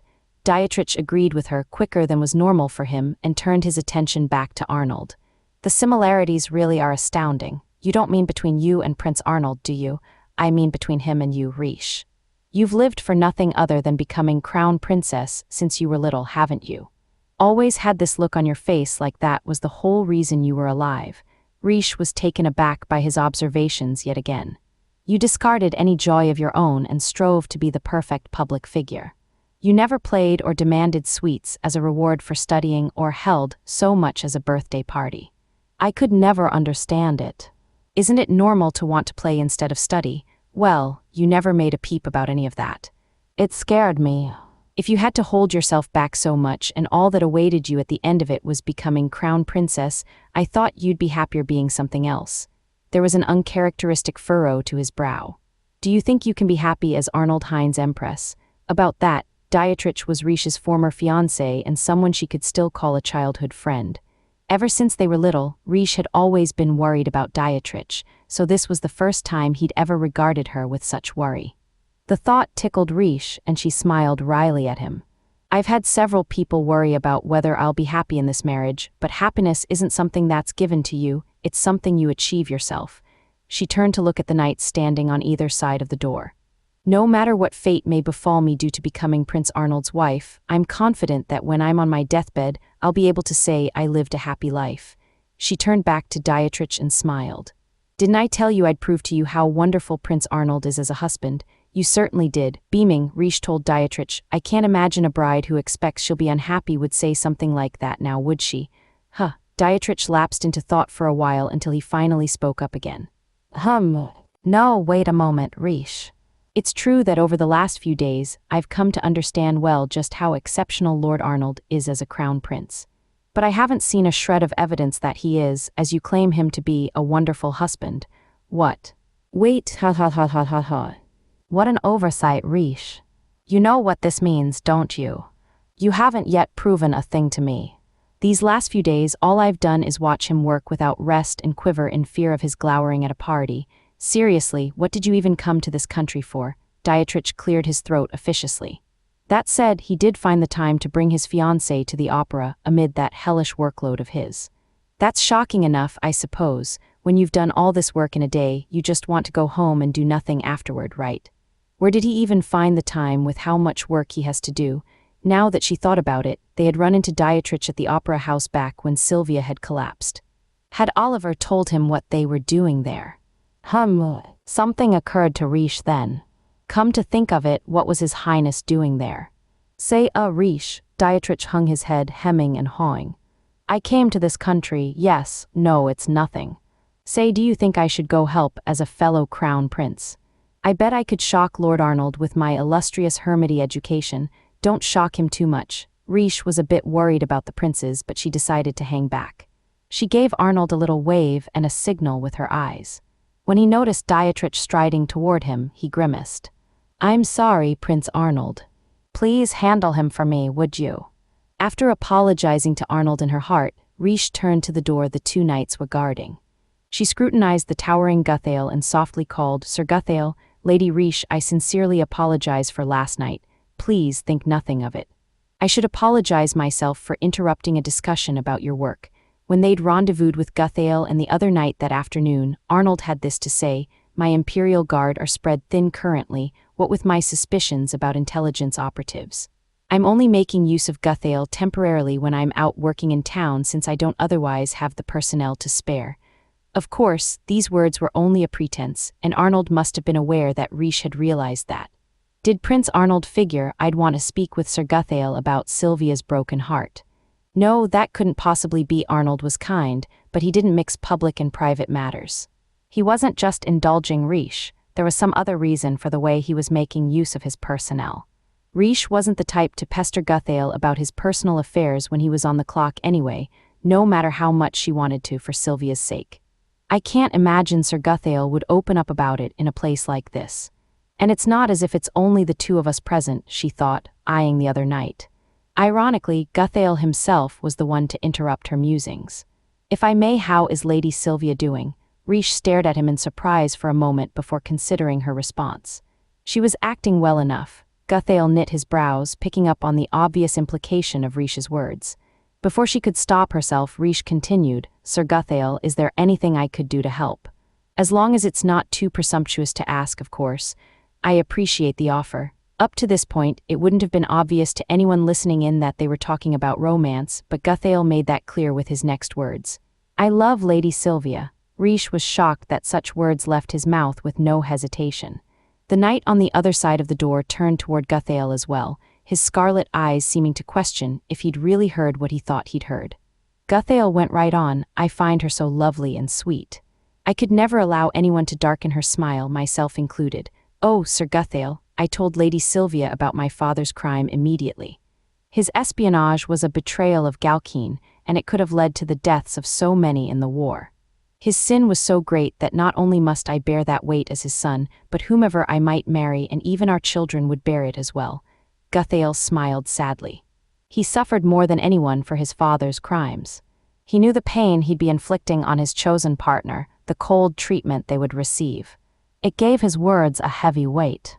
The pain on Lady Sylvia's face when I told her that I suspect she might be a war orphan herself. Goodness, I know Lady Sylvia is not the type to reject me for such a reason. But having me by her side may open the wounds in her heart. I may cause her even more suffering in the future. I simply cannot allow myself to cause her any pain. Reijou's mouth tightened. She didn't know what to say in a situation like this, and she was aware that she would be overstepping whatever she did say. Still, she told Guthail, Sylvia told me you never know which day might be your last. That alone caused Guthail to grimace. Each tiny change in his expression showed just how much he truly cared for Sylvia. So Reijou continued, I think she's exactly right. One's future happiness is important, surely, but she recalled the way Sylvia had trembled as the tears rolled down her cheeks. Is happiness you can grant at this very moment not just as important? Guthail started before falling silent. I'm sorry. I know this is just as hard for you. No, not at all. Any further meddling would just cause trouble. When someone made a decision about their own life, it was hardly an outsider's place to interfere. Hence, Reijou moved on to her next objective. I think I'll go get some fresh air atop the wall. Could I ask you to accompany me, Sir Knight? Certainly, my lady. Guthail hung his head deep in consideration. Reijou said nothing more to him, leaving the room with the other knight. The guard station was on the inside of the wall. A staircase led up to the top of the ramparts surrounding the city. Reijou sighed, enjoying the warm summer breeze as the sun set in the distance. From where she stood, she could relish the view over the streets of Galkeen's capital. She'd come here once with Arnold, but the location was off-limits to the normal citizenry. I have a question, she said to the knight accompanying her. He stood at attention. Anything for you, Lady Reijou. We're alone up here, so you can drop the night act, she told the red-eyed knight with more than a little exasperation.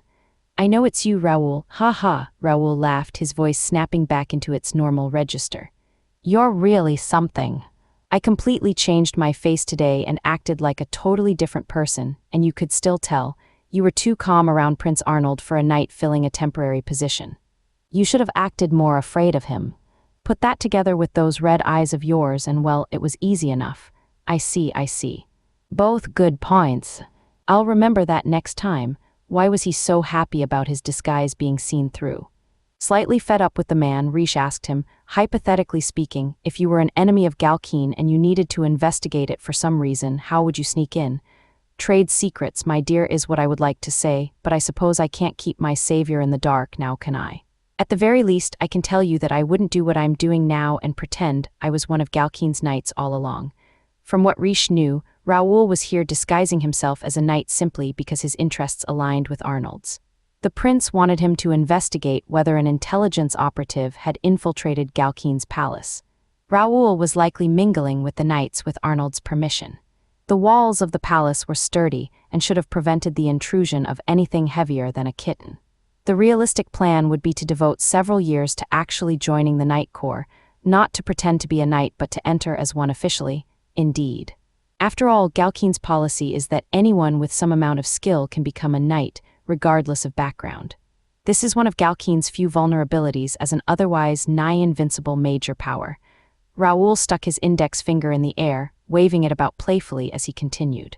Though I'm sure His Majesty is well aware of that little flaw in their defenses. For all Galkeen claims to value skill above all else, the upper echelons of the Knight Corps are all still nobles who have a very low chance of being spies from other countries. Sir Guthail's father broke that rule. That's why he was punished so harshly, to set an example. That's why infiltrating as a knight isn't really worth it. The only exception would be joining your Prince Arnold's Imperial Guard, since even a commoner can do that. So if I were a spy attempting to pose as a knight, I would do whatever I could to become one of your dear husband's Imperial Guards. Still, you'd need to know a fair amount about His Highness to use the fact that he'll let those of any background serve in his guard. As such, me being a foreign spy intent on infiltrating Galkeen in this scenario, I would not choose this method. There are other ways to obtain information from high-ranking officials and knights. Up to this point, Raoul's thinking matched Reijou's knowledge of him from her fifth life. And what other methods are those? Well, Raoul had been rather forthcoming until now, but he grimaced at this question. I shudder at the thought of your husband's quiet fury were I to discuss such a thing with you. Reijou cocked her head. Has Prince Arnold forbidden you to speak on the matter? No. It's nothing like that. Reijou just tilted her head further. She did have a vague idea of what he might mean by other ways. In her fifth life, there were secrets Raoul never spoke of with her.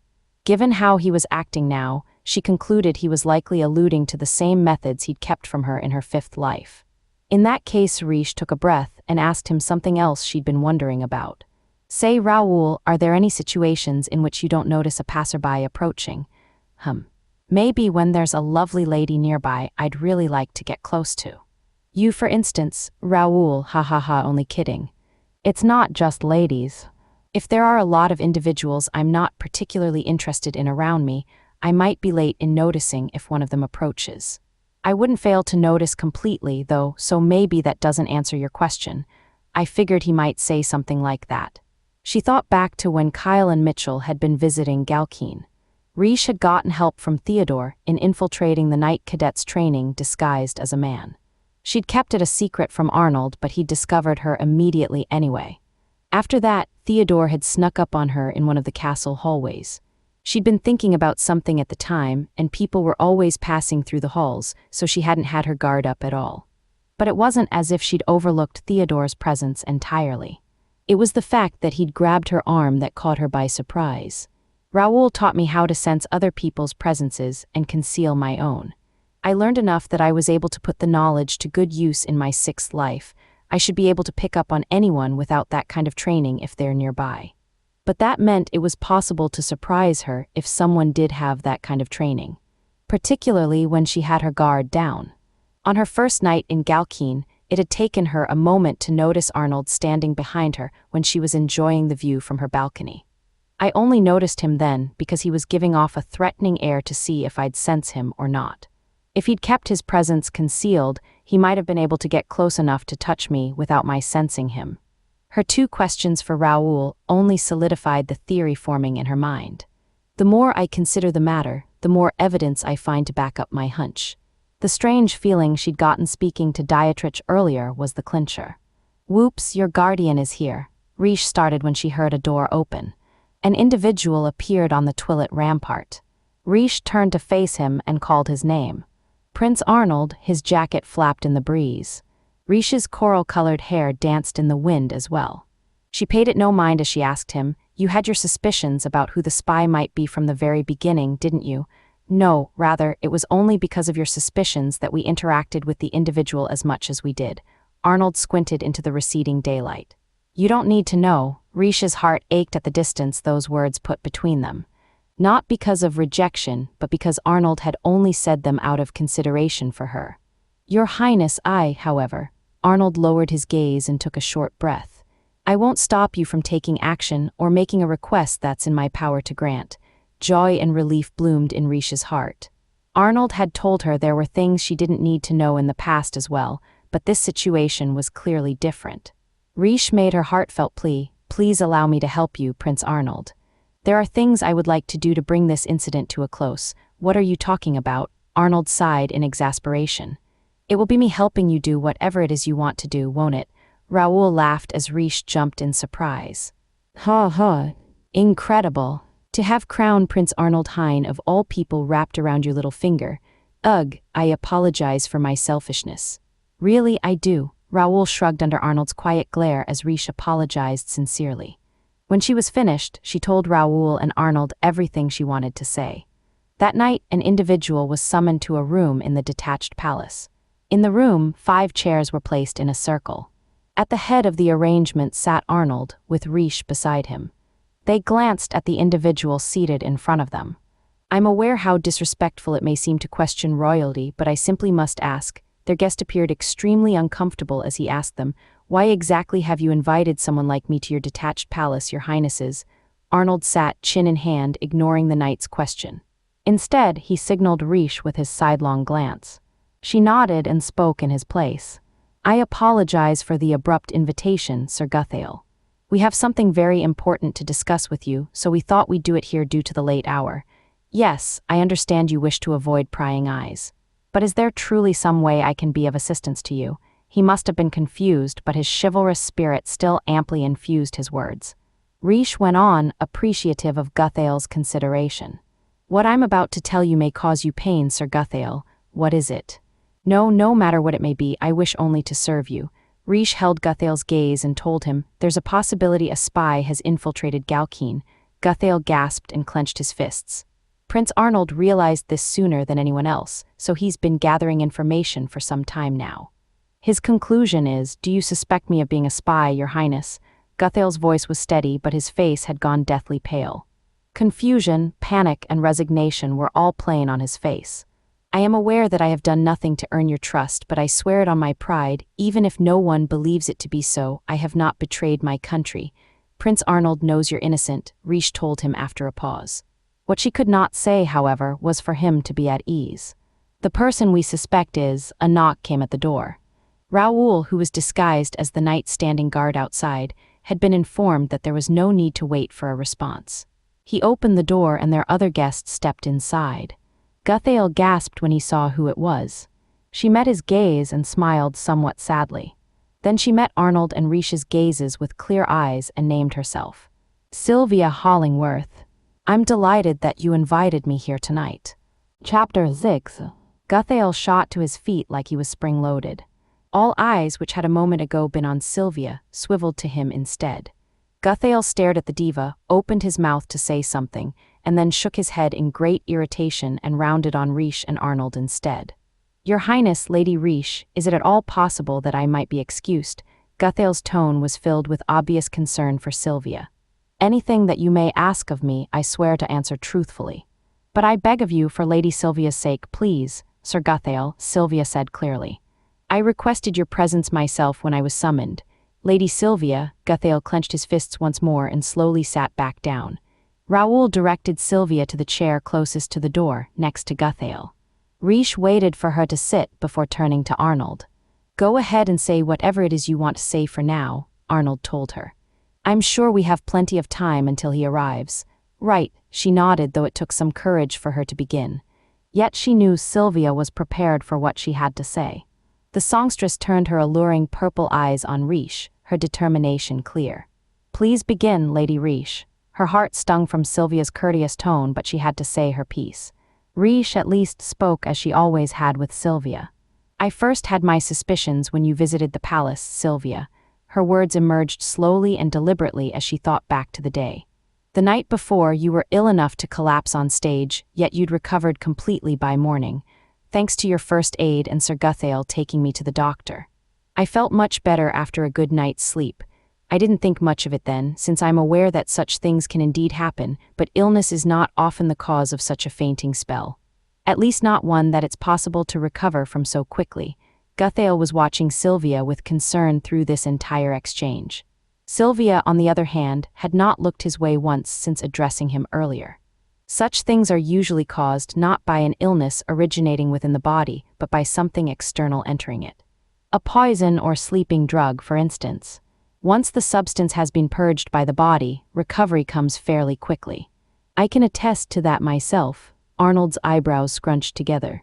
Reijou had been referencing her poisoning in the Holy Kingdom of Damana. Perhaps the same incident had crossed his mind. At that point, I tucked the possibility that you had been drugged in the corner of my mind, a reasonable enough conclusion. I've almost been drugged by overly passionate fans or rival performers on occasion. A fan would likely avoid the sort of timing that would lead to the show getting cancelled.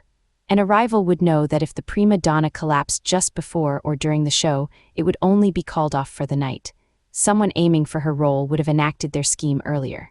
And though I don't wish to even consider such a thing, they would likely choose a poison with a longer recovery time. In truth, the opera planned to resume after only a few days off, with Sylvia still playing the lead. If the culprit was after her role, they had achieved nothing from their crime. I was still suspicious, so I observed the members of your troupe when I went to the theater to tell you about my artificial petals. I couldn't determine at the time whether anyone there had drugged you, but I learned something else. Reijou stared Sylvia in the eye and said, "You can conceal your presence, can't you, Sylvia?" Sylvia lowered her head, saying nothing in response. Instead, Guthael spoke up. I apologize for interrupting, but what do you mean by that? You yourself noticed Reijou's capabilities, did you not? Arnold said to the knight. When you approached the gazebo last night, I wasn't the only one to sense your presence. Reijou did as well, even though we couldn't possibly have heard your footsteps amid the rainfall. Guthael swallowed, then murmured, "It wasn't just my imagination then. I did feel two pairs of eyes on me in the darkness. He's quite skilled as well. It's hard to pick up on things like that when it's raining." Arnold leaned back in his chair, continuing unhurriedly in Reijou's place, even dozing in a carriage. She'll wake up if I so much as reach for her. So long as you're not trying to hide from Reijou, she will most likely notice you. Hence her suspicion. Reijou had told Arnold everything beforehand. She nodded and explained to Guthael, "There was a moment at the theater today when I was unaware of Sylvia's presence. I couldn't sense her until she embraced me from behind. Because Sylvia was hiding her presence, Reijou could only assume. The diva probably hadn't meant anything by it. She may have even done it unconsciously, out of a simple desire to surprise Reijou. But when combined with the other things Reijou was already considering, even Sylvia's harmless prank became unavoidably suspicious. Her head still bowed, Sylvia said, "It's exactly as you say, Lady Reijou." Guthael spoke up to defend her. "But surely that's not enough to suspect Lady Sylvia. Sir Guthael, it's..." Reijou hesitated to continue in front of the knight. Seeing right through her hesitation, Sylvia smiled sadly. "Please continue, Lady Reijou, or would you prefer if I said the rest?" "It's all right, Sylvia." Reijou wanted to avoid making the songstress say it herself above all else, so she pressed on. "There are several different ways to obtain intelligence. For instance, infiltrating the target location and obtaining it yourself. Raoul's disguises were a great example. In Galkeen, however, only members of the nobility could become high-ranking government officials and knights. Just as Raoul had explained up on the town ramparts, it would be difficult to make use of this method in Galkeen. There's also the option of obtaining the intelligence from someone who already has it. Even if you can't become a noble of Galkeen, you can befriend one. This method often employs female operatives. Arnold finished for her. He was probably being considerate in his roundabout way, not wanting Reijou to have to utter it herself. Raoul had avoided discussing the same thing up on the town walls. She recalled the matter being kept from her in her fifth life as well. Guthail furrowed his brow and closed his mouth, considering this. Sylvia's head was bowed, her expression unreadable. But Reijou knew that she'd wanted Guthail to be here for this part of the conversation. Plenty of people have heard the rumors of the songstress Sylvia and her many lovers. She had laughed those rumors off, saying it was all for the sake of her singing, but what if there was another reason? For instance, what if she used her reputation as a free-spirited beauty to get close to important figures in various countries to obtain intelligence? You suspected her from the start, right, Prince Arnold? That's why you made time in your busy schedule to take me to the opera that night. As always, the motivations behind Arnold's actions were surprisingly complex. The day Reijou and Arnold met, he had been present in Hermity not for simple diplomatic relations, but because he was investigating the possibility of a malicious entity targeting Galkeen. Since he had long suspected espionage, he was naturally wary of the opera troupe coming to Galkeen. He likely had his eye on Sylvia herself at that point. Reijou thought back to the discussion they'd had immediately after taking their seats at the theater. "I didn't know Sylvia was the star of tonight's show. It's been so long since I've heard her sing. I'm really looking forward to this. You've seen the leading lady perform before." Arnold had paused thoughtfully after Reijou mentioned Sylvia's name. Perhaps he was reacting to Reijou's ignorant praise of the very individual he suspected of espionage. "I heard what happened the next day from Oliver, who was informed by Theodore." Arnold was talking about the day Sylvia had come to thank Reijou. There aren't many people who would visit a foreign country's palace without even making an appointment. It's particularly strange for a member of a renowned opera troupe to be unaware of such etiquette. It's hard to imagine she had any motivation other than using the pretext of her rescue to get close to an important individual in this country. Guthail pressed a hand to his forehead and took a deep breath. "There was something I found strange when I was escorting Lady Sylvia home under Prince Theodore's orders. I could sense someone observing her from afar." Sylvia raised her head and peeked up at Guthail. Their eyes finally having met, Guthail said apologetically, "It wasn't an unknown entity but a Galkeen knight watching you. I couldn't decide whether to tell you or not since I didn't want to scare you, so I merely protected you without speaking up. I still feel terrible about it. That's why you took me all the way back to my room." "Of course," Guthail said firmly. "At the time, it was my duty to see you home safely without causing you any undue stress." Tears welled up in Sylvia's eyes. She hurriedly hung her head to hide them. It surprised me to hear you say something like that, but I'm sorry." Sylvia was trying to smile, but it was obvious to anyone that her voice was trembling. "You understand now, don't you? I'm a spy who was ordered to infiltrate Galkeen. That's the only reason Sylvia." Reijou called her name to prevent her from saying something she didn't mean. "I'm sure Sir Guthail understands that that's not the reason you got close to him." "What?" Reijou glanced at Guthail, who nodded, a serious expression on his face. "It's just as she says, Lady Sylvia. I confided in you about my father on the second day we were able to meet. Do you remember? I haven't forgotten. Not a single thing about that day. It should have been amply clear to you then that the people of this country do not trust me. That I possess no intelligence worth stealing. And still you had eyes only for me." Sylvia quivered, her expression like that of a lost child. Even Reijou, who was naive in the ways of love according to Theodore, could easily tell that Sylvia's feelings were real. It was Sylvia herself who had requested Guthail be present at this gathering, even though she knew her crimes were likely to come to light. Moreover, that was why Guthail had asked that he be allowed to leave. Please tell us, Sylvia, Reijou said softly. You might have been a spy, yes, but that's not the full story anymore, is it? I beg your pardon, you're not working for the entity ordering you to gather intelligence anymore. You're trying to quit being a spy and run away, aren't you? Sylvia gasped. Otherwise, I can't understand the reason you collapsed on stage. Although that's with the assumption that your illness was caused by a drug or poison. As long as that assumption was correct, it paved the way for several other conclusions. It's very dangerous for a spy to try to leave their organization, is it not? I've heard the organization is basically forced to kill them to prevent any of their secrets from getting out. My guess is that you showed some indication of wanting to leave the business and you were drugged as a warning. Aye, Sylvia was starting to panic. It was such a stark difference from her stage persona that the sight was almost painful. It was also convenient for your organization that you collapsed there. The knights performing security were bound to come to your aid. And they knew that if they scared you, you might change your mind and pursue a relationship with the knight who helped you, which would benefit them. Even better, the knights providing security that day were not just any ordinary knights, they were Prince Arnold's Imperial Guard, there to escort the two of us for our visit. Their visit to the theater hadn't been concealed at all. The people Sylvia worked for would have been able to find out that they were in attendance. If she was drugged that day and the show was cancelled, Sylvia would have realized that was a warning. Arnold's Imperial Guard would have come to her aid. If Reijou hadn't involved herself and given instruction to those on the scene, one of the Imperial Guards would have attended to Sylvia, providing her with a connection to that individual. It was a great opportunity for her employers to obtain information on the Crown Prince and Galkeen's Knight Corps. Prince Arnold anticipated even that. The situation that day had in fact been slightly unusual. It wasn't just Prince Arnold's Imperial Guard providing security at the theater. There were knights from other units there too. Arnold had treated it as an initial step toward expanding his Imperial Guard. Reijou had taken that to mean that he wanted more fighting power to go up against a powerful foe in the future, but that wasn't the only reason for the extensive forces present at the theater that night. Prince Arnold predicted that if he made a show of attending the theater, the spy would try to contact him or one of his Imperial Guards. That's why he had additional knights on security. And all of them fit his criteria of skilled individuals who, for whatever reason, were not given an equal chance.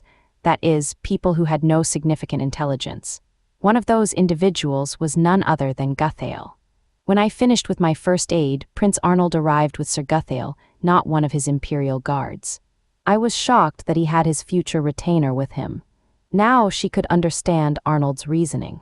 He had to make sure whoever escorted Sylvia and became her savior was not one of his Imperial Guard. That's why he brought Sir Guthail, someone who was never given any important work to do as a knight. All this happened because the theater and the troupe were informed that Reijou and Arnold would be in attendance. Prince Arnold has never liked bringing attention to himself in public venues. I should have questioned why we didn't attend the show incognito that night. Not only did we attract the attention of every noble in attendance, but he also had to mobilize his Imperial Guard to provide security. It would have been more like him to attend in secret. Reijou glanced over at Arnold, only now considering all these things. He seemed as uninterested in these proceedings as always, and just as beautiful. I still don't understand him nearly well enough. In the first place, Reijou's hushed admission that she wanted to go to the opera had been in response to Oliver bringing the subject up in small talk. It was possible he'd let it slip inadvertently since he was investigating the opera troupe with Arnold. Lamenting her inability to pick up on any of this sooner, Reijou continued, as Sir Guthail said, Prince Arnold's Imperial Guard were watching you, Sylvia. They were also protecting you. They were. From what I've heard, you were approached by people who intended you harm 4 times over these last few days. In the second incident yesterday, the knights even engaged the individuals in question. Sylvia went pale when she heard that, and Guthail scowled. This afternoon, when Reijou and Dietrich had accompanied Arnold on his work, the knights escorting them had been Guthail and Raoul in disguise. Reijou had been told that Arnold didn't have enough personnel due to his espionage investigation, but it wasn't because he had his men spread thin searching a wide area. Arnold and Oliver had already narrowed their suspects down to Sylvia alone, so Arnold's knights were busy observing and guarding her. I was surprised that he wanted to accompany me to the theater today, but it was because he was worried about dangerous individuals and maybe another spy in Sylvia's troupe. Tell me, Sylvia, Reijou said softly. The diva only trembled in response. If you didn't seek out Galkeen's secrets, you'd be killed. But you were resisting those orders even before you met me and Sir Guthail, weren't you? Hence Sylvia's poisoning. No, Sylvia frantically forced the words out. I have no such conviction. That should be obvious from how I shamelessly visited the palace the very next day and attempted to get close to you, the future crown princess. You'd just been through something frightening and had your performances cancelled. You must have been terrified. It doesn't surprise me that you gave up on escaping and went along with your orders instead. I even lied about falling in love with Sir Guthail, a knight. It was immediately obvious to you that Sir Guthail had no strategic purpose you could make use of, wasn't it? You had no reason to lie about such a thing. It wasn't Guthail whom Sylvia had opened up to about her feelings. She'd told Reijou about them. If she were lying for her mission, she could have told Reijou she was searching for a new love and asked to be introduced to a different knight. There was no need for her to cry and cling to Reijou about some false love she felt for Guthail. Arnold spoke up then. Reijou. That's enough, Prince Arnold. Sylvia and Guthail tensed at the crown prince's harsh tone. Any more is just a waste of time. Your concern won't change the facts. Reijou took a breath and said to Sylvia and Guthail, Prince Arnold made a promise to me. You haven't actually engaged in any espionage in Galkeen or stolen any intelligence. As far as Galkeen is concerned, you've committed no crime. Sylvia's eyes were wide with disbelief. Reijou had posed this request to Arnold, and though Arnold had been somewhat disgusted by Reijou's naivete, ultimately, he'd relented. But Sylvia, Reijou said, prompting a flinch from the songstress, this isn't the end. Sensing the ominous air in the room, Guthail spoke up on Sylvia's behalf. If I may ask, Lady Reijou, what do you mean by that? By attempting to leave her organization, Sylvia has betrayed their trust. I believe it's likely they've made their final decision about her. Prince Arnold dispassionately explained to Guthail, my Imperial Guard reported 2 skirmishes to me. The individuals in question did not seem to be there to issue a warning or abduct the target, but to kill her. I had no idea. Arnold's expression was as cold as ever. She's lost the trust of her organization. Even if she returns with valuable intelligence from this country, they'll simply take the information and dispose of her. You could put it a little more delicately, Reijou spluttered. She knew Arnold was kind at heart, but that kindness extended only to a few individuals. Prince Arnold's Imperial Guard are the very reason Sylvia has been able to stay safe these last few days.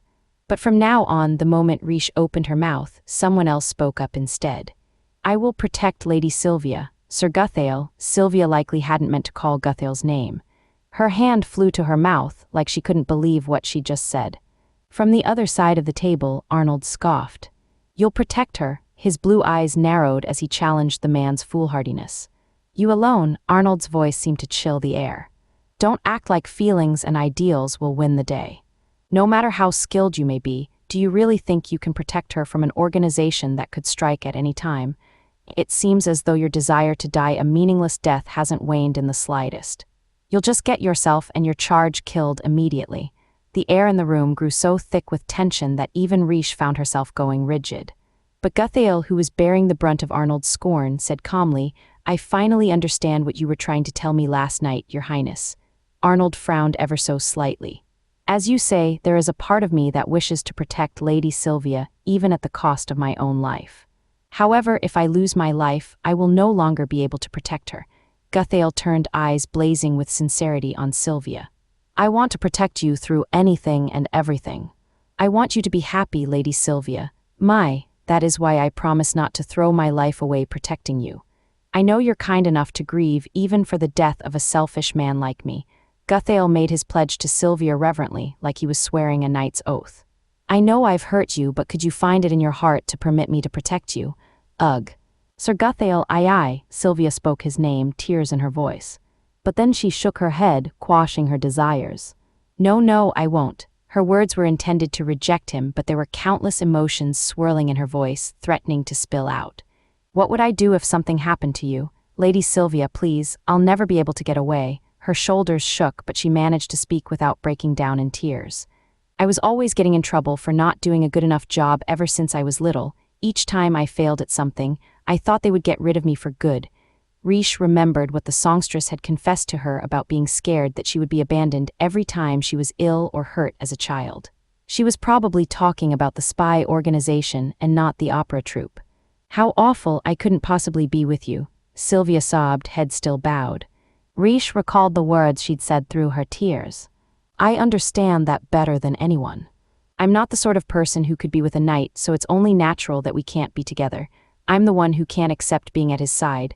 Reijou's heart ached for Sylvia until the voice of one who'd been silent this whole time cut through the tension-choked air. There is no need to despair, Lady Songstress. Raoul, disguised as a knight, had spoken up with a smile. Sylvia gaped at him as he stood by the door. After all, the people who do the legwork for an organization like this are valuable assets. No matter how skilled an operative may be, their public face, their identity, cannot be so easily revealed. Raoul told Sylvia the same thing he'd told Reijou and Arnold up on the ramparts. Only a few key figures of your organization should know your identity, Lady Sylvia. It's a necessary precaution to preserve your value as an asset. If it got out that the famous diva was a spy obtaining intelligence from key figures all over the world, they would never be able to make use of your talents again. That may be true, but who are you? Raoul smiled in lieu of an answer. He then turned to Arnold and said, Well, Your Highness, if you would allow me to make my report, the organization using Lady Sylvia's talents is of a mercenary nature.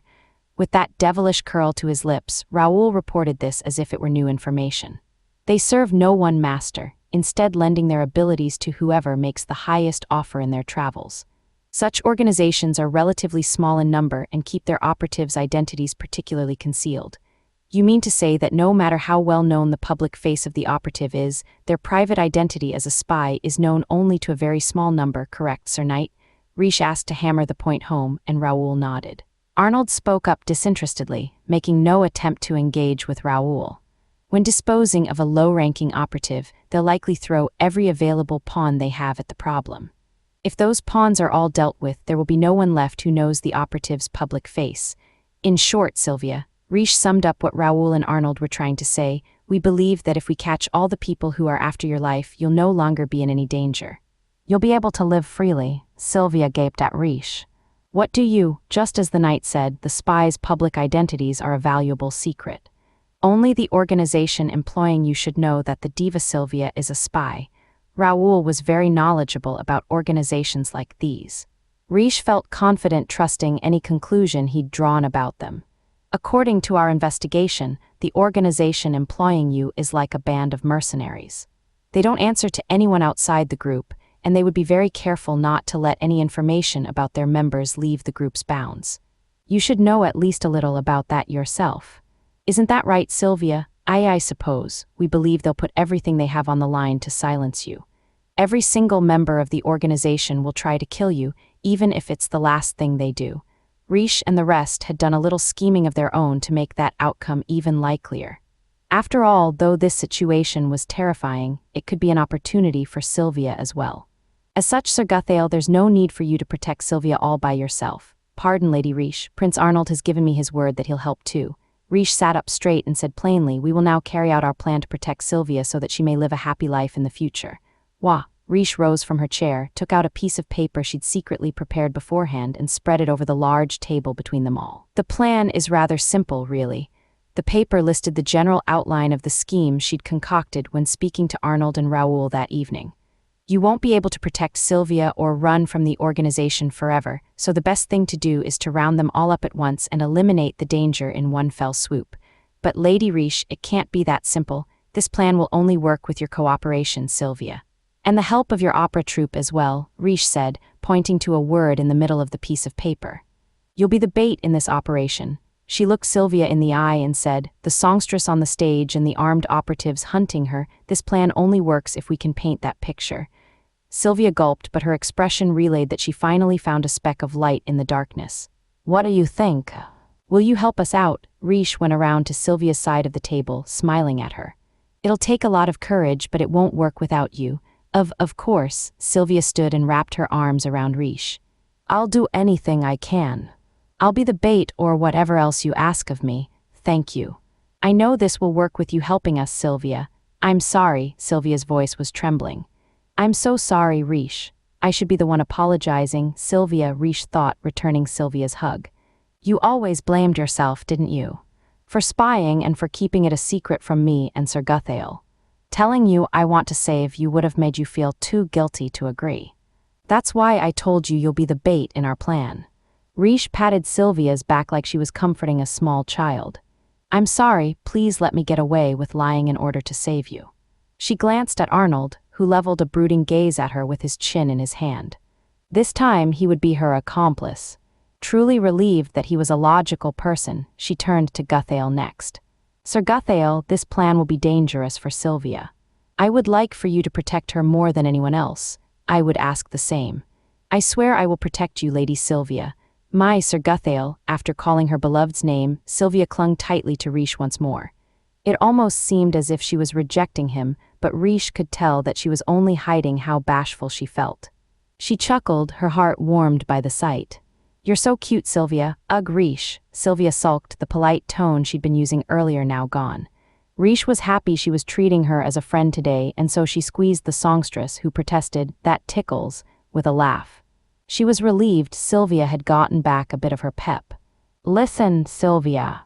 We'll have to ask the opera troupe for their cooperation as well. They don't know anything about my secret. I thought that might be the case. Reijou had had her eye on the members of Sylvia's troupe when she visited the theater, and Arnold had been observing them as well. Reijou had been surprised when Arnold said he'd accompany her to the theater, but he had already known that Sylvia was the spy at that point. He'd wanted to see with his own eyes if Sylvia made a move, or if anyone in her troupe appeared to be involved as well. Reijou hadn't found anything suspicious about the rest of the troupe, and she'd been relieved to find that Arnold had felt the same way. There's no need to tell them anything. It's just that the plan I'm about to share with you will involve them too. Reijou pulled away from Sylvia, who regarded her curiously, and told her, as the knight over there said, if we can catch all the people who know your identity, you'll be able to live a safe life from now on. We'll have to do a little work to make that happen though hesitant, Sylvia nodded. We'll keep the Imperial Guard on you for a bit longer. But if the situation goes on too long, it'll become a battle of attrition, which isn't a good situation to be in. I can't keep relying on you all like this, don't worry. The plan is simple and we'll be drawing the enemies to us. You mean to give the enemy the perfect opportunity to attack, Guthail surmised. Exactly. We must prevent them from realizing that we're luring them to us and give them a perfect moment to attack, at which point we'll round them all up at once. It wouldn't be as simple as Reijou made it sound, of course. The enemy would no doubt be on guard for this type of trap. Guthail seemed worried about that very thing. It will have to be quite the plan to actually lure them out, won't it? Yes. That's why we need the help of the troupe. Sylvia and Guthail gave her identical dubious stares. Isn't that right, Prince Arnold? On the other side of the table, Arnold sighed in response to Reishu's smile. We'll tighten our security until we must strip it away at the right moment. If they have no other chance to strike, they'll be sure to act then. But, Your Highness, won't the enemy be wary of the knight's sudden absence? If they didn't have some reason they couldn't remain near her. Oh, Sylvia and Guthail came to the realization together. That's right. The one moment the diva's tight security must wane. The only time the knights would not be able to be at her side. You mean during a performance, Sylvia murmured. Reijou beamed. I do indeed. What's more, everything around her will be dark, the only light on the performer on stage. You can't bring weapons into the theater. It'll be more convincing if there's a simple inspection at the door instead of foregoing one altogether. We'll want to give the impression that it's done on paper, but is really just a formality in practice. Either way, spies will have the skill to sneak their weapons inside. Reijou had Sylvia sit back down before she returned to her own chair. Next to her, Arnold was scowling as usual. The small team of Prince Arnold, Sir Guthail, and myself will protect Sylvia and apprehend the intelligence agents. Once again, thank you for agreeing to my plan, Your Highness. Arnold sighed and eyed Reijou indifferently. I'm so glad His Highness went along with my selfishness, but it should benefit his investigation to apprehend all the spies as well. What Arnold was ultimately after was the entity trying to do harm to Galkeen. He was of the belief that this entity was involved in both his invitation to the party, where Dietrich broke off his engagement with Reijou, and Fabrania's counterfeiting scheme. Sylvia's organization was likely involved with this entity as well. Reijou met his gaze and he offered a disgruntled reply. Do as you like. It was a bit strange to think that he trusted her so much, but it made Reijou happy nonetheless. She faced the table once more and told everyone assembled, the performance will be 5 days from today, on the 29th of the 7th month at 7 in the evening. Guthail and Sylvia watched her nervously. Now let's commence preparations for the operation. After their strategy meeting, Guthail escorted Sylvia back to her lodgings. Arnold's Imperial Guard continued to covertly watch over her as well. Even Raoul's hunters were on the job, so her defenses were impeccable. Feeling relieved, Reijou walked through the halls of the palace with Arnold. You know, as the summer insects chirped around them and Reijou's dress flapped in the breeze, she said, Sir Guthail's mindset has really changed a lot. His current mindset is only obvious. I would never trust a knight with lofty ideals and no desires, Arnold said flatly. People with strong desires are the most likely to survive in battle and thus make the best soldiers. If strong fighters have strong desires, then, Reijou studied him and wondered, where are yours, since you say you don't desire anything? She kept the question to herself, however. Ah, right. Allow me to thank you again, Prince Arnold. For what? For believing that Sylvia wanted to quit her spying. Arnold's expression was as cold as ever. I believe nothing. I just put together the information available and determined it was a likely possibility. All the same, if Sylvia had been an enemy of Galkeen, Arnold would have had to eliminate her, yet he was going along with Reijou's selfish desire to save her instead. Reijou's plan wasn't without its dangers, though. I was only able to create such a plan because of your help, Prince Arnold. I plan to fight as well, but I know that you'll never lose to anyone with your skills, she said, her eyes positively sparkling. Arnold loosed a quiet breath. Are you sure you don't put too much trust in me? What reason would I possibly have to doubt your skill? The prince only frowned in response. But you have faith in me as well, don't you, your highness? The thought brought a grin to Reijou's face. Arnold likely hadn't anticipated Reijou and Sylvia growing close. In the 2 months or so that Reijou had been in Galkeen, she'd come to know many of the country's secrets, even a few that would spell the end of Galkeen if leaked to another country. Regardless, when Sylvia collapsed at the theater, Arnold had allowed Reijou to go to her aid immediately. He'd also said nothing to her about her striking up a friendship with the songstress. He may have even kept his suspicions about Sylvia from Reijou to avoid hurting her. In addition to considering her feelings, he trusted her not to reveal any national secrets to Sylvia. Arnold had merely watched over the two of them without interfering. The thought warmed Reijou's heart. Oh, but Reijou stopped, remembering something. I'm sorry, Prince Arnold. I did open up about one secret to Sylvia. You did? Arnold stopped as well, turning back to cast a disbelieving glance at Reijou. What did you tell her? A lamp affixed to a pillar in the hall illuminated Reijou's hot cheeks. I told her that you and I, yes, her face was flushed with embarrassment, but she had to apologize for betraying his confidence. Even as the shame overwhelmed her, Reijou confessed her crime. That we kissed just once, she could only assume that Arnold was staring at her in exasperation. She didn't know for sure because her eyes were squeezed shut, not brave enough to meet his gaze. After several seconds of silence, when her shame became nearly unbearable, Arnold finally spoke up. However, as soon as he started, he immediately fell silent. He didn't seem to be angry. Was the awkward air between them just in Reijou's imagination? Does he feel bad about it? Reijou raised her head and blinked. Their kiss in the chapel had taken her completely by surprise. She'd been shocked and confused, having no idea why Arnold would do such a thing. She had also felt that he seemed oddly practiced at the act, which had weighed on her mind afterward as well. Had there been some deeper meaning behind even that event? What's so funny? Arnold asked awkwardly when Reijou covered her mouth to stifle the giggle. It was rare for him to be bothered by something like this. I just found your expression kind of cute, Prince Arnold, Reijou said with a grin. Arnold simply scowled, as though she were utterly incomprehensible. It probably bothered him, but Reijou smiled all the same. Come on, let's go, Wait, Prince Arnold. Arnold strode off and Reijou hurried to return to her place at his side.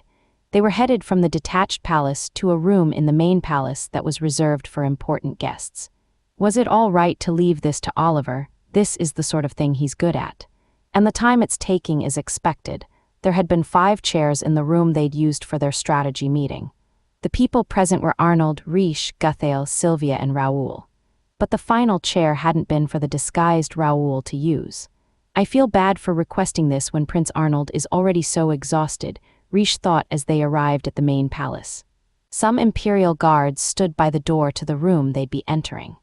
Greetings, Your Highness. Lady Reijou, what's the situation inside? No one has left. I imagine they're still talking, the prince huffed in annoyance. Reijou smiled wryly, tugging on Arnold's sleeve. Shall we? Arnold gave a nod to one of the knights who opened the door. At which point, that is precisely why. If now is not the time for Justice's loyal servant, Hermity's crown prince, to act, then when is? An over-enthusiastic voice boomed into the hallway. On the receiving end was Arnold's attendant, Oliver. Ha ha ha. You have just as much energy as always even at this late hour, Prince Dietrich. Reijou narrowed her eyes at her childhood friend and former fiancé.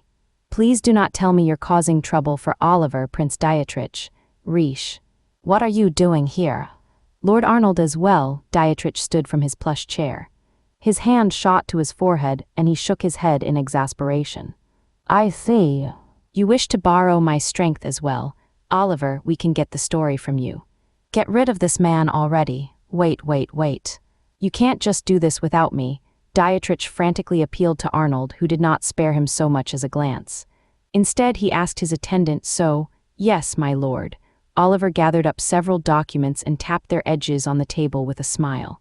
As you suspected, Prince Dietrich is also here regarding the espionage organization. Ugh, Dietrich covered his face with his hands, sobbing dramatically. Reijou found the sight downright bizarre. She gently asked Dietrich what happened with Oliver. Nothing happened. This man simply started paying me compliments with a bright smile on his face, and I thought, why, he certainly has just the discerning eye I would expect from the attendant of Galkeen's crown prince. And then all of a sudden I was confessing everything. Just what exactly happened? As Dietrich sobbed and wailed, Arnold peered down his nose at the man like he truly couldn't care less. This wasn't supposed to happen. I was planning to reveal the weighty secret in a cooler way. Oh, that's quite unnecessary. Please don't worry about such a thing. I had my suspicions from the start. Pompous act or no, we were obviously going to question you. Dietrich deflated, sniffling after Reijou and Arnold's 1-2 punch. With a sardonic grin, Oliver comforted the foreign prince. Now, you two. We just had a very fruitful conversation. After all, the prince's actual circumstances did differ a bit from our external suppositions. Oliver. You really are a good guy. Hey. Keep your hands off my attendant, Arnold barked. Reijou sighed as she watched Dietrich cling to Oliver. At the guard station today, Dietrich had been about to reveal something to Reijou. He had likely wanted to discuss this but had rethought the moment to get the cooler reveal he desired. Prince Arnold always suspected he might be involved. It wasn't just the party where Dietrich had called off his and Reijou's engagement. Before summoning Sylvia to the detached palace, Reijou and Arnold had had a conversation about Dietrich as well. The spy organization is obviously involved in your ex-fiancé's trip here as well, Arnold had set up on the ramparts that evening. He made it seem like he was here out of concern for your engagement to me, but it's no coincidence that he was at the theater that night. It does seem likely, doesn't it? Dietrich's illogical actions were an everyday occurrence for Reijou, who had witnessed a whole childhood's worth of them. To Arnold, however, his presence at the theater was just the cherry on top of the suspicions he already held since the party in Hermity, which meant Dietrich was another matter requiring investigation. It was impossible for Arnold to think Dietrich might only be there to see the opera. But Prince Arnold, after that exchange, they'd opted to leave Dietrich's interrogation to Oliver. After all, just as Arnold said, it was something he excelled at. Why the delay in schedule, Oliver? Reijou asked him. Well, you see, it was the intelligence organization I wished to ask about, but I thought I might get the prince to confide in me with a bit of reminiscing on the past first. He had much more to say than I expected. Goodness, you certainly went above and beyond then. This, too, Arnold had anticipated. It was possible that he'd had Oliver engage in such interrogations in the past as well. In listening to his reminiscences, however, I got a good idea of the prince's thought processes. Also, I must say, I imagine Prince Dietrich's coup will fail. Hold on a second, Oliver. I told you that was a secret, didn't I? Prince Dietrich, we're all aware of your planned coup, so could you hush for a moment? What? Dietrich was shocked by Reijou's words, but she didn't feel like going into the details for him. And Arnold was focused entirely on his conversation with Oliver. I don't care about the details. You got what we need from him, yes. An operative from the organization contacted Prince Dietrich a little over a year ago, in the 3rd month last year. Does that ring any bells, Lady Reijou? A month later, Lady Mary entered the academy as a scholarship student. That would be Prince Dietrich's current fiancé. Dietrich's face went white at the mention of Mary's name. Wait, Mary has nothing to do with those villains. We're aware of that. Lady Mary was likely only used for this one incident. Considering her family's financial troubles, it's hard to imagine she's been employed as a spy for a long time. If she were a member of the organization, she would be adequately compensated for her work at the very least. Reijou highly doubted she was after information from Dietrich. It was obvious even to foreign powers that Dietrich was not heavily involved in his country's political affairs. Oliver nodded. I agree with Lady Reijou's assessment. It's likely that the organization was after Prince Arnold from the start, not any intelligence from Prince Dietrich. It's possible they facilitated Lady Mary's enrollment into the academy and encouraged her to seek a marriage with a royal or noble she would meet there. Of course, all the sons of prominent families would already have been engaged. The organization didn't have to specify an individual, and there was only one option likely to act so boldly as to break an engagement. All eyes in the room landed on Dietrich, who was pleased as punch by the attention. I assume Lady Mary approached Prince Dietrich and then used the methods suggested by the organization to falsify my crimes against her, Reijou said. Prince Dietrich fell for it and resolved himself to condemn me. He is a rather straightforward thinker, so it's likely the organization would have foreseen all of this. Please don't make such a face, Prince Arnold. Despite it all, he really is a very upright person. His one-track mind and tendency to get the wrong idea about things are flaws, though. Again, Dietrich appeared rather pleased with himself. Arnold clicked his tongue, deciding to simply allow the conversation to progress. Assuming the organization's goal was not intelligence from Prince Dietrich or his breaking off our engagement, but Prince Arnold's traveling to Hermity, it was a rather roundabout plan. Still, with organizations like this, plans that took several years to come to fruition were a regular occurrence. Since this one only took a little over a year, it could even be said to be a faster-moving plot. Aw, damn that organization. Making use of me is bad enough, but Lady Mary too. She has an even purer heart than I. But we will not give in to their machinations. Yes, at first, Mary may have had such an objective. But the love we foster between us now is true. A suspicious entity attended a party in the 3rd month last year calling himself an official from Hallow Rasha. Hey, Oliver. Weren't you going to listen to what I had to say? Prince Dietrich seems oddly attached to Oliver. Reijou saw why Arnold had been so confident in his attendance abilities. Oliver briskly continued. The individual approached Prince Dietrich and suggested holding a coup d'état sometime in the near future to him. Isn't that right, Your Highness? Dietrich nodded reluctantly. The desert nation of Hallow Rasha, King Zahad's country. If the spy named himself an official of Hallow Rasha, however, the country is likely uninvolved. No self-respecting schemer would reveal their true allegiance so readily. Hallow Rasha was a great nation. It was currently friendly with Galkeen, but in the future, it would become one of the few countries able to fight back in Arnold's war. If the organization's goal was to weaken Galkeen, they may have told this lie to cause the relationship between Galkeen and Hallow Rasha to deteriorate, should their plot come to light. For them to go so far to bring Prince Arnold to Hermity, Reijou recalled the bandit attack on their way back to Galkeen. Their carriage had been attacked and Arnold's knights wounded, the attackers' weapons coated in a numbing poison. At the time, Reijou had concocted an antidote to the drug. The reason he had his knights withdraw and fought with the assailants himself was because he already suspected something more behind that attack. Arnold had a tendency towards self-sacrifice. That bad habit was probably the main reason why he had fought the attackers off himself. But he was likely also concerned that the bandits were really intelligence operatives who had undergone special training. Even that bandit attack was a possibility Arnold had already foreseen. To move between Hermity and Galkeen, you have to travel down a small, rarely used road. As a result, you're forced to travel with a small party, and His Highness's Imperial Guard is already a limited force within Galkeen. That small road was one of the reasons Hermity hadn't been invaded by Galkeen in the war, since it made moving an army difficult. Despite being Galkeen's neighbor, Hermity had been able to escape invasion for that reason, that and the fact that Galkeen stood to gain little from conquering the small nation.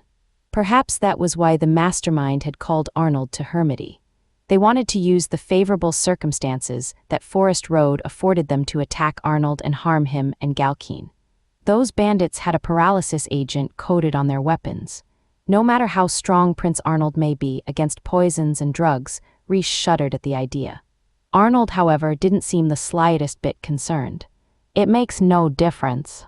What is poison going to do on a weapon that can't even graze me? I'm aware that a mere bandit could never get the better of you, Your Highness, but even so, Reijou still wished he would rely on those around him more. The anxiety she felt seemed like a contradiction, since she did have faith in Arnold's skills. Oliver then asked, "It was also this so-called Hallow Rasha official who advised you to break off your engagement with Lady Reijou, was it not, Prince Dietrich?" No, I wasn't compelled to the decision. I did what I did out of a sense of justice and for the sake of my beloved Mary." "Shut up. Stop talking, Eep." Arnold spat the words out before accepting a document from Oliver and skimming its contents. Reijou tiptoed to try to see it as well, and noticing this, Arnold lowered his hand. She thanked him, and they read through the document together. Dietrich started pacing around them restlessly. "Say, Lord Arnold, shut up. Don't talk to me, Urk." Reijou then, when Dietrich went to Reijou for help, Arnold looked at him like there was nothing that could possibly annoy him more. "If you're going to bother Reijou instead, then I'll listen." "Oh. You will?" Dietrich's face lit up, after which he hung his head before saying hesitantly, I heard from Oliver, you see. You're planning to use the songstress Sylvia as bait to capture the evil organization that bamboozled me, are you not?" They had agreed beforehand not to tell Dietrich of Sylvia's involvement with the spy organization. What Oliver had told him was likely along the lines of, "Sylvia is a willing collaborator in our plan to apprehend the spies. It's just, a crown prince must be daring and cool, right? He must stand in the spotlight and shine more than a normal civilian. He's a crown prince after all, what are you trying to say?" In other words, after a great show of hesitation, Dietrich finally said, "Rather than a frail songstress, it should be a mighty figure such as myself who fills the dangerous role of the bait in your plan." Oliver gaped at Dietrich. Arnold eyed him, expressionless as ever. Regret flashed across Dietrich's face, but he continued, "It's a frightening task to be the bait, is it not? It's cruel to ask such a thing of a mere songstress. Me, on the other hand, well, I'm always steeled for such a thing. I am a proud crown prince, I did think it was a bit strange. I was supposed to meet with someone yesterday, but they never arrived at the rendezvous spot. I was even waiting with a cloak on, looking rather cool and mysterious if I may say so myself. Ever since I've gotten the faint sense that maybe I was being deceived. No, I foresaw all this from the very beginning. Yes, I always suspected a mysterious entity might have their sights set on Galkeen, which is why I came all the way here to warn you. All this to say, if you have need of me, I would gladly take on the role of the bait myself." Dietrich was very obviously trembling with fear, yet he made this declaration all the same. "Wow, Prince Dietrich," Reijou said, shocked by his courage. "Unfortunately, you have no value as bait." "What?" His legs almost gave out from under him at Reijou's unflinching assessment. "It was likely no more than a grunt of the organization who contacted you, Your Highness. You have no information the organization would kill you to protect. That's all my life is worth." Dietrich seemed to be taking it rather poorly, but if anything, this was good news for him. The same can't be said for Sylvia, though. As someone who's worked for the organization since childhood, even if she's a low-ranking member, she simply knows too much. That was why they were after her life. And as her friend, Reijou wanted to protect her no matter what. "Not to worry," Oliver interjected. "As a matter of fact, your life is absolutely in danger as well." Oliver, that's right. The organization's instructions for Prince Dietrich went something like this: the evil empire of Galkeen must be stopped as soon as possible. As the Prince of the Crown Princess's homeland, we would like you to contact Galkeen's royal family. The meeting place on the prince's first day in the country was specified as the theater. You've got it all wrong." I doubted their words, of course I did. I thought, is Galkeen truly as bad as they say? Thus I, the Crown Prince, came all the way here to see it for myself. As Dietrich flailed, Reijou shot him a glare full of reproach. She hadn't forgotten the disparaging words Dietrich had flung at Arnold that night. Dietrich only flailed harder under her piercing glare. Regardless of what your true intentions may have been, just as the organization planned, you not only met with us but also accompanied Prince Arnold on his work for several days afterward. Huh. Wait. Do you mean to say you didn't allow me to come observe your work out of the kindness of your heart? In the organization's eyes, it may have seemed like you were making good progress communicating with Prince Arnold. However, just a short time ago, a carriage of Prince Arnold's Imperial Guard headed for the hotel where you were staying. Isn't that right? Dietrich's jaw dropped. What do you mean? In other words, I imagine the organization concluded you attempted to do some spying on Prince Arnold and failed magnificently, only for the Imperial Guard to cart you off for your apparent crimes. What? Will you be quiet? Quit making so much noise, Arnold snapped. No matter how much Dietrich despaired, the situation was unlikely to change at this point.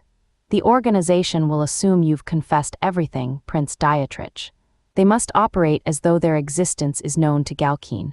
While Reijou hadn't given the shocked Dietrich the full story, his situation should have been clear enough to him by now. Sylvia spied on important figures all around the world, but Prince Dietrich and Lady Mary were only involved in the organization's schemes against Galkine and Prince Arnold. Even if Sylvia were captured by Galkine, she would only confess to the same sort of spying she'd done on other nations.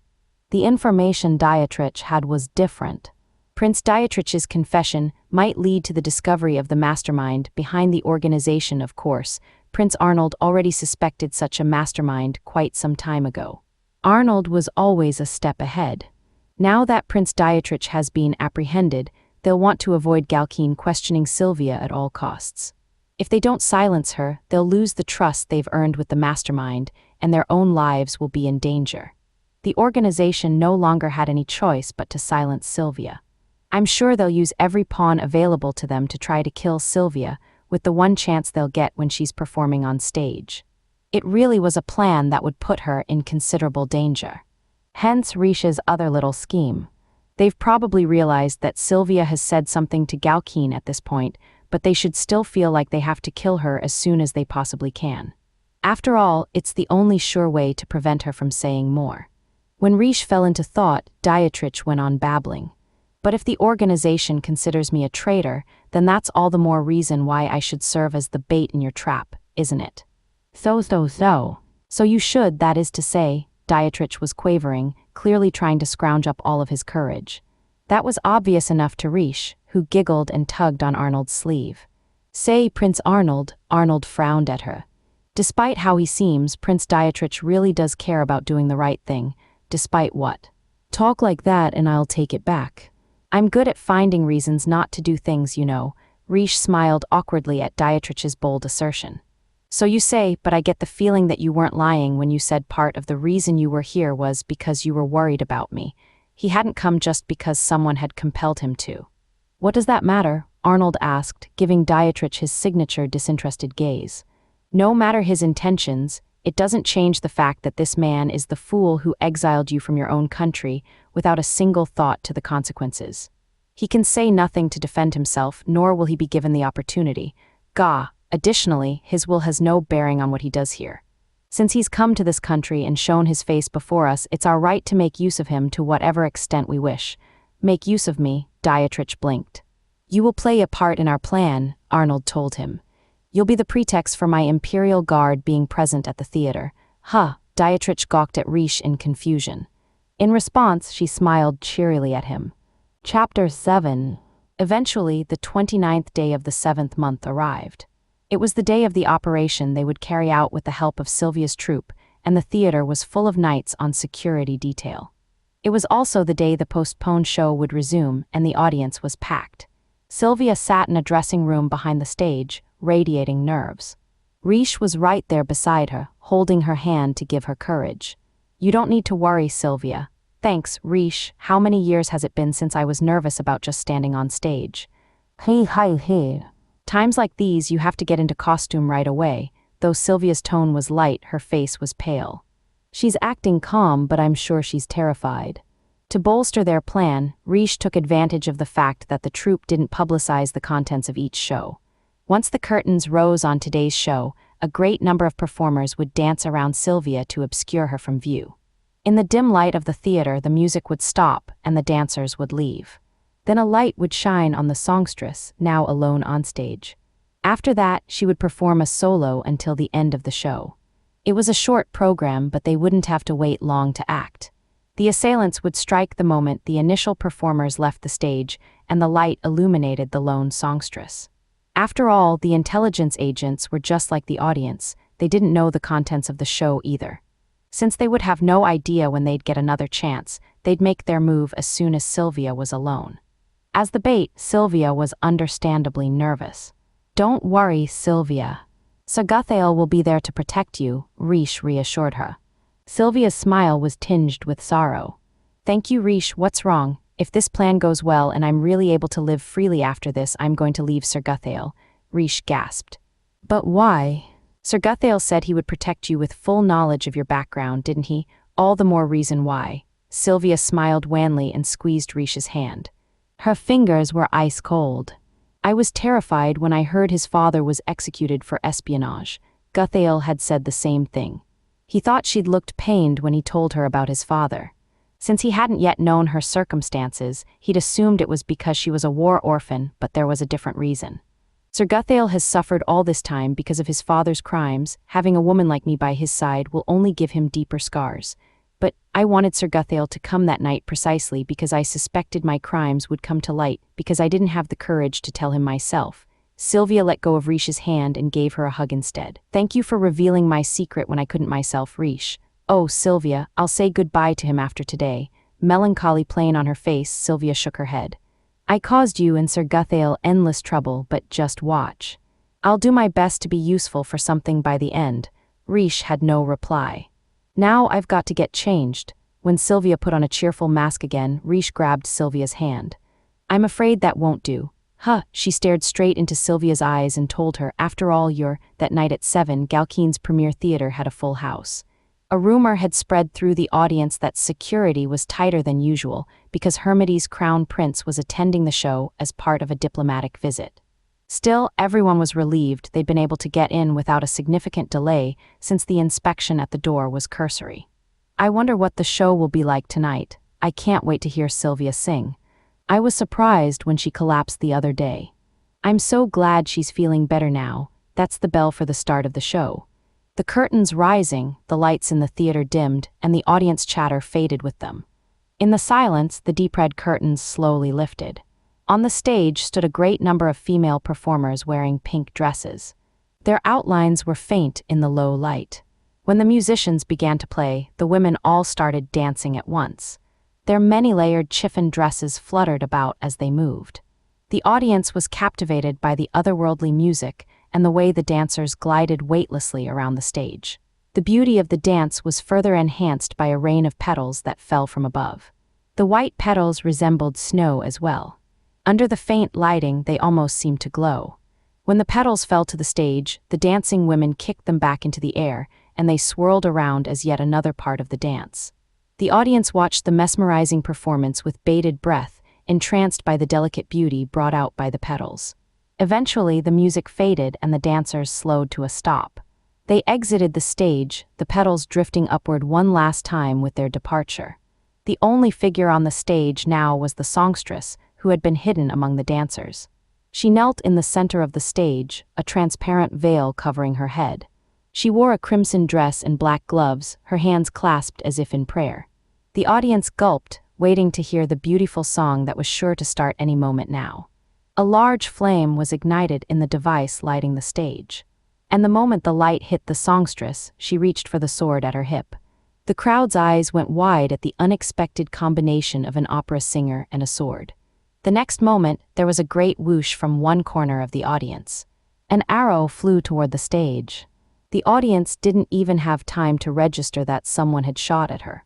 The songstress swiftly drew her sword and sliced it diagonally downward in one fluid movement. What? There was a short clang. The songstress lowered her head calmly after batting the arrow out of the air. Her slash had caused the flower petals to dance up into the air once more. "What was that?" a member of the audience cried, unable to contain his confusion. The other spectators nearby glared at him, and he hastily shut his mouth. As the countless petals continued to rain around her, the diva gave a rapid swing of her sword. At that moment, the veil covering her head flew up, and those in the front row caught a glimpse of what was beneath it. Coral hair. It was not Sylvia on the stage, but none of the audience members realized that. They merely gaped as the songstress swatted her veil aside with one hand. "What is this?" The girl hiding her coral-colored hair pointed her sword straight at the crowd. Her movements were graceful yet bold, and another audience member murmured, "That's no songstress, that's a goddess of war."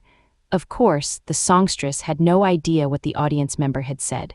The coral-haired girl in her place, Reijou, was focused intently on her declaration of war to the enemy and nothing else. "I won't let Sylvia get hurt." Playing her part as the fake songstress, Reijou honed her focus to a sharp point. "Everything's gone according to plan so far. The moment the enemy thought Sylvia was alone onstage, they aimed straight for me. Her costume was heavy, but some of the design features made it easier to move in. The frilly skirt had several slits in it so that it didn't catch on her legs. Her face was covered by the veil, but it didn't hinder her vision at all. But it was just as difficult as she thought it would be to scan the dark audience from the bright stage. Instead, she focused her hearing and concentrated on the bloodlust of her attackers. Even with the packed audience, she picked up on the distinct F-wish of an arrow cutting through the air and someone's intent to kill. To the right, Reijou swung her sword as she made the judgment. She missed the arrowhead but struck the shaft.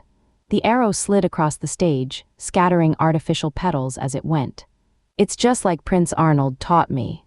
Use the whole blade as a surface to hit the shaft, knocking the arrow out of the air." Reijou was reaping the fruits of the special training Arnold had been giving her over the last several days. She took a deep breath and kept her entire body taut, ready to move at any moment. If she let her guard down for even a second, a spy's arrow was sure to find her heart.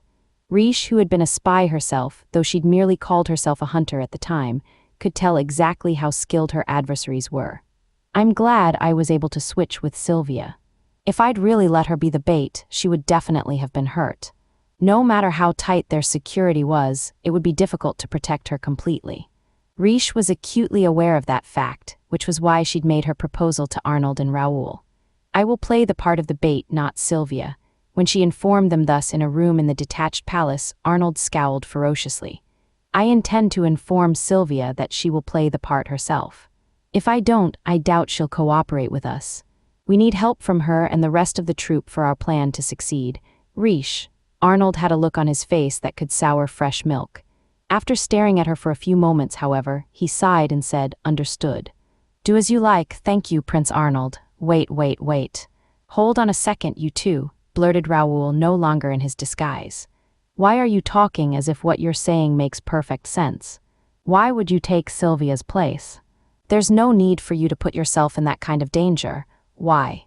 "Well, because there's no better way. Don't gimme that." Raoul's shoulders slumped in resignation. He then whirled on Arnold. "And you, Your Highness, are you just going to let her walk all over you? What would you do if something happened to your darling little wife while doing something so dangerous? I keep telling you, I'm not Prince Arnold's wife yet." Raoul shot her a look that told her she'd missed the point. It was rare for him to display his emotions so plainly. Arnold frowned, lowering his blue eyes. "I'm aware that it's dangerous." His voice was heavy with exasperation. "I'm also aware that she will not budge on this matter. When she decides to protect someone, she'll see it through no matter what."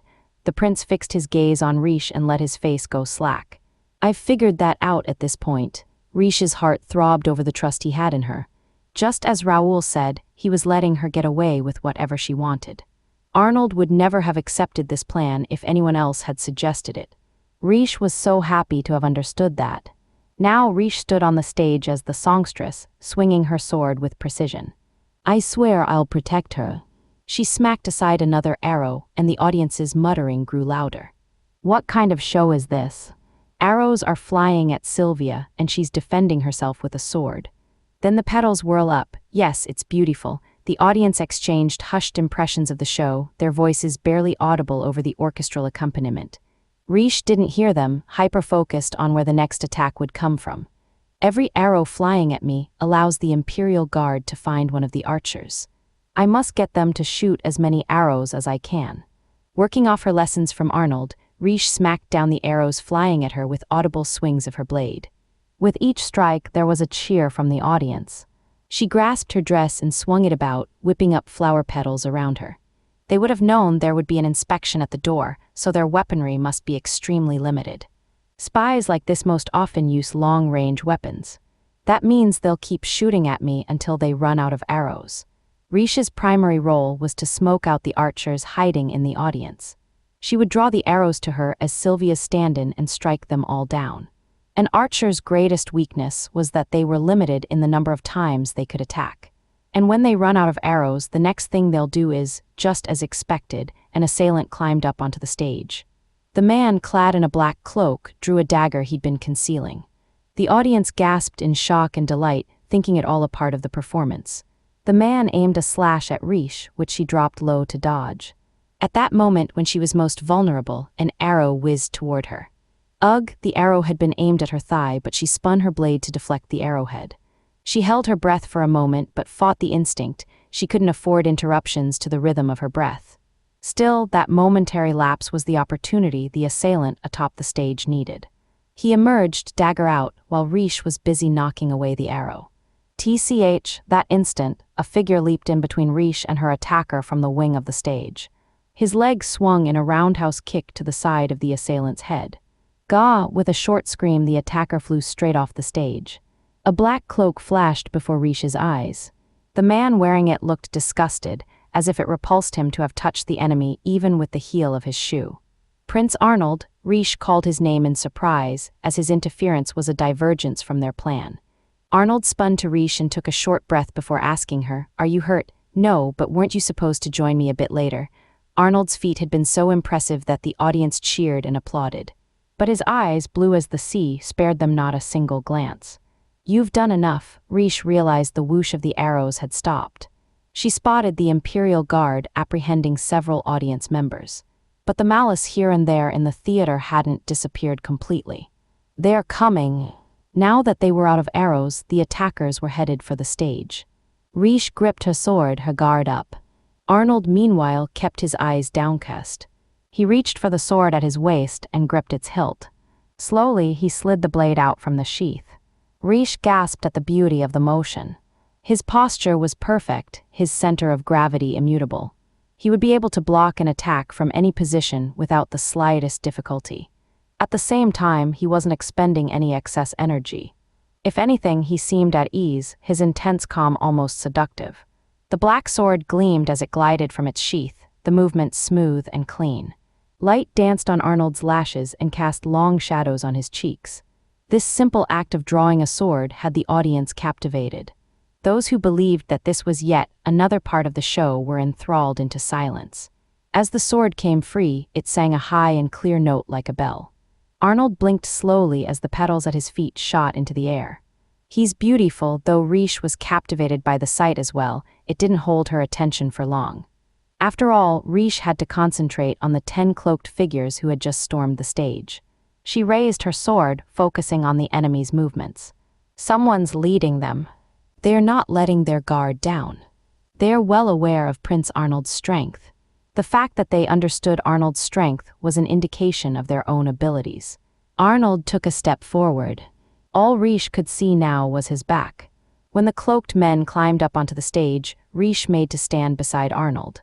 At that exact moment, Arnold drew a straight line in the air with one sweeping motion of his sword hand. The first 5 assailants crumpled to the floor in an instant. What? It wasn't just the audience members who struggled to discern what had just happened. Reijou had been watching from his side, but the speed had been too much to register. The action had practically been soundless. The tornado of petals on the stage was the only evidence that Arnold had swung his sword. I can't believe his technique. Reijou was speechless watching him. Now that she thought about it, this was her first time as Arnold's ally seeing him cross blades with an enemy. The remaining attackers changed their formation when they saw how easily their cohorts were defeated. Arnold didn't raise an eyebrow at the swiftness of their tactical change. He repelled the enemy's first hit. Their movements were different from the first group. Their strategy was for one to attack and another to hit him somewhere else while he was focused on the first strike. Meaningless, of course. Arnold managed to protect Reijou, who stood behind his back, fending off each and every blow without issue. He parried a strike with one hand, sending the enemy flying behind him. A moment later, a large attacker rushed at him. Unconcerned, Arnold took the blow, his center of gravity lowered. There was a dull clang as the enemy's blade struck his, but just when Reijou thought he'd parried the strike, Arnold stepped forward into the enemy's flank.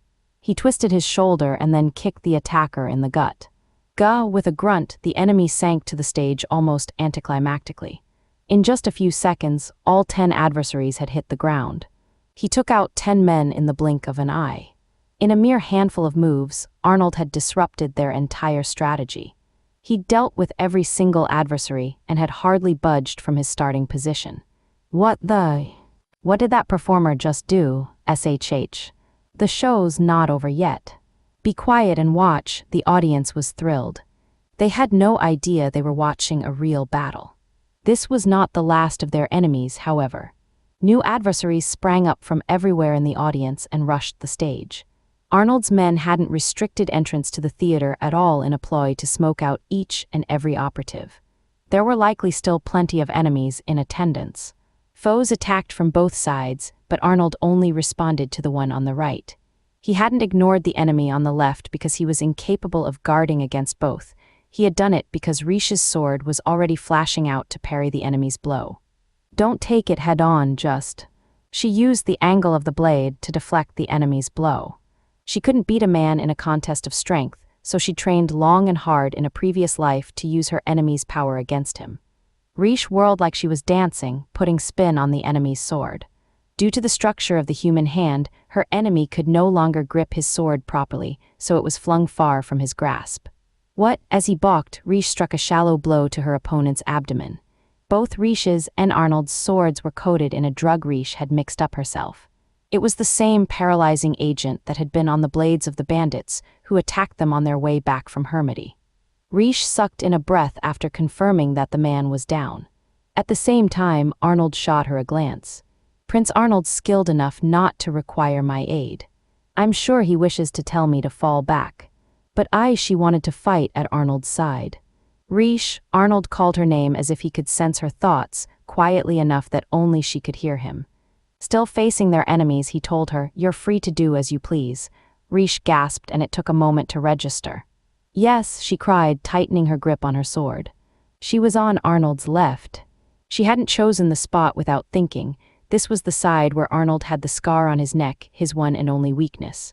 Arnold must have guessed why Reijou did what she did.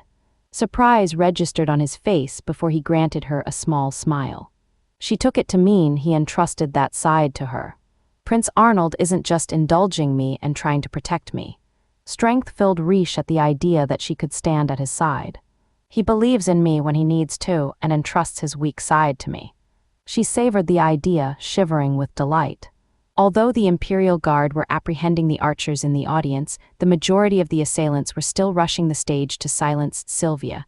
Reijou stepped forward boldly, drawing them to her. She had to convince the enemy this was their only chance to take her down.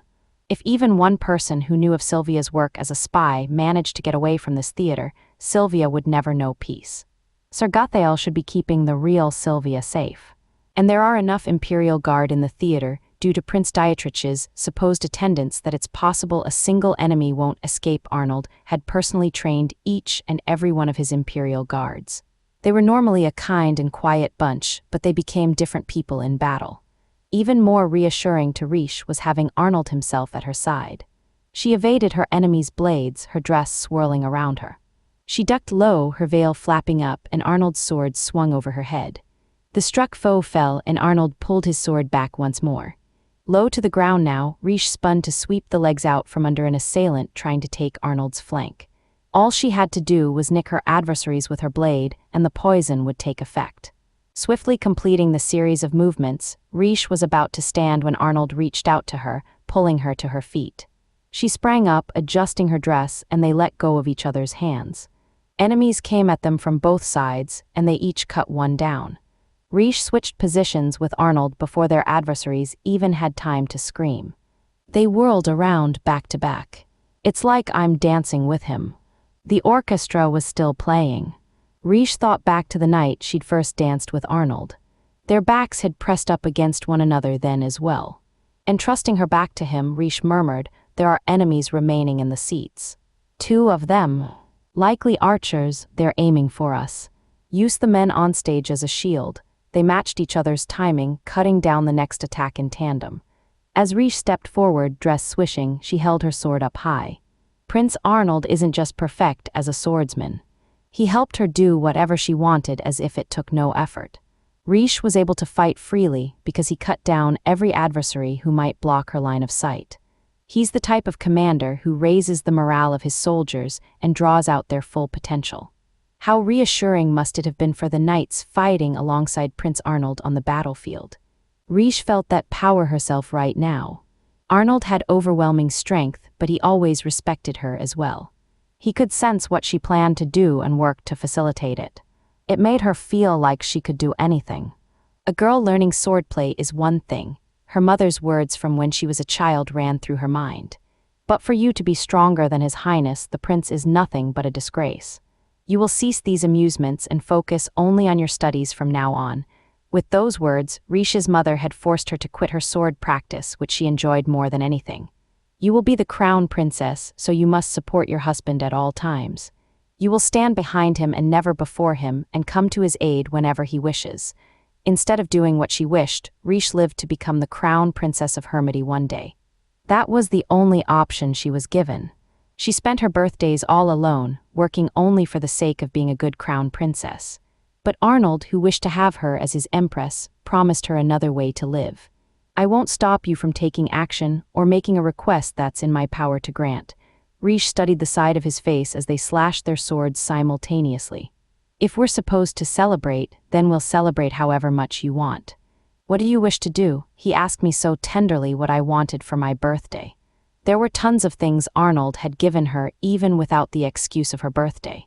Her use of the detached palace, her herb garden, the maids she'd wanted to hire. She treasured the ring he'd given her and kept it at her side every possible moment. She'd thought there was nothing else she could want. But while she hadn't been able to think of anything up until now, a small request was budding inside her heart. If I can truly receive yet another thing from Prince Arnold, then petals danced atop the stage as swords clashed. A fallen enemy trembled at her feet as the bloodlust in the theater finally receded.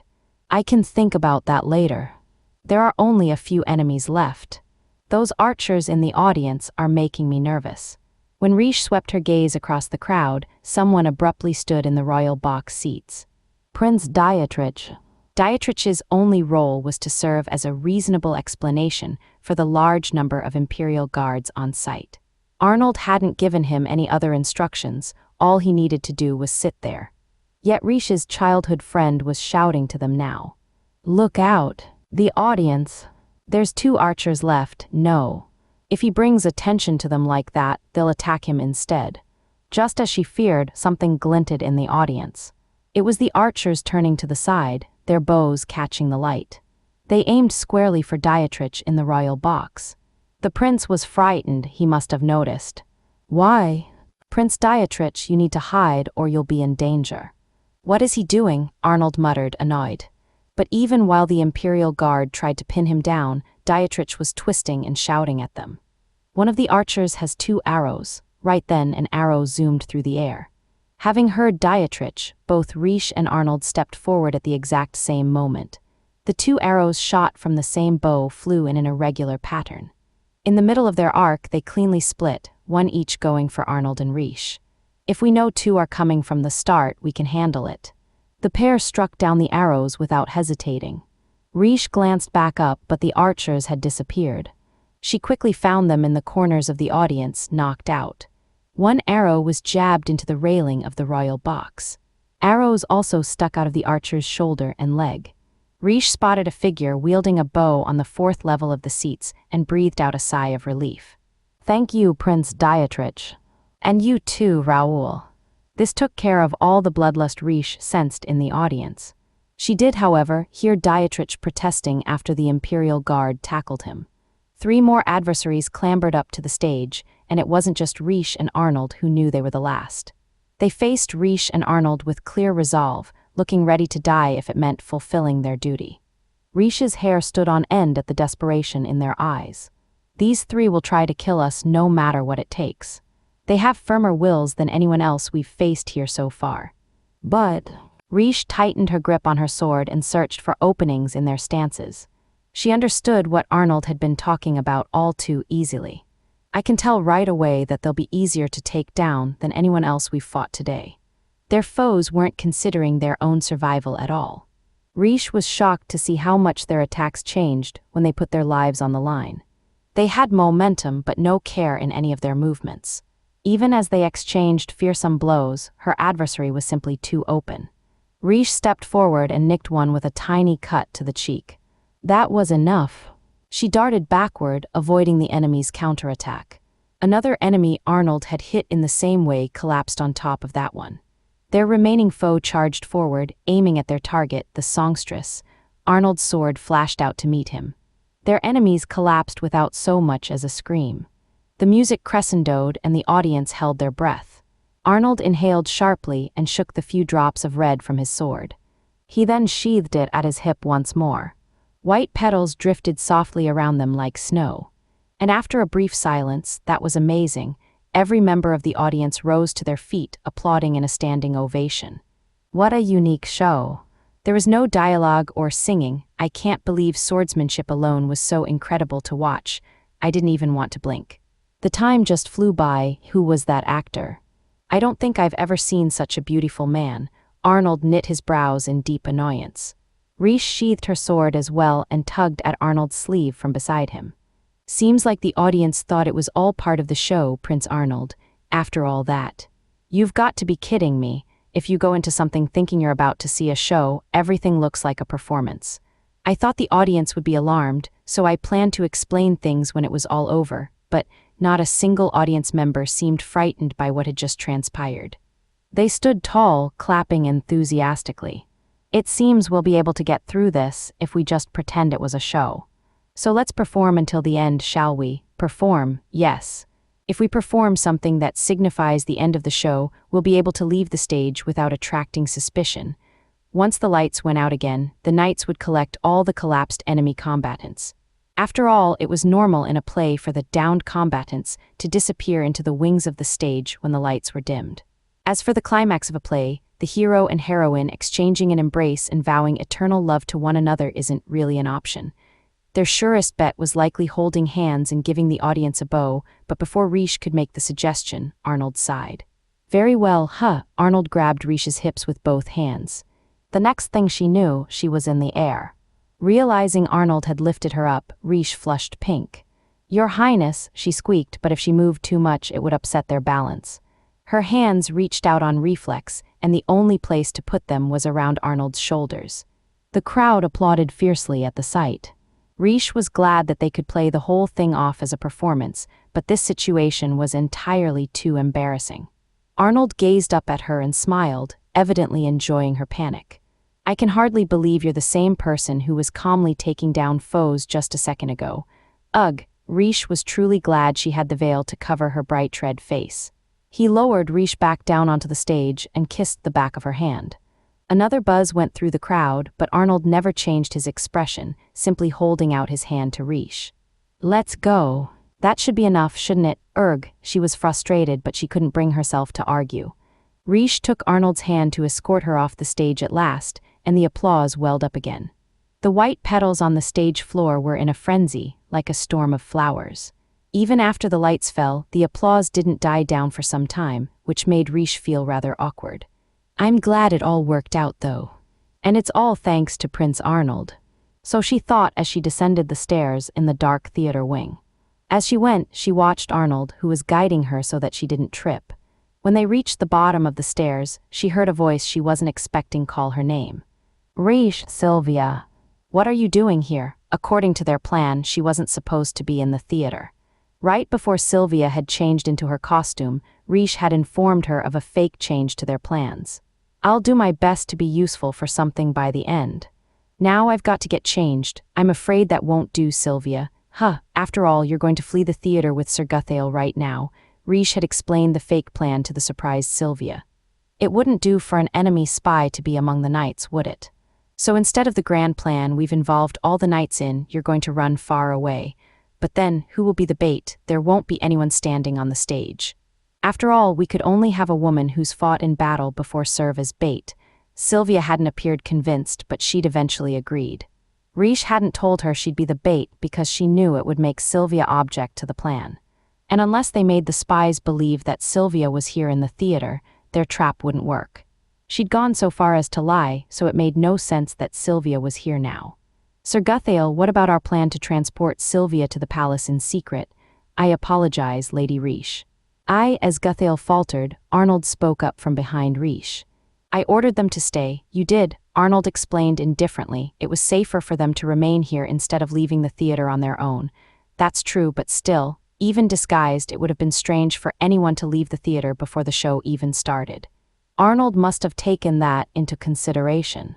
I understand that, but well, you could have at least told me, couldn't you? You'd just be worried about her if you knew the target was still in the theater. He was absolutely right, so Reijou couldn't even argue anymore. Besides, this was her first time knocking arrows out of the air. It was possible that things wouldn't have gone so well if her concentration had been even a bit lacking. Arnold had kept his own secret from Reijou right up until the last minute to keep her safe. I've still got a lot to learn. I have to get stronger if I'm going to be worthy of your trust, Your Highness. That has nothing to do with it. Arnold sighed and lifted the veil covering Reijou's face, locking eyes with her. I was worried about you. That's all. Reijou felt her cheeks heating up again, so she shook her head, covering her face once more with the veil. But Reijou wasn't the only one upset that she'd been deceived. I'm furious, Reijou. Oh, Sylvia. Sylvia sounded like she'd been crying until just a moment ago. Her beautiful lashes were wet with tears, her eyes red and puffy.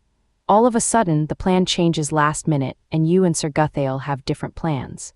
We hid underneath the theater, but something seemed strange, and Sir Guthail wouldn't let me out to see what it was. I'm sorry, Sylvia, that must have been a real fright. The scariest moment was when I realized you might be serving as the bait yourself. Apparently, Guthail hadn't told her. Sylvia had just drawn that conclusion herself. Guthail had no idea what to do, but he was clearly worried about Sylvia, who was clinging to Reijou. I'm so sorry, Lady Sylvia, Lady Reijou. If only I'd concealed the truth more convincingly or explained the situation in a way that granted Lady Sylvia more peace of mind.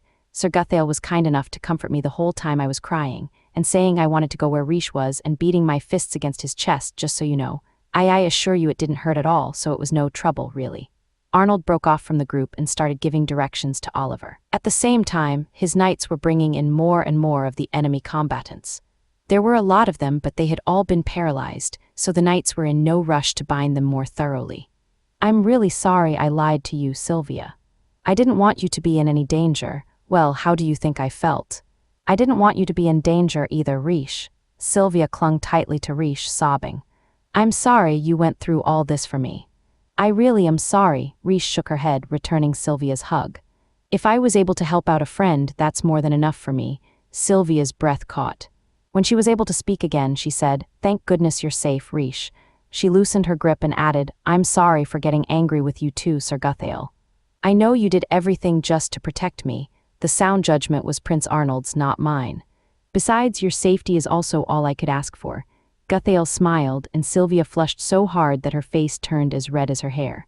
When he saw that, he regarded her like she was the most precious thing in the world. Then he strode straight up to the prince. Your Highness, Arnold broke off from his conversation with Oliver. He signaled his attendant, and Oliver bowed in acknowledgement, leaving the backstage area. Then he loosed a sigh, clearly dreading what was coming. Guthail told him, I will not forget the instruction you gave me during this incident for the rest of my life. You must not give your life to protect something, but fight to survive until the end for the sake of the one you're protecting. As soon as I realized how important that is, I felt keenly how difficult it is as well. He knelt in front of Arnold. I am aware that I have much yet to learn, and that it will take me a long time to truly become worthy. In addition, I feel it is my duty to become a knight only to protect the person I care for most instead of a grand thing like the entire nation. After bowing his head deeply, he looked up at Arnold. In order to do that, would it be possible for you to make me your retainer? Reijou gulped.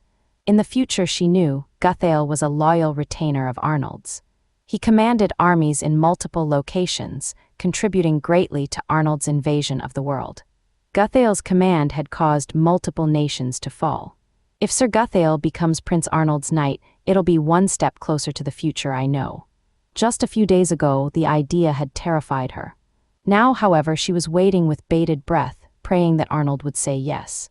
She desperately wished that Guthail's dream would come true and he would be recognized for his talents as one of Arnold's knights. Arnold frowned and eyed Guthail with aggravation. "Stand," Guthail made no show of moving even at Arnold's cold, cruel tone. "I will bow my head to you as many times as it takes. Until you acknowledge me, just stand up." Arnold sighed again, a sour expression on his face. "That bow is a sign that you're offering your neck to the one you're swearing loyalty to. It's full of openings and you won't be able to recover from it if surprised. Is that so? If you heard me, then cut it out. I tell all my Imperial guards the same thing." Arnold's clear blue eyes bore into Guthail. "If you're going to call yourself my knight, then you won't be taking that pose anymore." The knight leaped to his feet and bowed deeply in front of Arnold. Thank you, how wonderful, Sir Guthail," Sylvia exclaimed, wrapping her arms around him. Guthail flinched but still caught her. The diva was elated by the good news, crying for a different reason now. "Congratulations. This is the first step to fulfilling your dream, isn't it? Lady Sylvia, from now on, people will know you for your own fantastic deeds, not your father's crimes." Guthail's eyes went wide as though the thought hadn't even occurred to him. "I'm thrilled to even imagine it." He smiled awkwardly and Sylvia embraced him once more. "It makes me happier to just think about how happy it makes you."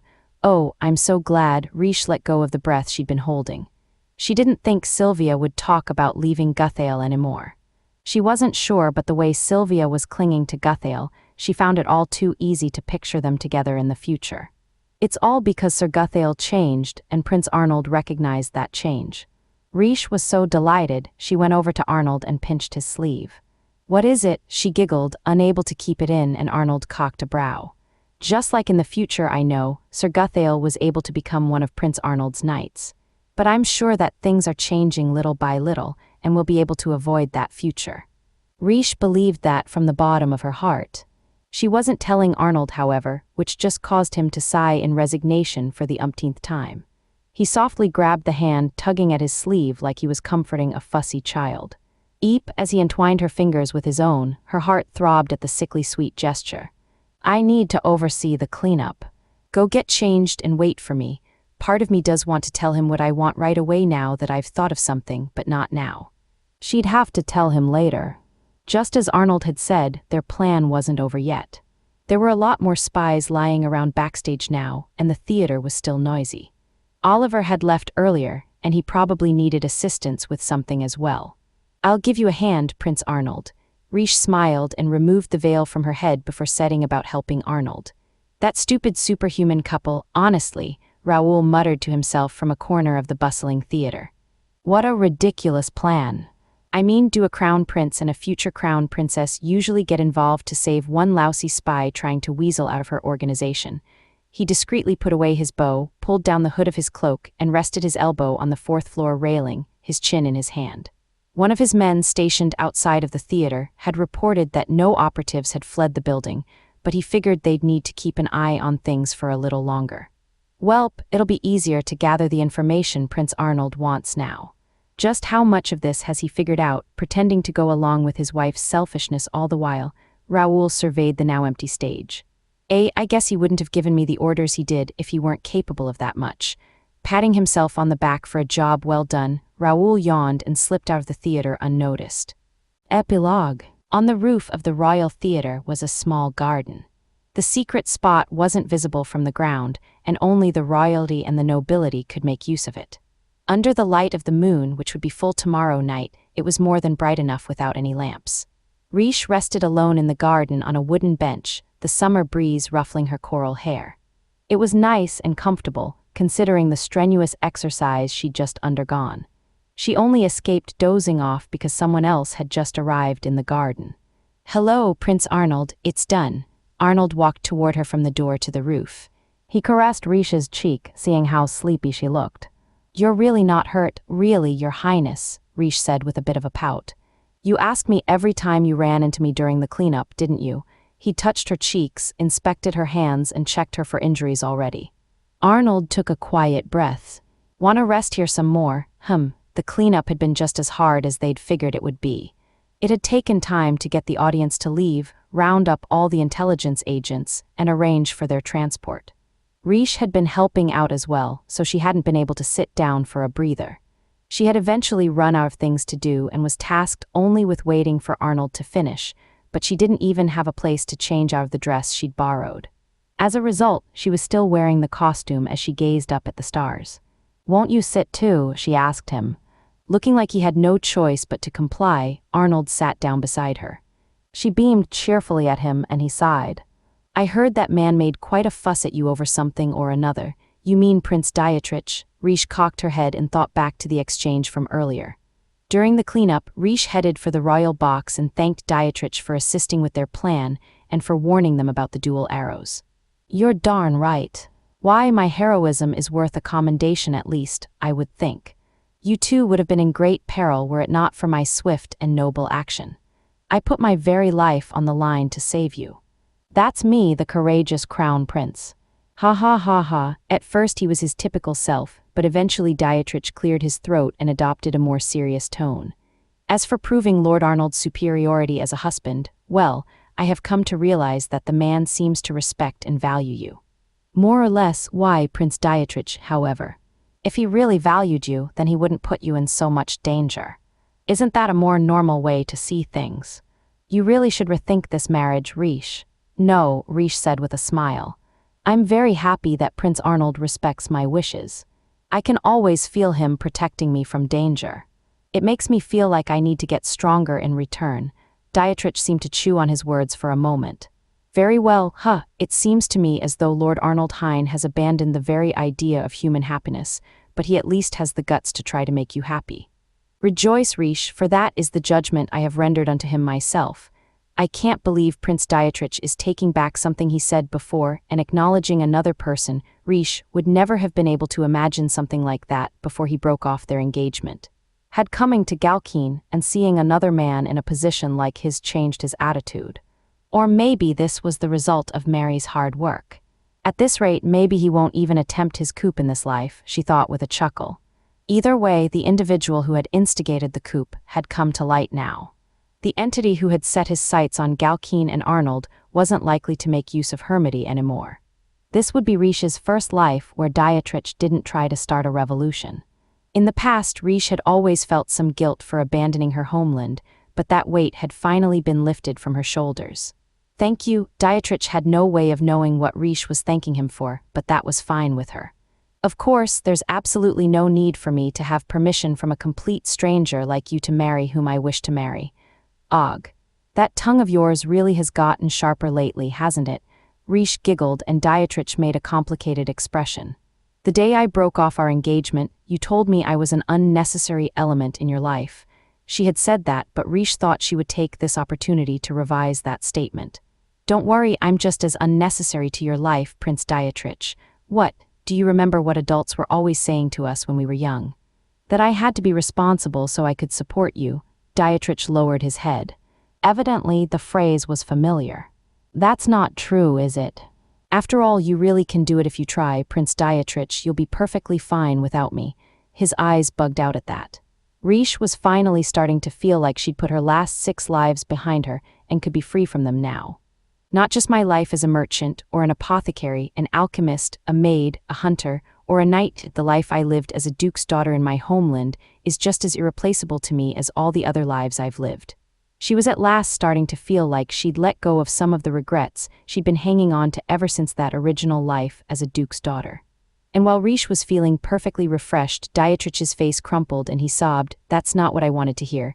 Are you crying? I'm the crown prince, you know. Someone so important would never cry before others." "Anyway," he sniffled hard, then pointed at Reijou and demanded, "Is Lord Arnold Hine a necessary element in your life?" Reijou blinked. "Prince Dietrich. It's rude to point, gah. That's not important right now." Reijou laughed at the recollection and Arnold regarded her dubiously. "It's nothing. Prince Dietrich and I just gave each other a little encouragement for our respective lives from now on." Reijou smiled and looked up at Arnold. Oh, in the distance the church bell rang out just once.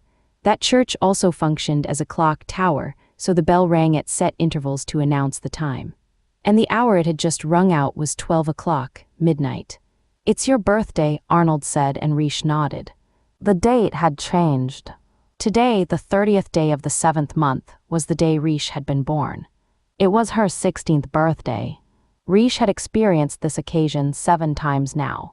Arnold, who couldn't possibly know that, said, "I've never celebrated someone's birthday before. Your Highness, tell me what you want of me." Arnold's fingers playfully traced the earring Reijou wore. "Did you decide what you wish to do?" Reijou nodded once more. Arnold's curiosity was piqued. Reijou gazed into Arnold's brilliant blue eyes and said, "There's something I've always wanted ever since I was small." Reijou spoke slower than usual, and Arnold waited for her to finish. Appreciative of his patience, she took her time voicing the feelings in her heart. "I've always wanted to live a free life. Not as a duke's daughter or a crown princess, but just as a human being, valuing myself rather than what's expected of me, and you respect that desire of mine above all else, Prince Arnold." Reijou felt that way from the bottom of her heart. "You're not trying to control me or lock me away. You've worried about me and shown concern so many times, but you always trust me in the end. You allow me to be free to pursue my own desires, and you lend a hand when I'm not able to do everything I want by myself." Arnold had promised to grant her any request that he could, but it wasn't out of a simple desire to be sincere to the oath he'd sworn when he'd proposed to her. Moreover, he didn't just give superficially to Reijou. He considered her feelings and always thought of how best to grant her requests. "I'm very happy right now that I can be your bride." Arnold's eyes widened. "As your bride, I want our wedding to be perfect. I don't want to shame you, and I want to hold my head up high as the crown princess. No matter what anyone says, you're my bride. There's no changing that fact. Still, I want it to be perfect." Reijou needed courage to finish telling Arnold what it was she wanted. "So, Prince Arnold," she grasped the hand fiddling with her earring and squeezed it. "Can we please practice the kiss we'll exchange at the ceremony?" "What?" Reijou thought her voice might tremble from nervousness. "As your birthday gift to me," her embarrassment blended with genuine desire. Reijou gazed up at Arnold and pleaded, "Would you kiss me?" She thought this might have been the first time she'd ever seen Arnold so genuinely surprised. Reijou, before he could say more, she frantically blurted, "I know it's a terribly improper request, I'm so sorry." She grabbed the sleeve of his jacket and squeezed it tight. "I'm just not confident at all that I'll be able to do it well. I realize it's an imposition, but please, that's not what Arnold's frown deepened as he choked out the words. He touched Reijou's shoulders with a pitying look and said, "What are you asking for? You're trembling so much." Reijou was hyper-aware that her body had frozen due to a bad case of nerves, but that was no reason for Arnold to feel so concerned. "This isn't because I'm dreading or afraid of the idea," she told him, thinking it a bit strange herself. When their engagement was fresh, she'd made him swear not to lay even a finger on her since she was so nervous about him. Eventually, she started letting him touch her through gloves. At some point, she'd almost forgotten the promise altogether. Of course, having Arnold touch her so intimately made her nerves go from bad to worse. Her face was burning, but she'd never hated that feeling. She hadn't felt any disgust or fear during their first kiss in the chapel either. All she experienced was a pesky ache in the center of her chest. "I'm sorry," Reijou hung her head, reflecting on her actions. "I should have known you wouldn't want to do that. I am always so selfish." Arnold must have had some reason for what he'd done that day. Still, she couldn't just ask him for a kiss. Reijou shot up from the bench, coming back to her senses, and Arnold grabbed her hand. With a heavy sigh, he said, "I said it wasn't a bother." "Huh." Reijou raised her head and found Arnold standing in front of her with his eyes closed in irritation. He opened them and then brushed Reijou's hair, his fingers tucking a lock behind her ear. "Oh my," Reijou was suddenly nervous, knowing what was about to come next. She didn't want Arnold seeing her face so red, but she had no choice when he lifted her chin. His face is like the most beautiful piece of art in the world. The prince's blue eyes and long lashes captivated anyone who saw them. They had such dangerous power, yet he always looked straight at Reijou. She didn't know what to do about it. To make matters worse, his thumb was tracing her lip now, as though measuring precisely where his lips would go. Reijou let a little puff of air out, tickled by his touch. "Close your eyes," but her heart threatened to somersault out of her chest every time she so much as opened her mouth. "I can't look." Arnold's eyes shone in the light of the nearly full moon. Reijou could see herself in their azure, oceanic depths. He half closed them and coaxed her. You wanted practice for the wedding, right? Ugh, he spoke like he was trying to coax a stubborn child. It was true that they would close their eyes for the ceremony. Even these small aspects of the kiss had a tradition to be followed. But since they had the opportunity to practice, she kind of wanted to know everything she could. Arnold must have guessed what she was thinking.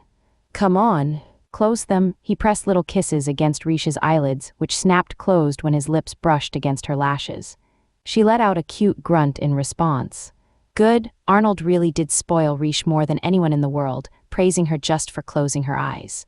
Regardless, she wasn't sure if he really would go along with all her selfish requests. What'll I do if he says the kiss on the eyelids is it? She thought, timidly opening her eyes again. She was met with a devastatingly earnest gaze. Prince Arnold really will grant my request, he will. Now certain of it, Reijou began to feel lightheaded. She grasped at Arnold's shirt, close to the collar. She had requested this, yet she was already almost down for the count. You don't have to force yourself, he told her. Her eyelids flew wide and she shook her head. Don't stop, she wanted Arnold to kiss her no matter what. Peering at him through her lashes, she begged, please, your highness. Arnold tilted her neck back a bit more. This time, her eyelids fell closed on their own. He wrapped his other arm around her waist, and his face neared hers. Their lips met. His touch was tender and, as always, full of concern for her. The moment she registered it, there was that familiar pang in her chest again. Not only that, but her pulse quickened as a fierce warmth spread through her, threatening to bring her to tears. The kiss lasted only a few seconds. When they pulled away, their eyes locked. Arnold looked to be in pain somehow. Are you satisfied? Not yet. Reijou's head was a little fuzzy and she felt a bit weak in the knees.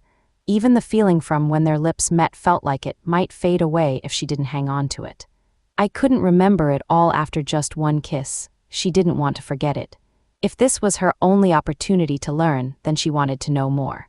She tugged gently on Arnold's shirt and his brow furrowed. If it's not too much to ask, could we This time the kiss was a little more forceful, almost a bite, which felt familiar. It took her by surprise. Reijou thought she was probably remembering the poison wound she'd received on her neck. Arnold had sucked on it to remove the toxin. A kiss was a meeting of the lips and nothing more. Yet the arm around her waist flexed, pulling her closer. Her heart beat faster and louder, making even more of a racket than when she'd fought on stage.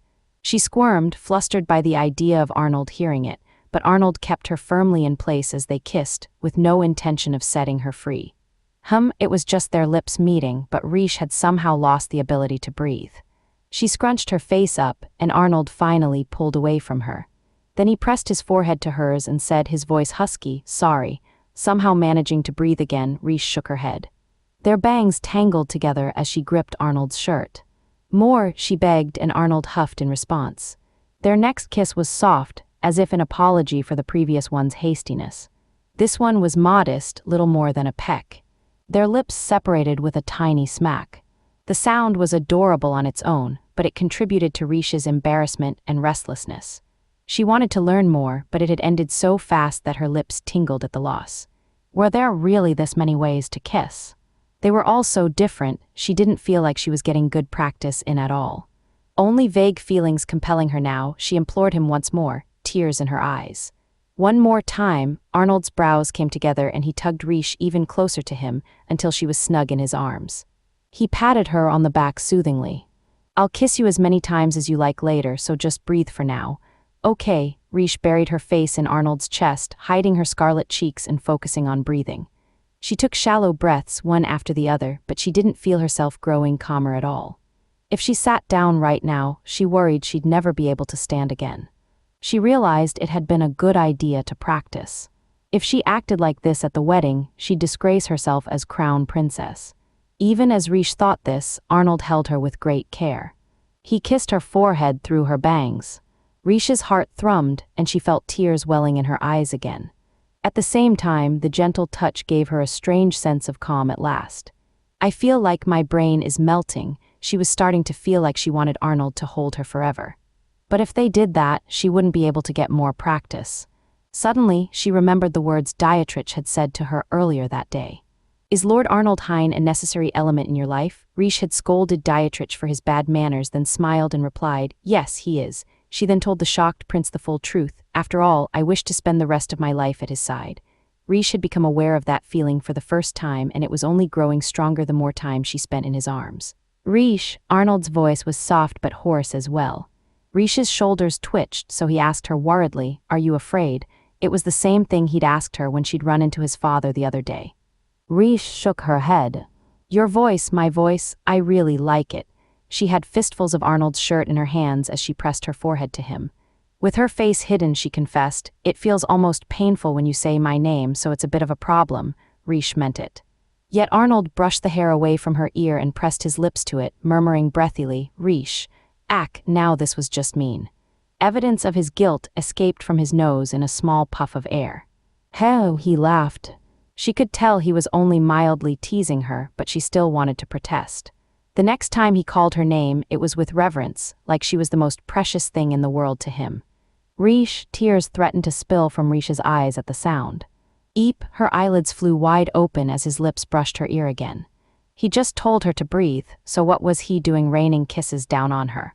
Arnold kissed her bangs, then captured her left hand. He'd probably picked up on the way she was clinging a little too tightly to his shirt. He wove his fingers through hers as if to scold her for it. Then he kissed the base of her ring finger, just below the ring he'd gifted her. He's kissing me all over the place. I feel like I've become some sort of confectionery. Maybe he was trying to calm her down, but she couldn't possibly catch her breath with all this happening. He tilted her head back again, and Reijou hastened to wipe her wet eyelashes. I'm sorry. I can't believe I'm doing this when I was the one who asked. Arnold took hold of her hand before she could rub her eyes. With both her hands seized firmly in his, he looked her in the eye and whispered, it's cute. You don't need to hide it. Reijou was astonished. The unexpected words made her ears burn, but Arnold was, of course, unflappable as ever. Then again, his eyes and voice, however, were kinder than usual.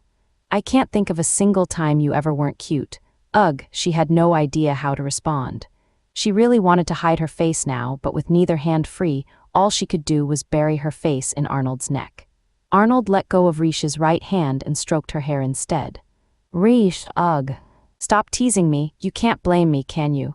She had just told him it was a problem for her when he called her name, yet he showed absolutely no remorse for his behavior. If anything, he was just rubbing salt in her wounds, saying things like, I want to see your face. Eep, she had to give up when he said that right in her ear. If he was making a request of her, she had to fulfill it. She relaxed and pulled away from Arnold, who tilted her head back up at him. Concerned fingers brushed her flaming cheeks. Is this painful? It's painful, but not because of the kissing, she wanted to tell him, but she couldn't, instead letting out only a breath. Why does it make me want to cry when he says my name? Heat pricked the corners of her eyes. I want him to say it even more. She had heard about wavering feelings like this from Sylvia. When the diva met Guthael, she'd felt a slew of contradictory emotions. It was the first time she'd ever felt like that in her life. Reijou inhaled a shaky breath. Arnold rubbed her back, regarding her with soft eyes. Reijou's lashes were still wet, so he gently wiped her tears away. All I do is make you cry. Her heart ached at the words. She could only think of one such instance herself, however. I'm not crying right now, she said petulantly. Exasperation crossed Arnold's face. Liar, ugh, Arnold's thumb brushed Reijou's lips as if to chide her for trying to put up a brave front. He pressed down right in the middle. He was teasing her again. Reijou, ugh, at his featherlight touch, pain sprouted in her heart once more. If it frightens you, we don't have to kiss at the wedding. I'll change whatever part of the ceremony needs changing, no matter who objects. She really did feel like a frightened little kid the way he was talking about her. I don't want any part of my vows as your wife missing. She beseeched him once more, please kiss me, my husband. Arnold frowned and cupped Reijou's cheek. With the other hand, he entwined their fingers. Okay, her chest still hurt, but she also felt an urge to get even closer to him welling up inside her. I feel like I'm going to cry when he says my name, but I want him to say it more. It's painful being with him, but I don't want to leave. Celebrating a birthday meant celebrating the fact that you'd been born. Reijou had died again and again, her life scattering in the wind, but she felt like a new beat was pulsing in her heart now. I'm putting a name to the sensation she was feeling for the first time in her life. Reijou closed her wet eyes. I'm in love with Prince Arnold. At that instant, they shared another soft kiss. To be continued. Bonus story. A hands-on examination is the only way. Shortly after the performance fight at the theater, Reijou assisted with the aftermath, still in her songstress costume. Every time her mind wandered, she found herself thinking about the gift she planned to ask Arnold for. But if she kept thinking about it, she would be unable to focus on anything else, so she tried to stay busy helping out. Reijou mainly found herself performing first aid on the spies and preparing them for transport, but she did occasionally bump into Arnold as he bustled about with his own tasks. Each time she did, he would stop her and ask her about her condition. This was another moment that they ran into one another in a deserted hallway behind the stage. Reijou jumped when Arnold grabbed her wrist. She tried to simply give him a nod and slip past him. He must have found her awkwardness suspicious, so he curled his fingers around hers, preventing her from making an escape. You're not pushing yourself, are you? Wag, his touch was so gentle. Reijou found herself strangely preoccupied by it. She gulped. His hold on her was loose, but she didn't think she'd be able to escape his grasp nonetheless. To make matters worse, he pushed her against the wall, pinning her there. Of course I'm not. I'm full of energy. You can see that, can't you? Reijou managed, but Arnold didn't seem to agree. He pressed the back of her hand to the wall, not letting her run away this time. With his other hand, he took hold of her chin and asked in a low voice, "Then why are you so nervous every time you run into me?" That's just, Reijou glanced up at Arnold on impulse and regretted it immediately. Even in this dimly lit hallway, Arnold's countenance was dazzling. Normally, this was where Reijou would find herself getting lost in the sea of his eyes, but today she found herself staring at his lips. What I'm about to ask him is, the moment her thoughts turned to kisses again, her cheeks flushed and tears sprang to her eyes. She was reminded just how insane the thing she planned to ask him was. She'd planned to concentrate on the cleanup work, building up her courage, but each time she ran into Arnold, her emotions were thrown into disarray. I can't say it. At the very least, I'm not going to be able to say it now. She wormed her way out of Arnold's grip and averted her eyes. Arnold lowered his voice even more.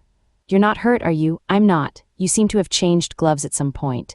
That was because her hands were the most likely part of her to get dirty during their work, so she'd switched out the gloves she was borrowing for her own pair. There was no deeper reason. She tried to explain that, but it sounded like a poor excuse even to her ears. Her past recklessness was impeding her credibility here. Arnold did trust her, but when it came to matters of her own health, he was particularly strict. If you insist, she did feel bad for causing him worry. Reijou closed her eyes and braced herself for the inevitable embarrassment. Feel free to what? Arnold asked with a frown.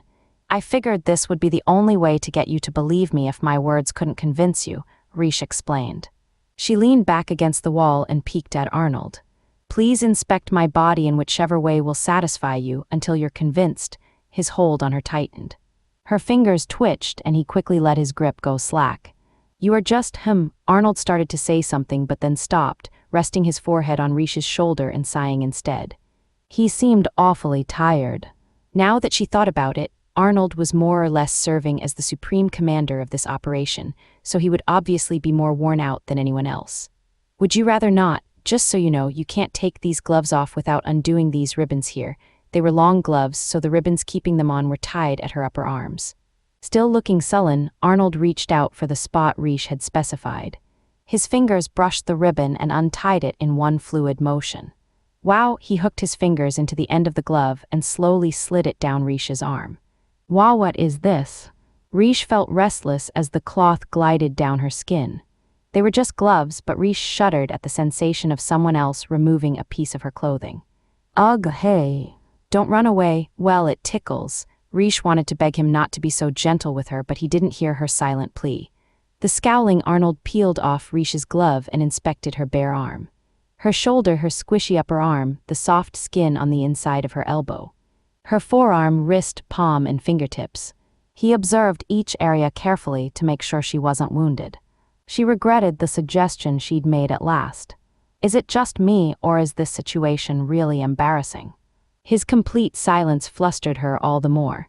He'd removed her second glove now and was checking her other arm. He turned her around and checked the backs of her arms too. Eventually, he spun her to face him again. Is that enough? No, Arnold narrowed his eyes. I can inspect you in whichever way will satisfy me until I'm convinced, right? Ah, Arnold grabbed one of her wrists and pinned her to the wall again. Even if one of her arms was free, Reijou couldn't exactly put up a fight against him. He stroked her cheek. Her shoulders lurched from the chill of his fingertips. Arnold had definitely noticed how hot she was.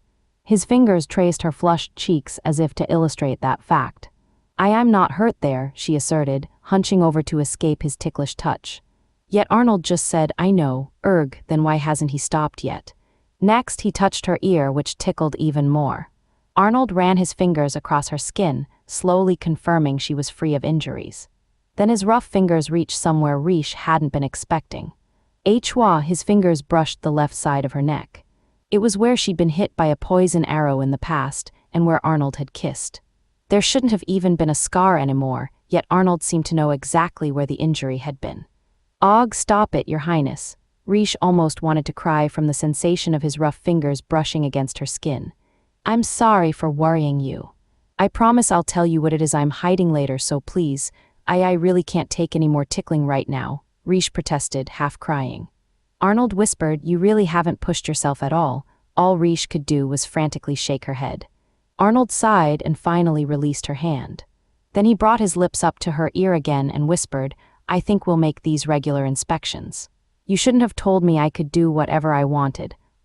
Just as she suspected, she'd said something she shouldn't have. This was another one of his punishments, but what sort of face would he make when he found out she planned to ask him for an even more inappropriate gift after this? Can I really ask him to practice kissing me? She had no idea. She almost decided not to, but quickly banished the thought. I have to. After all, it's what I want. Reijou, Arnold looked down at her inquiringly, so she told him she'd explain later. Then, when she informed him that she could not tie the ribbons of her gloves herself, he sighed and helped her put them back on.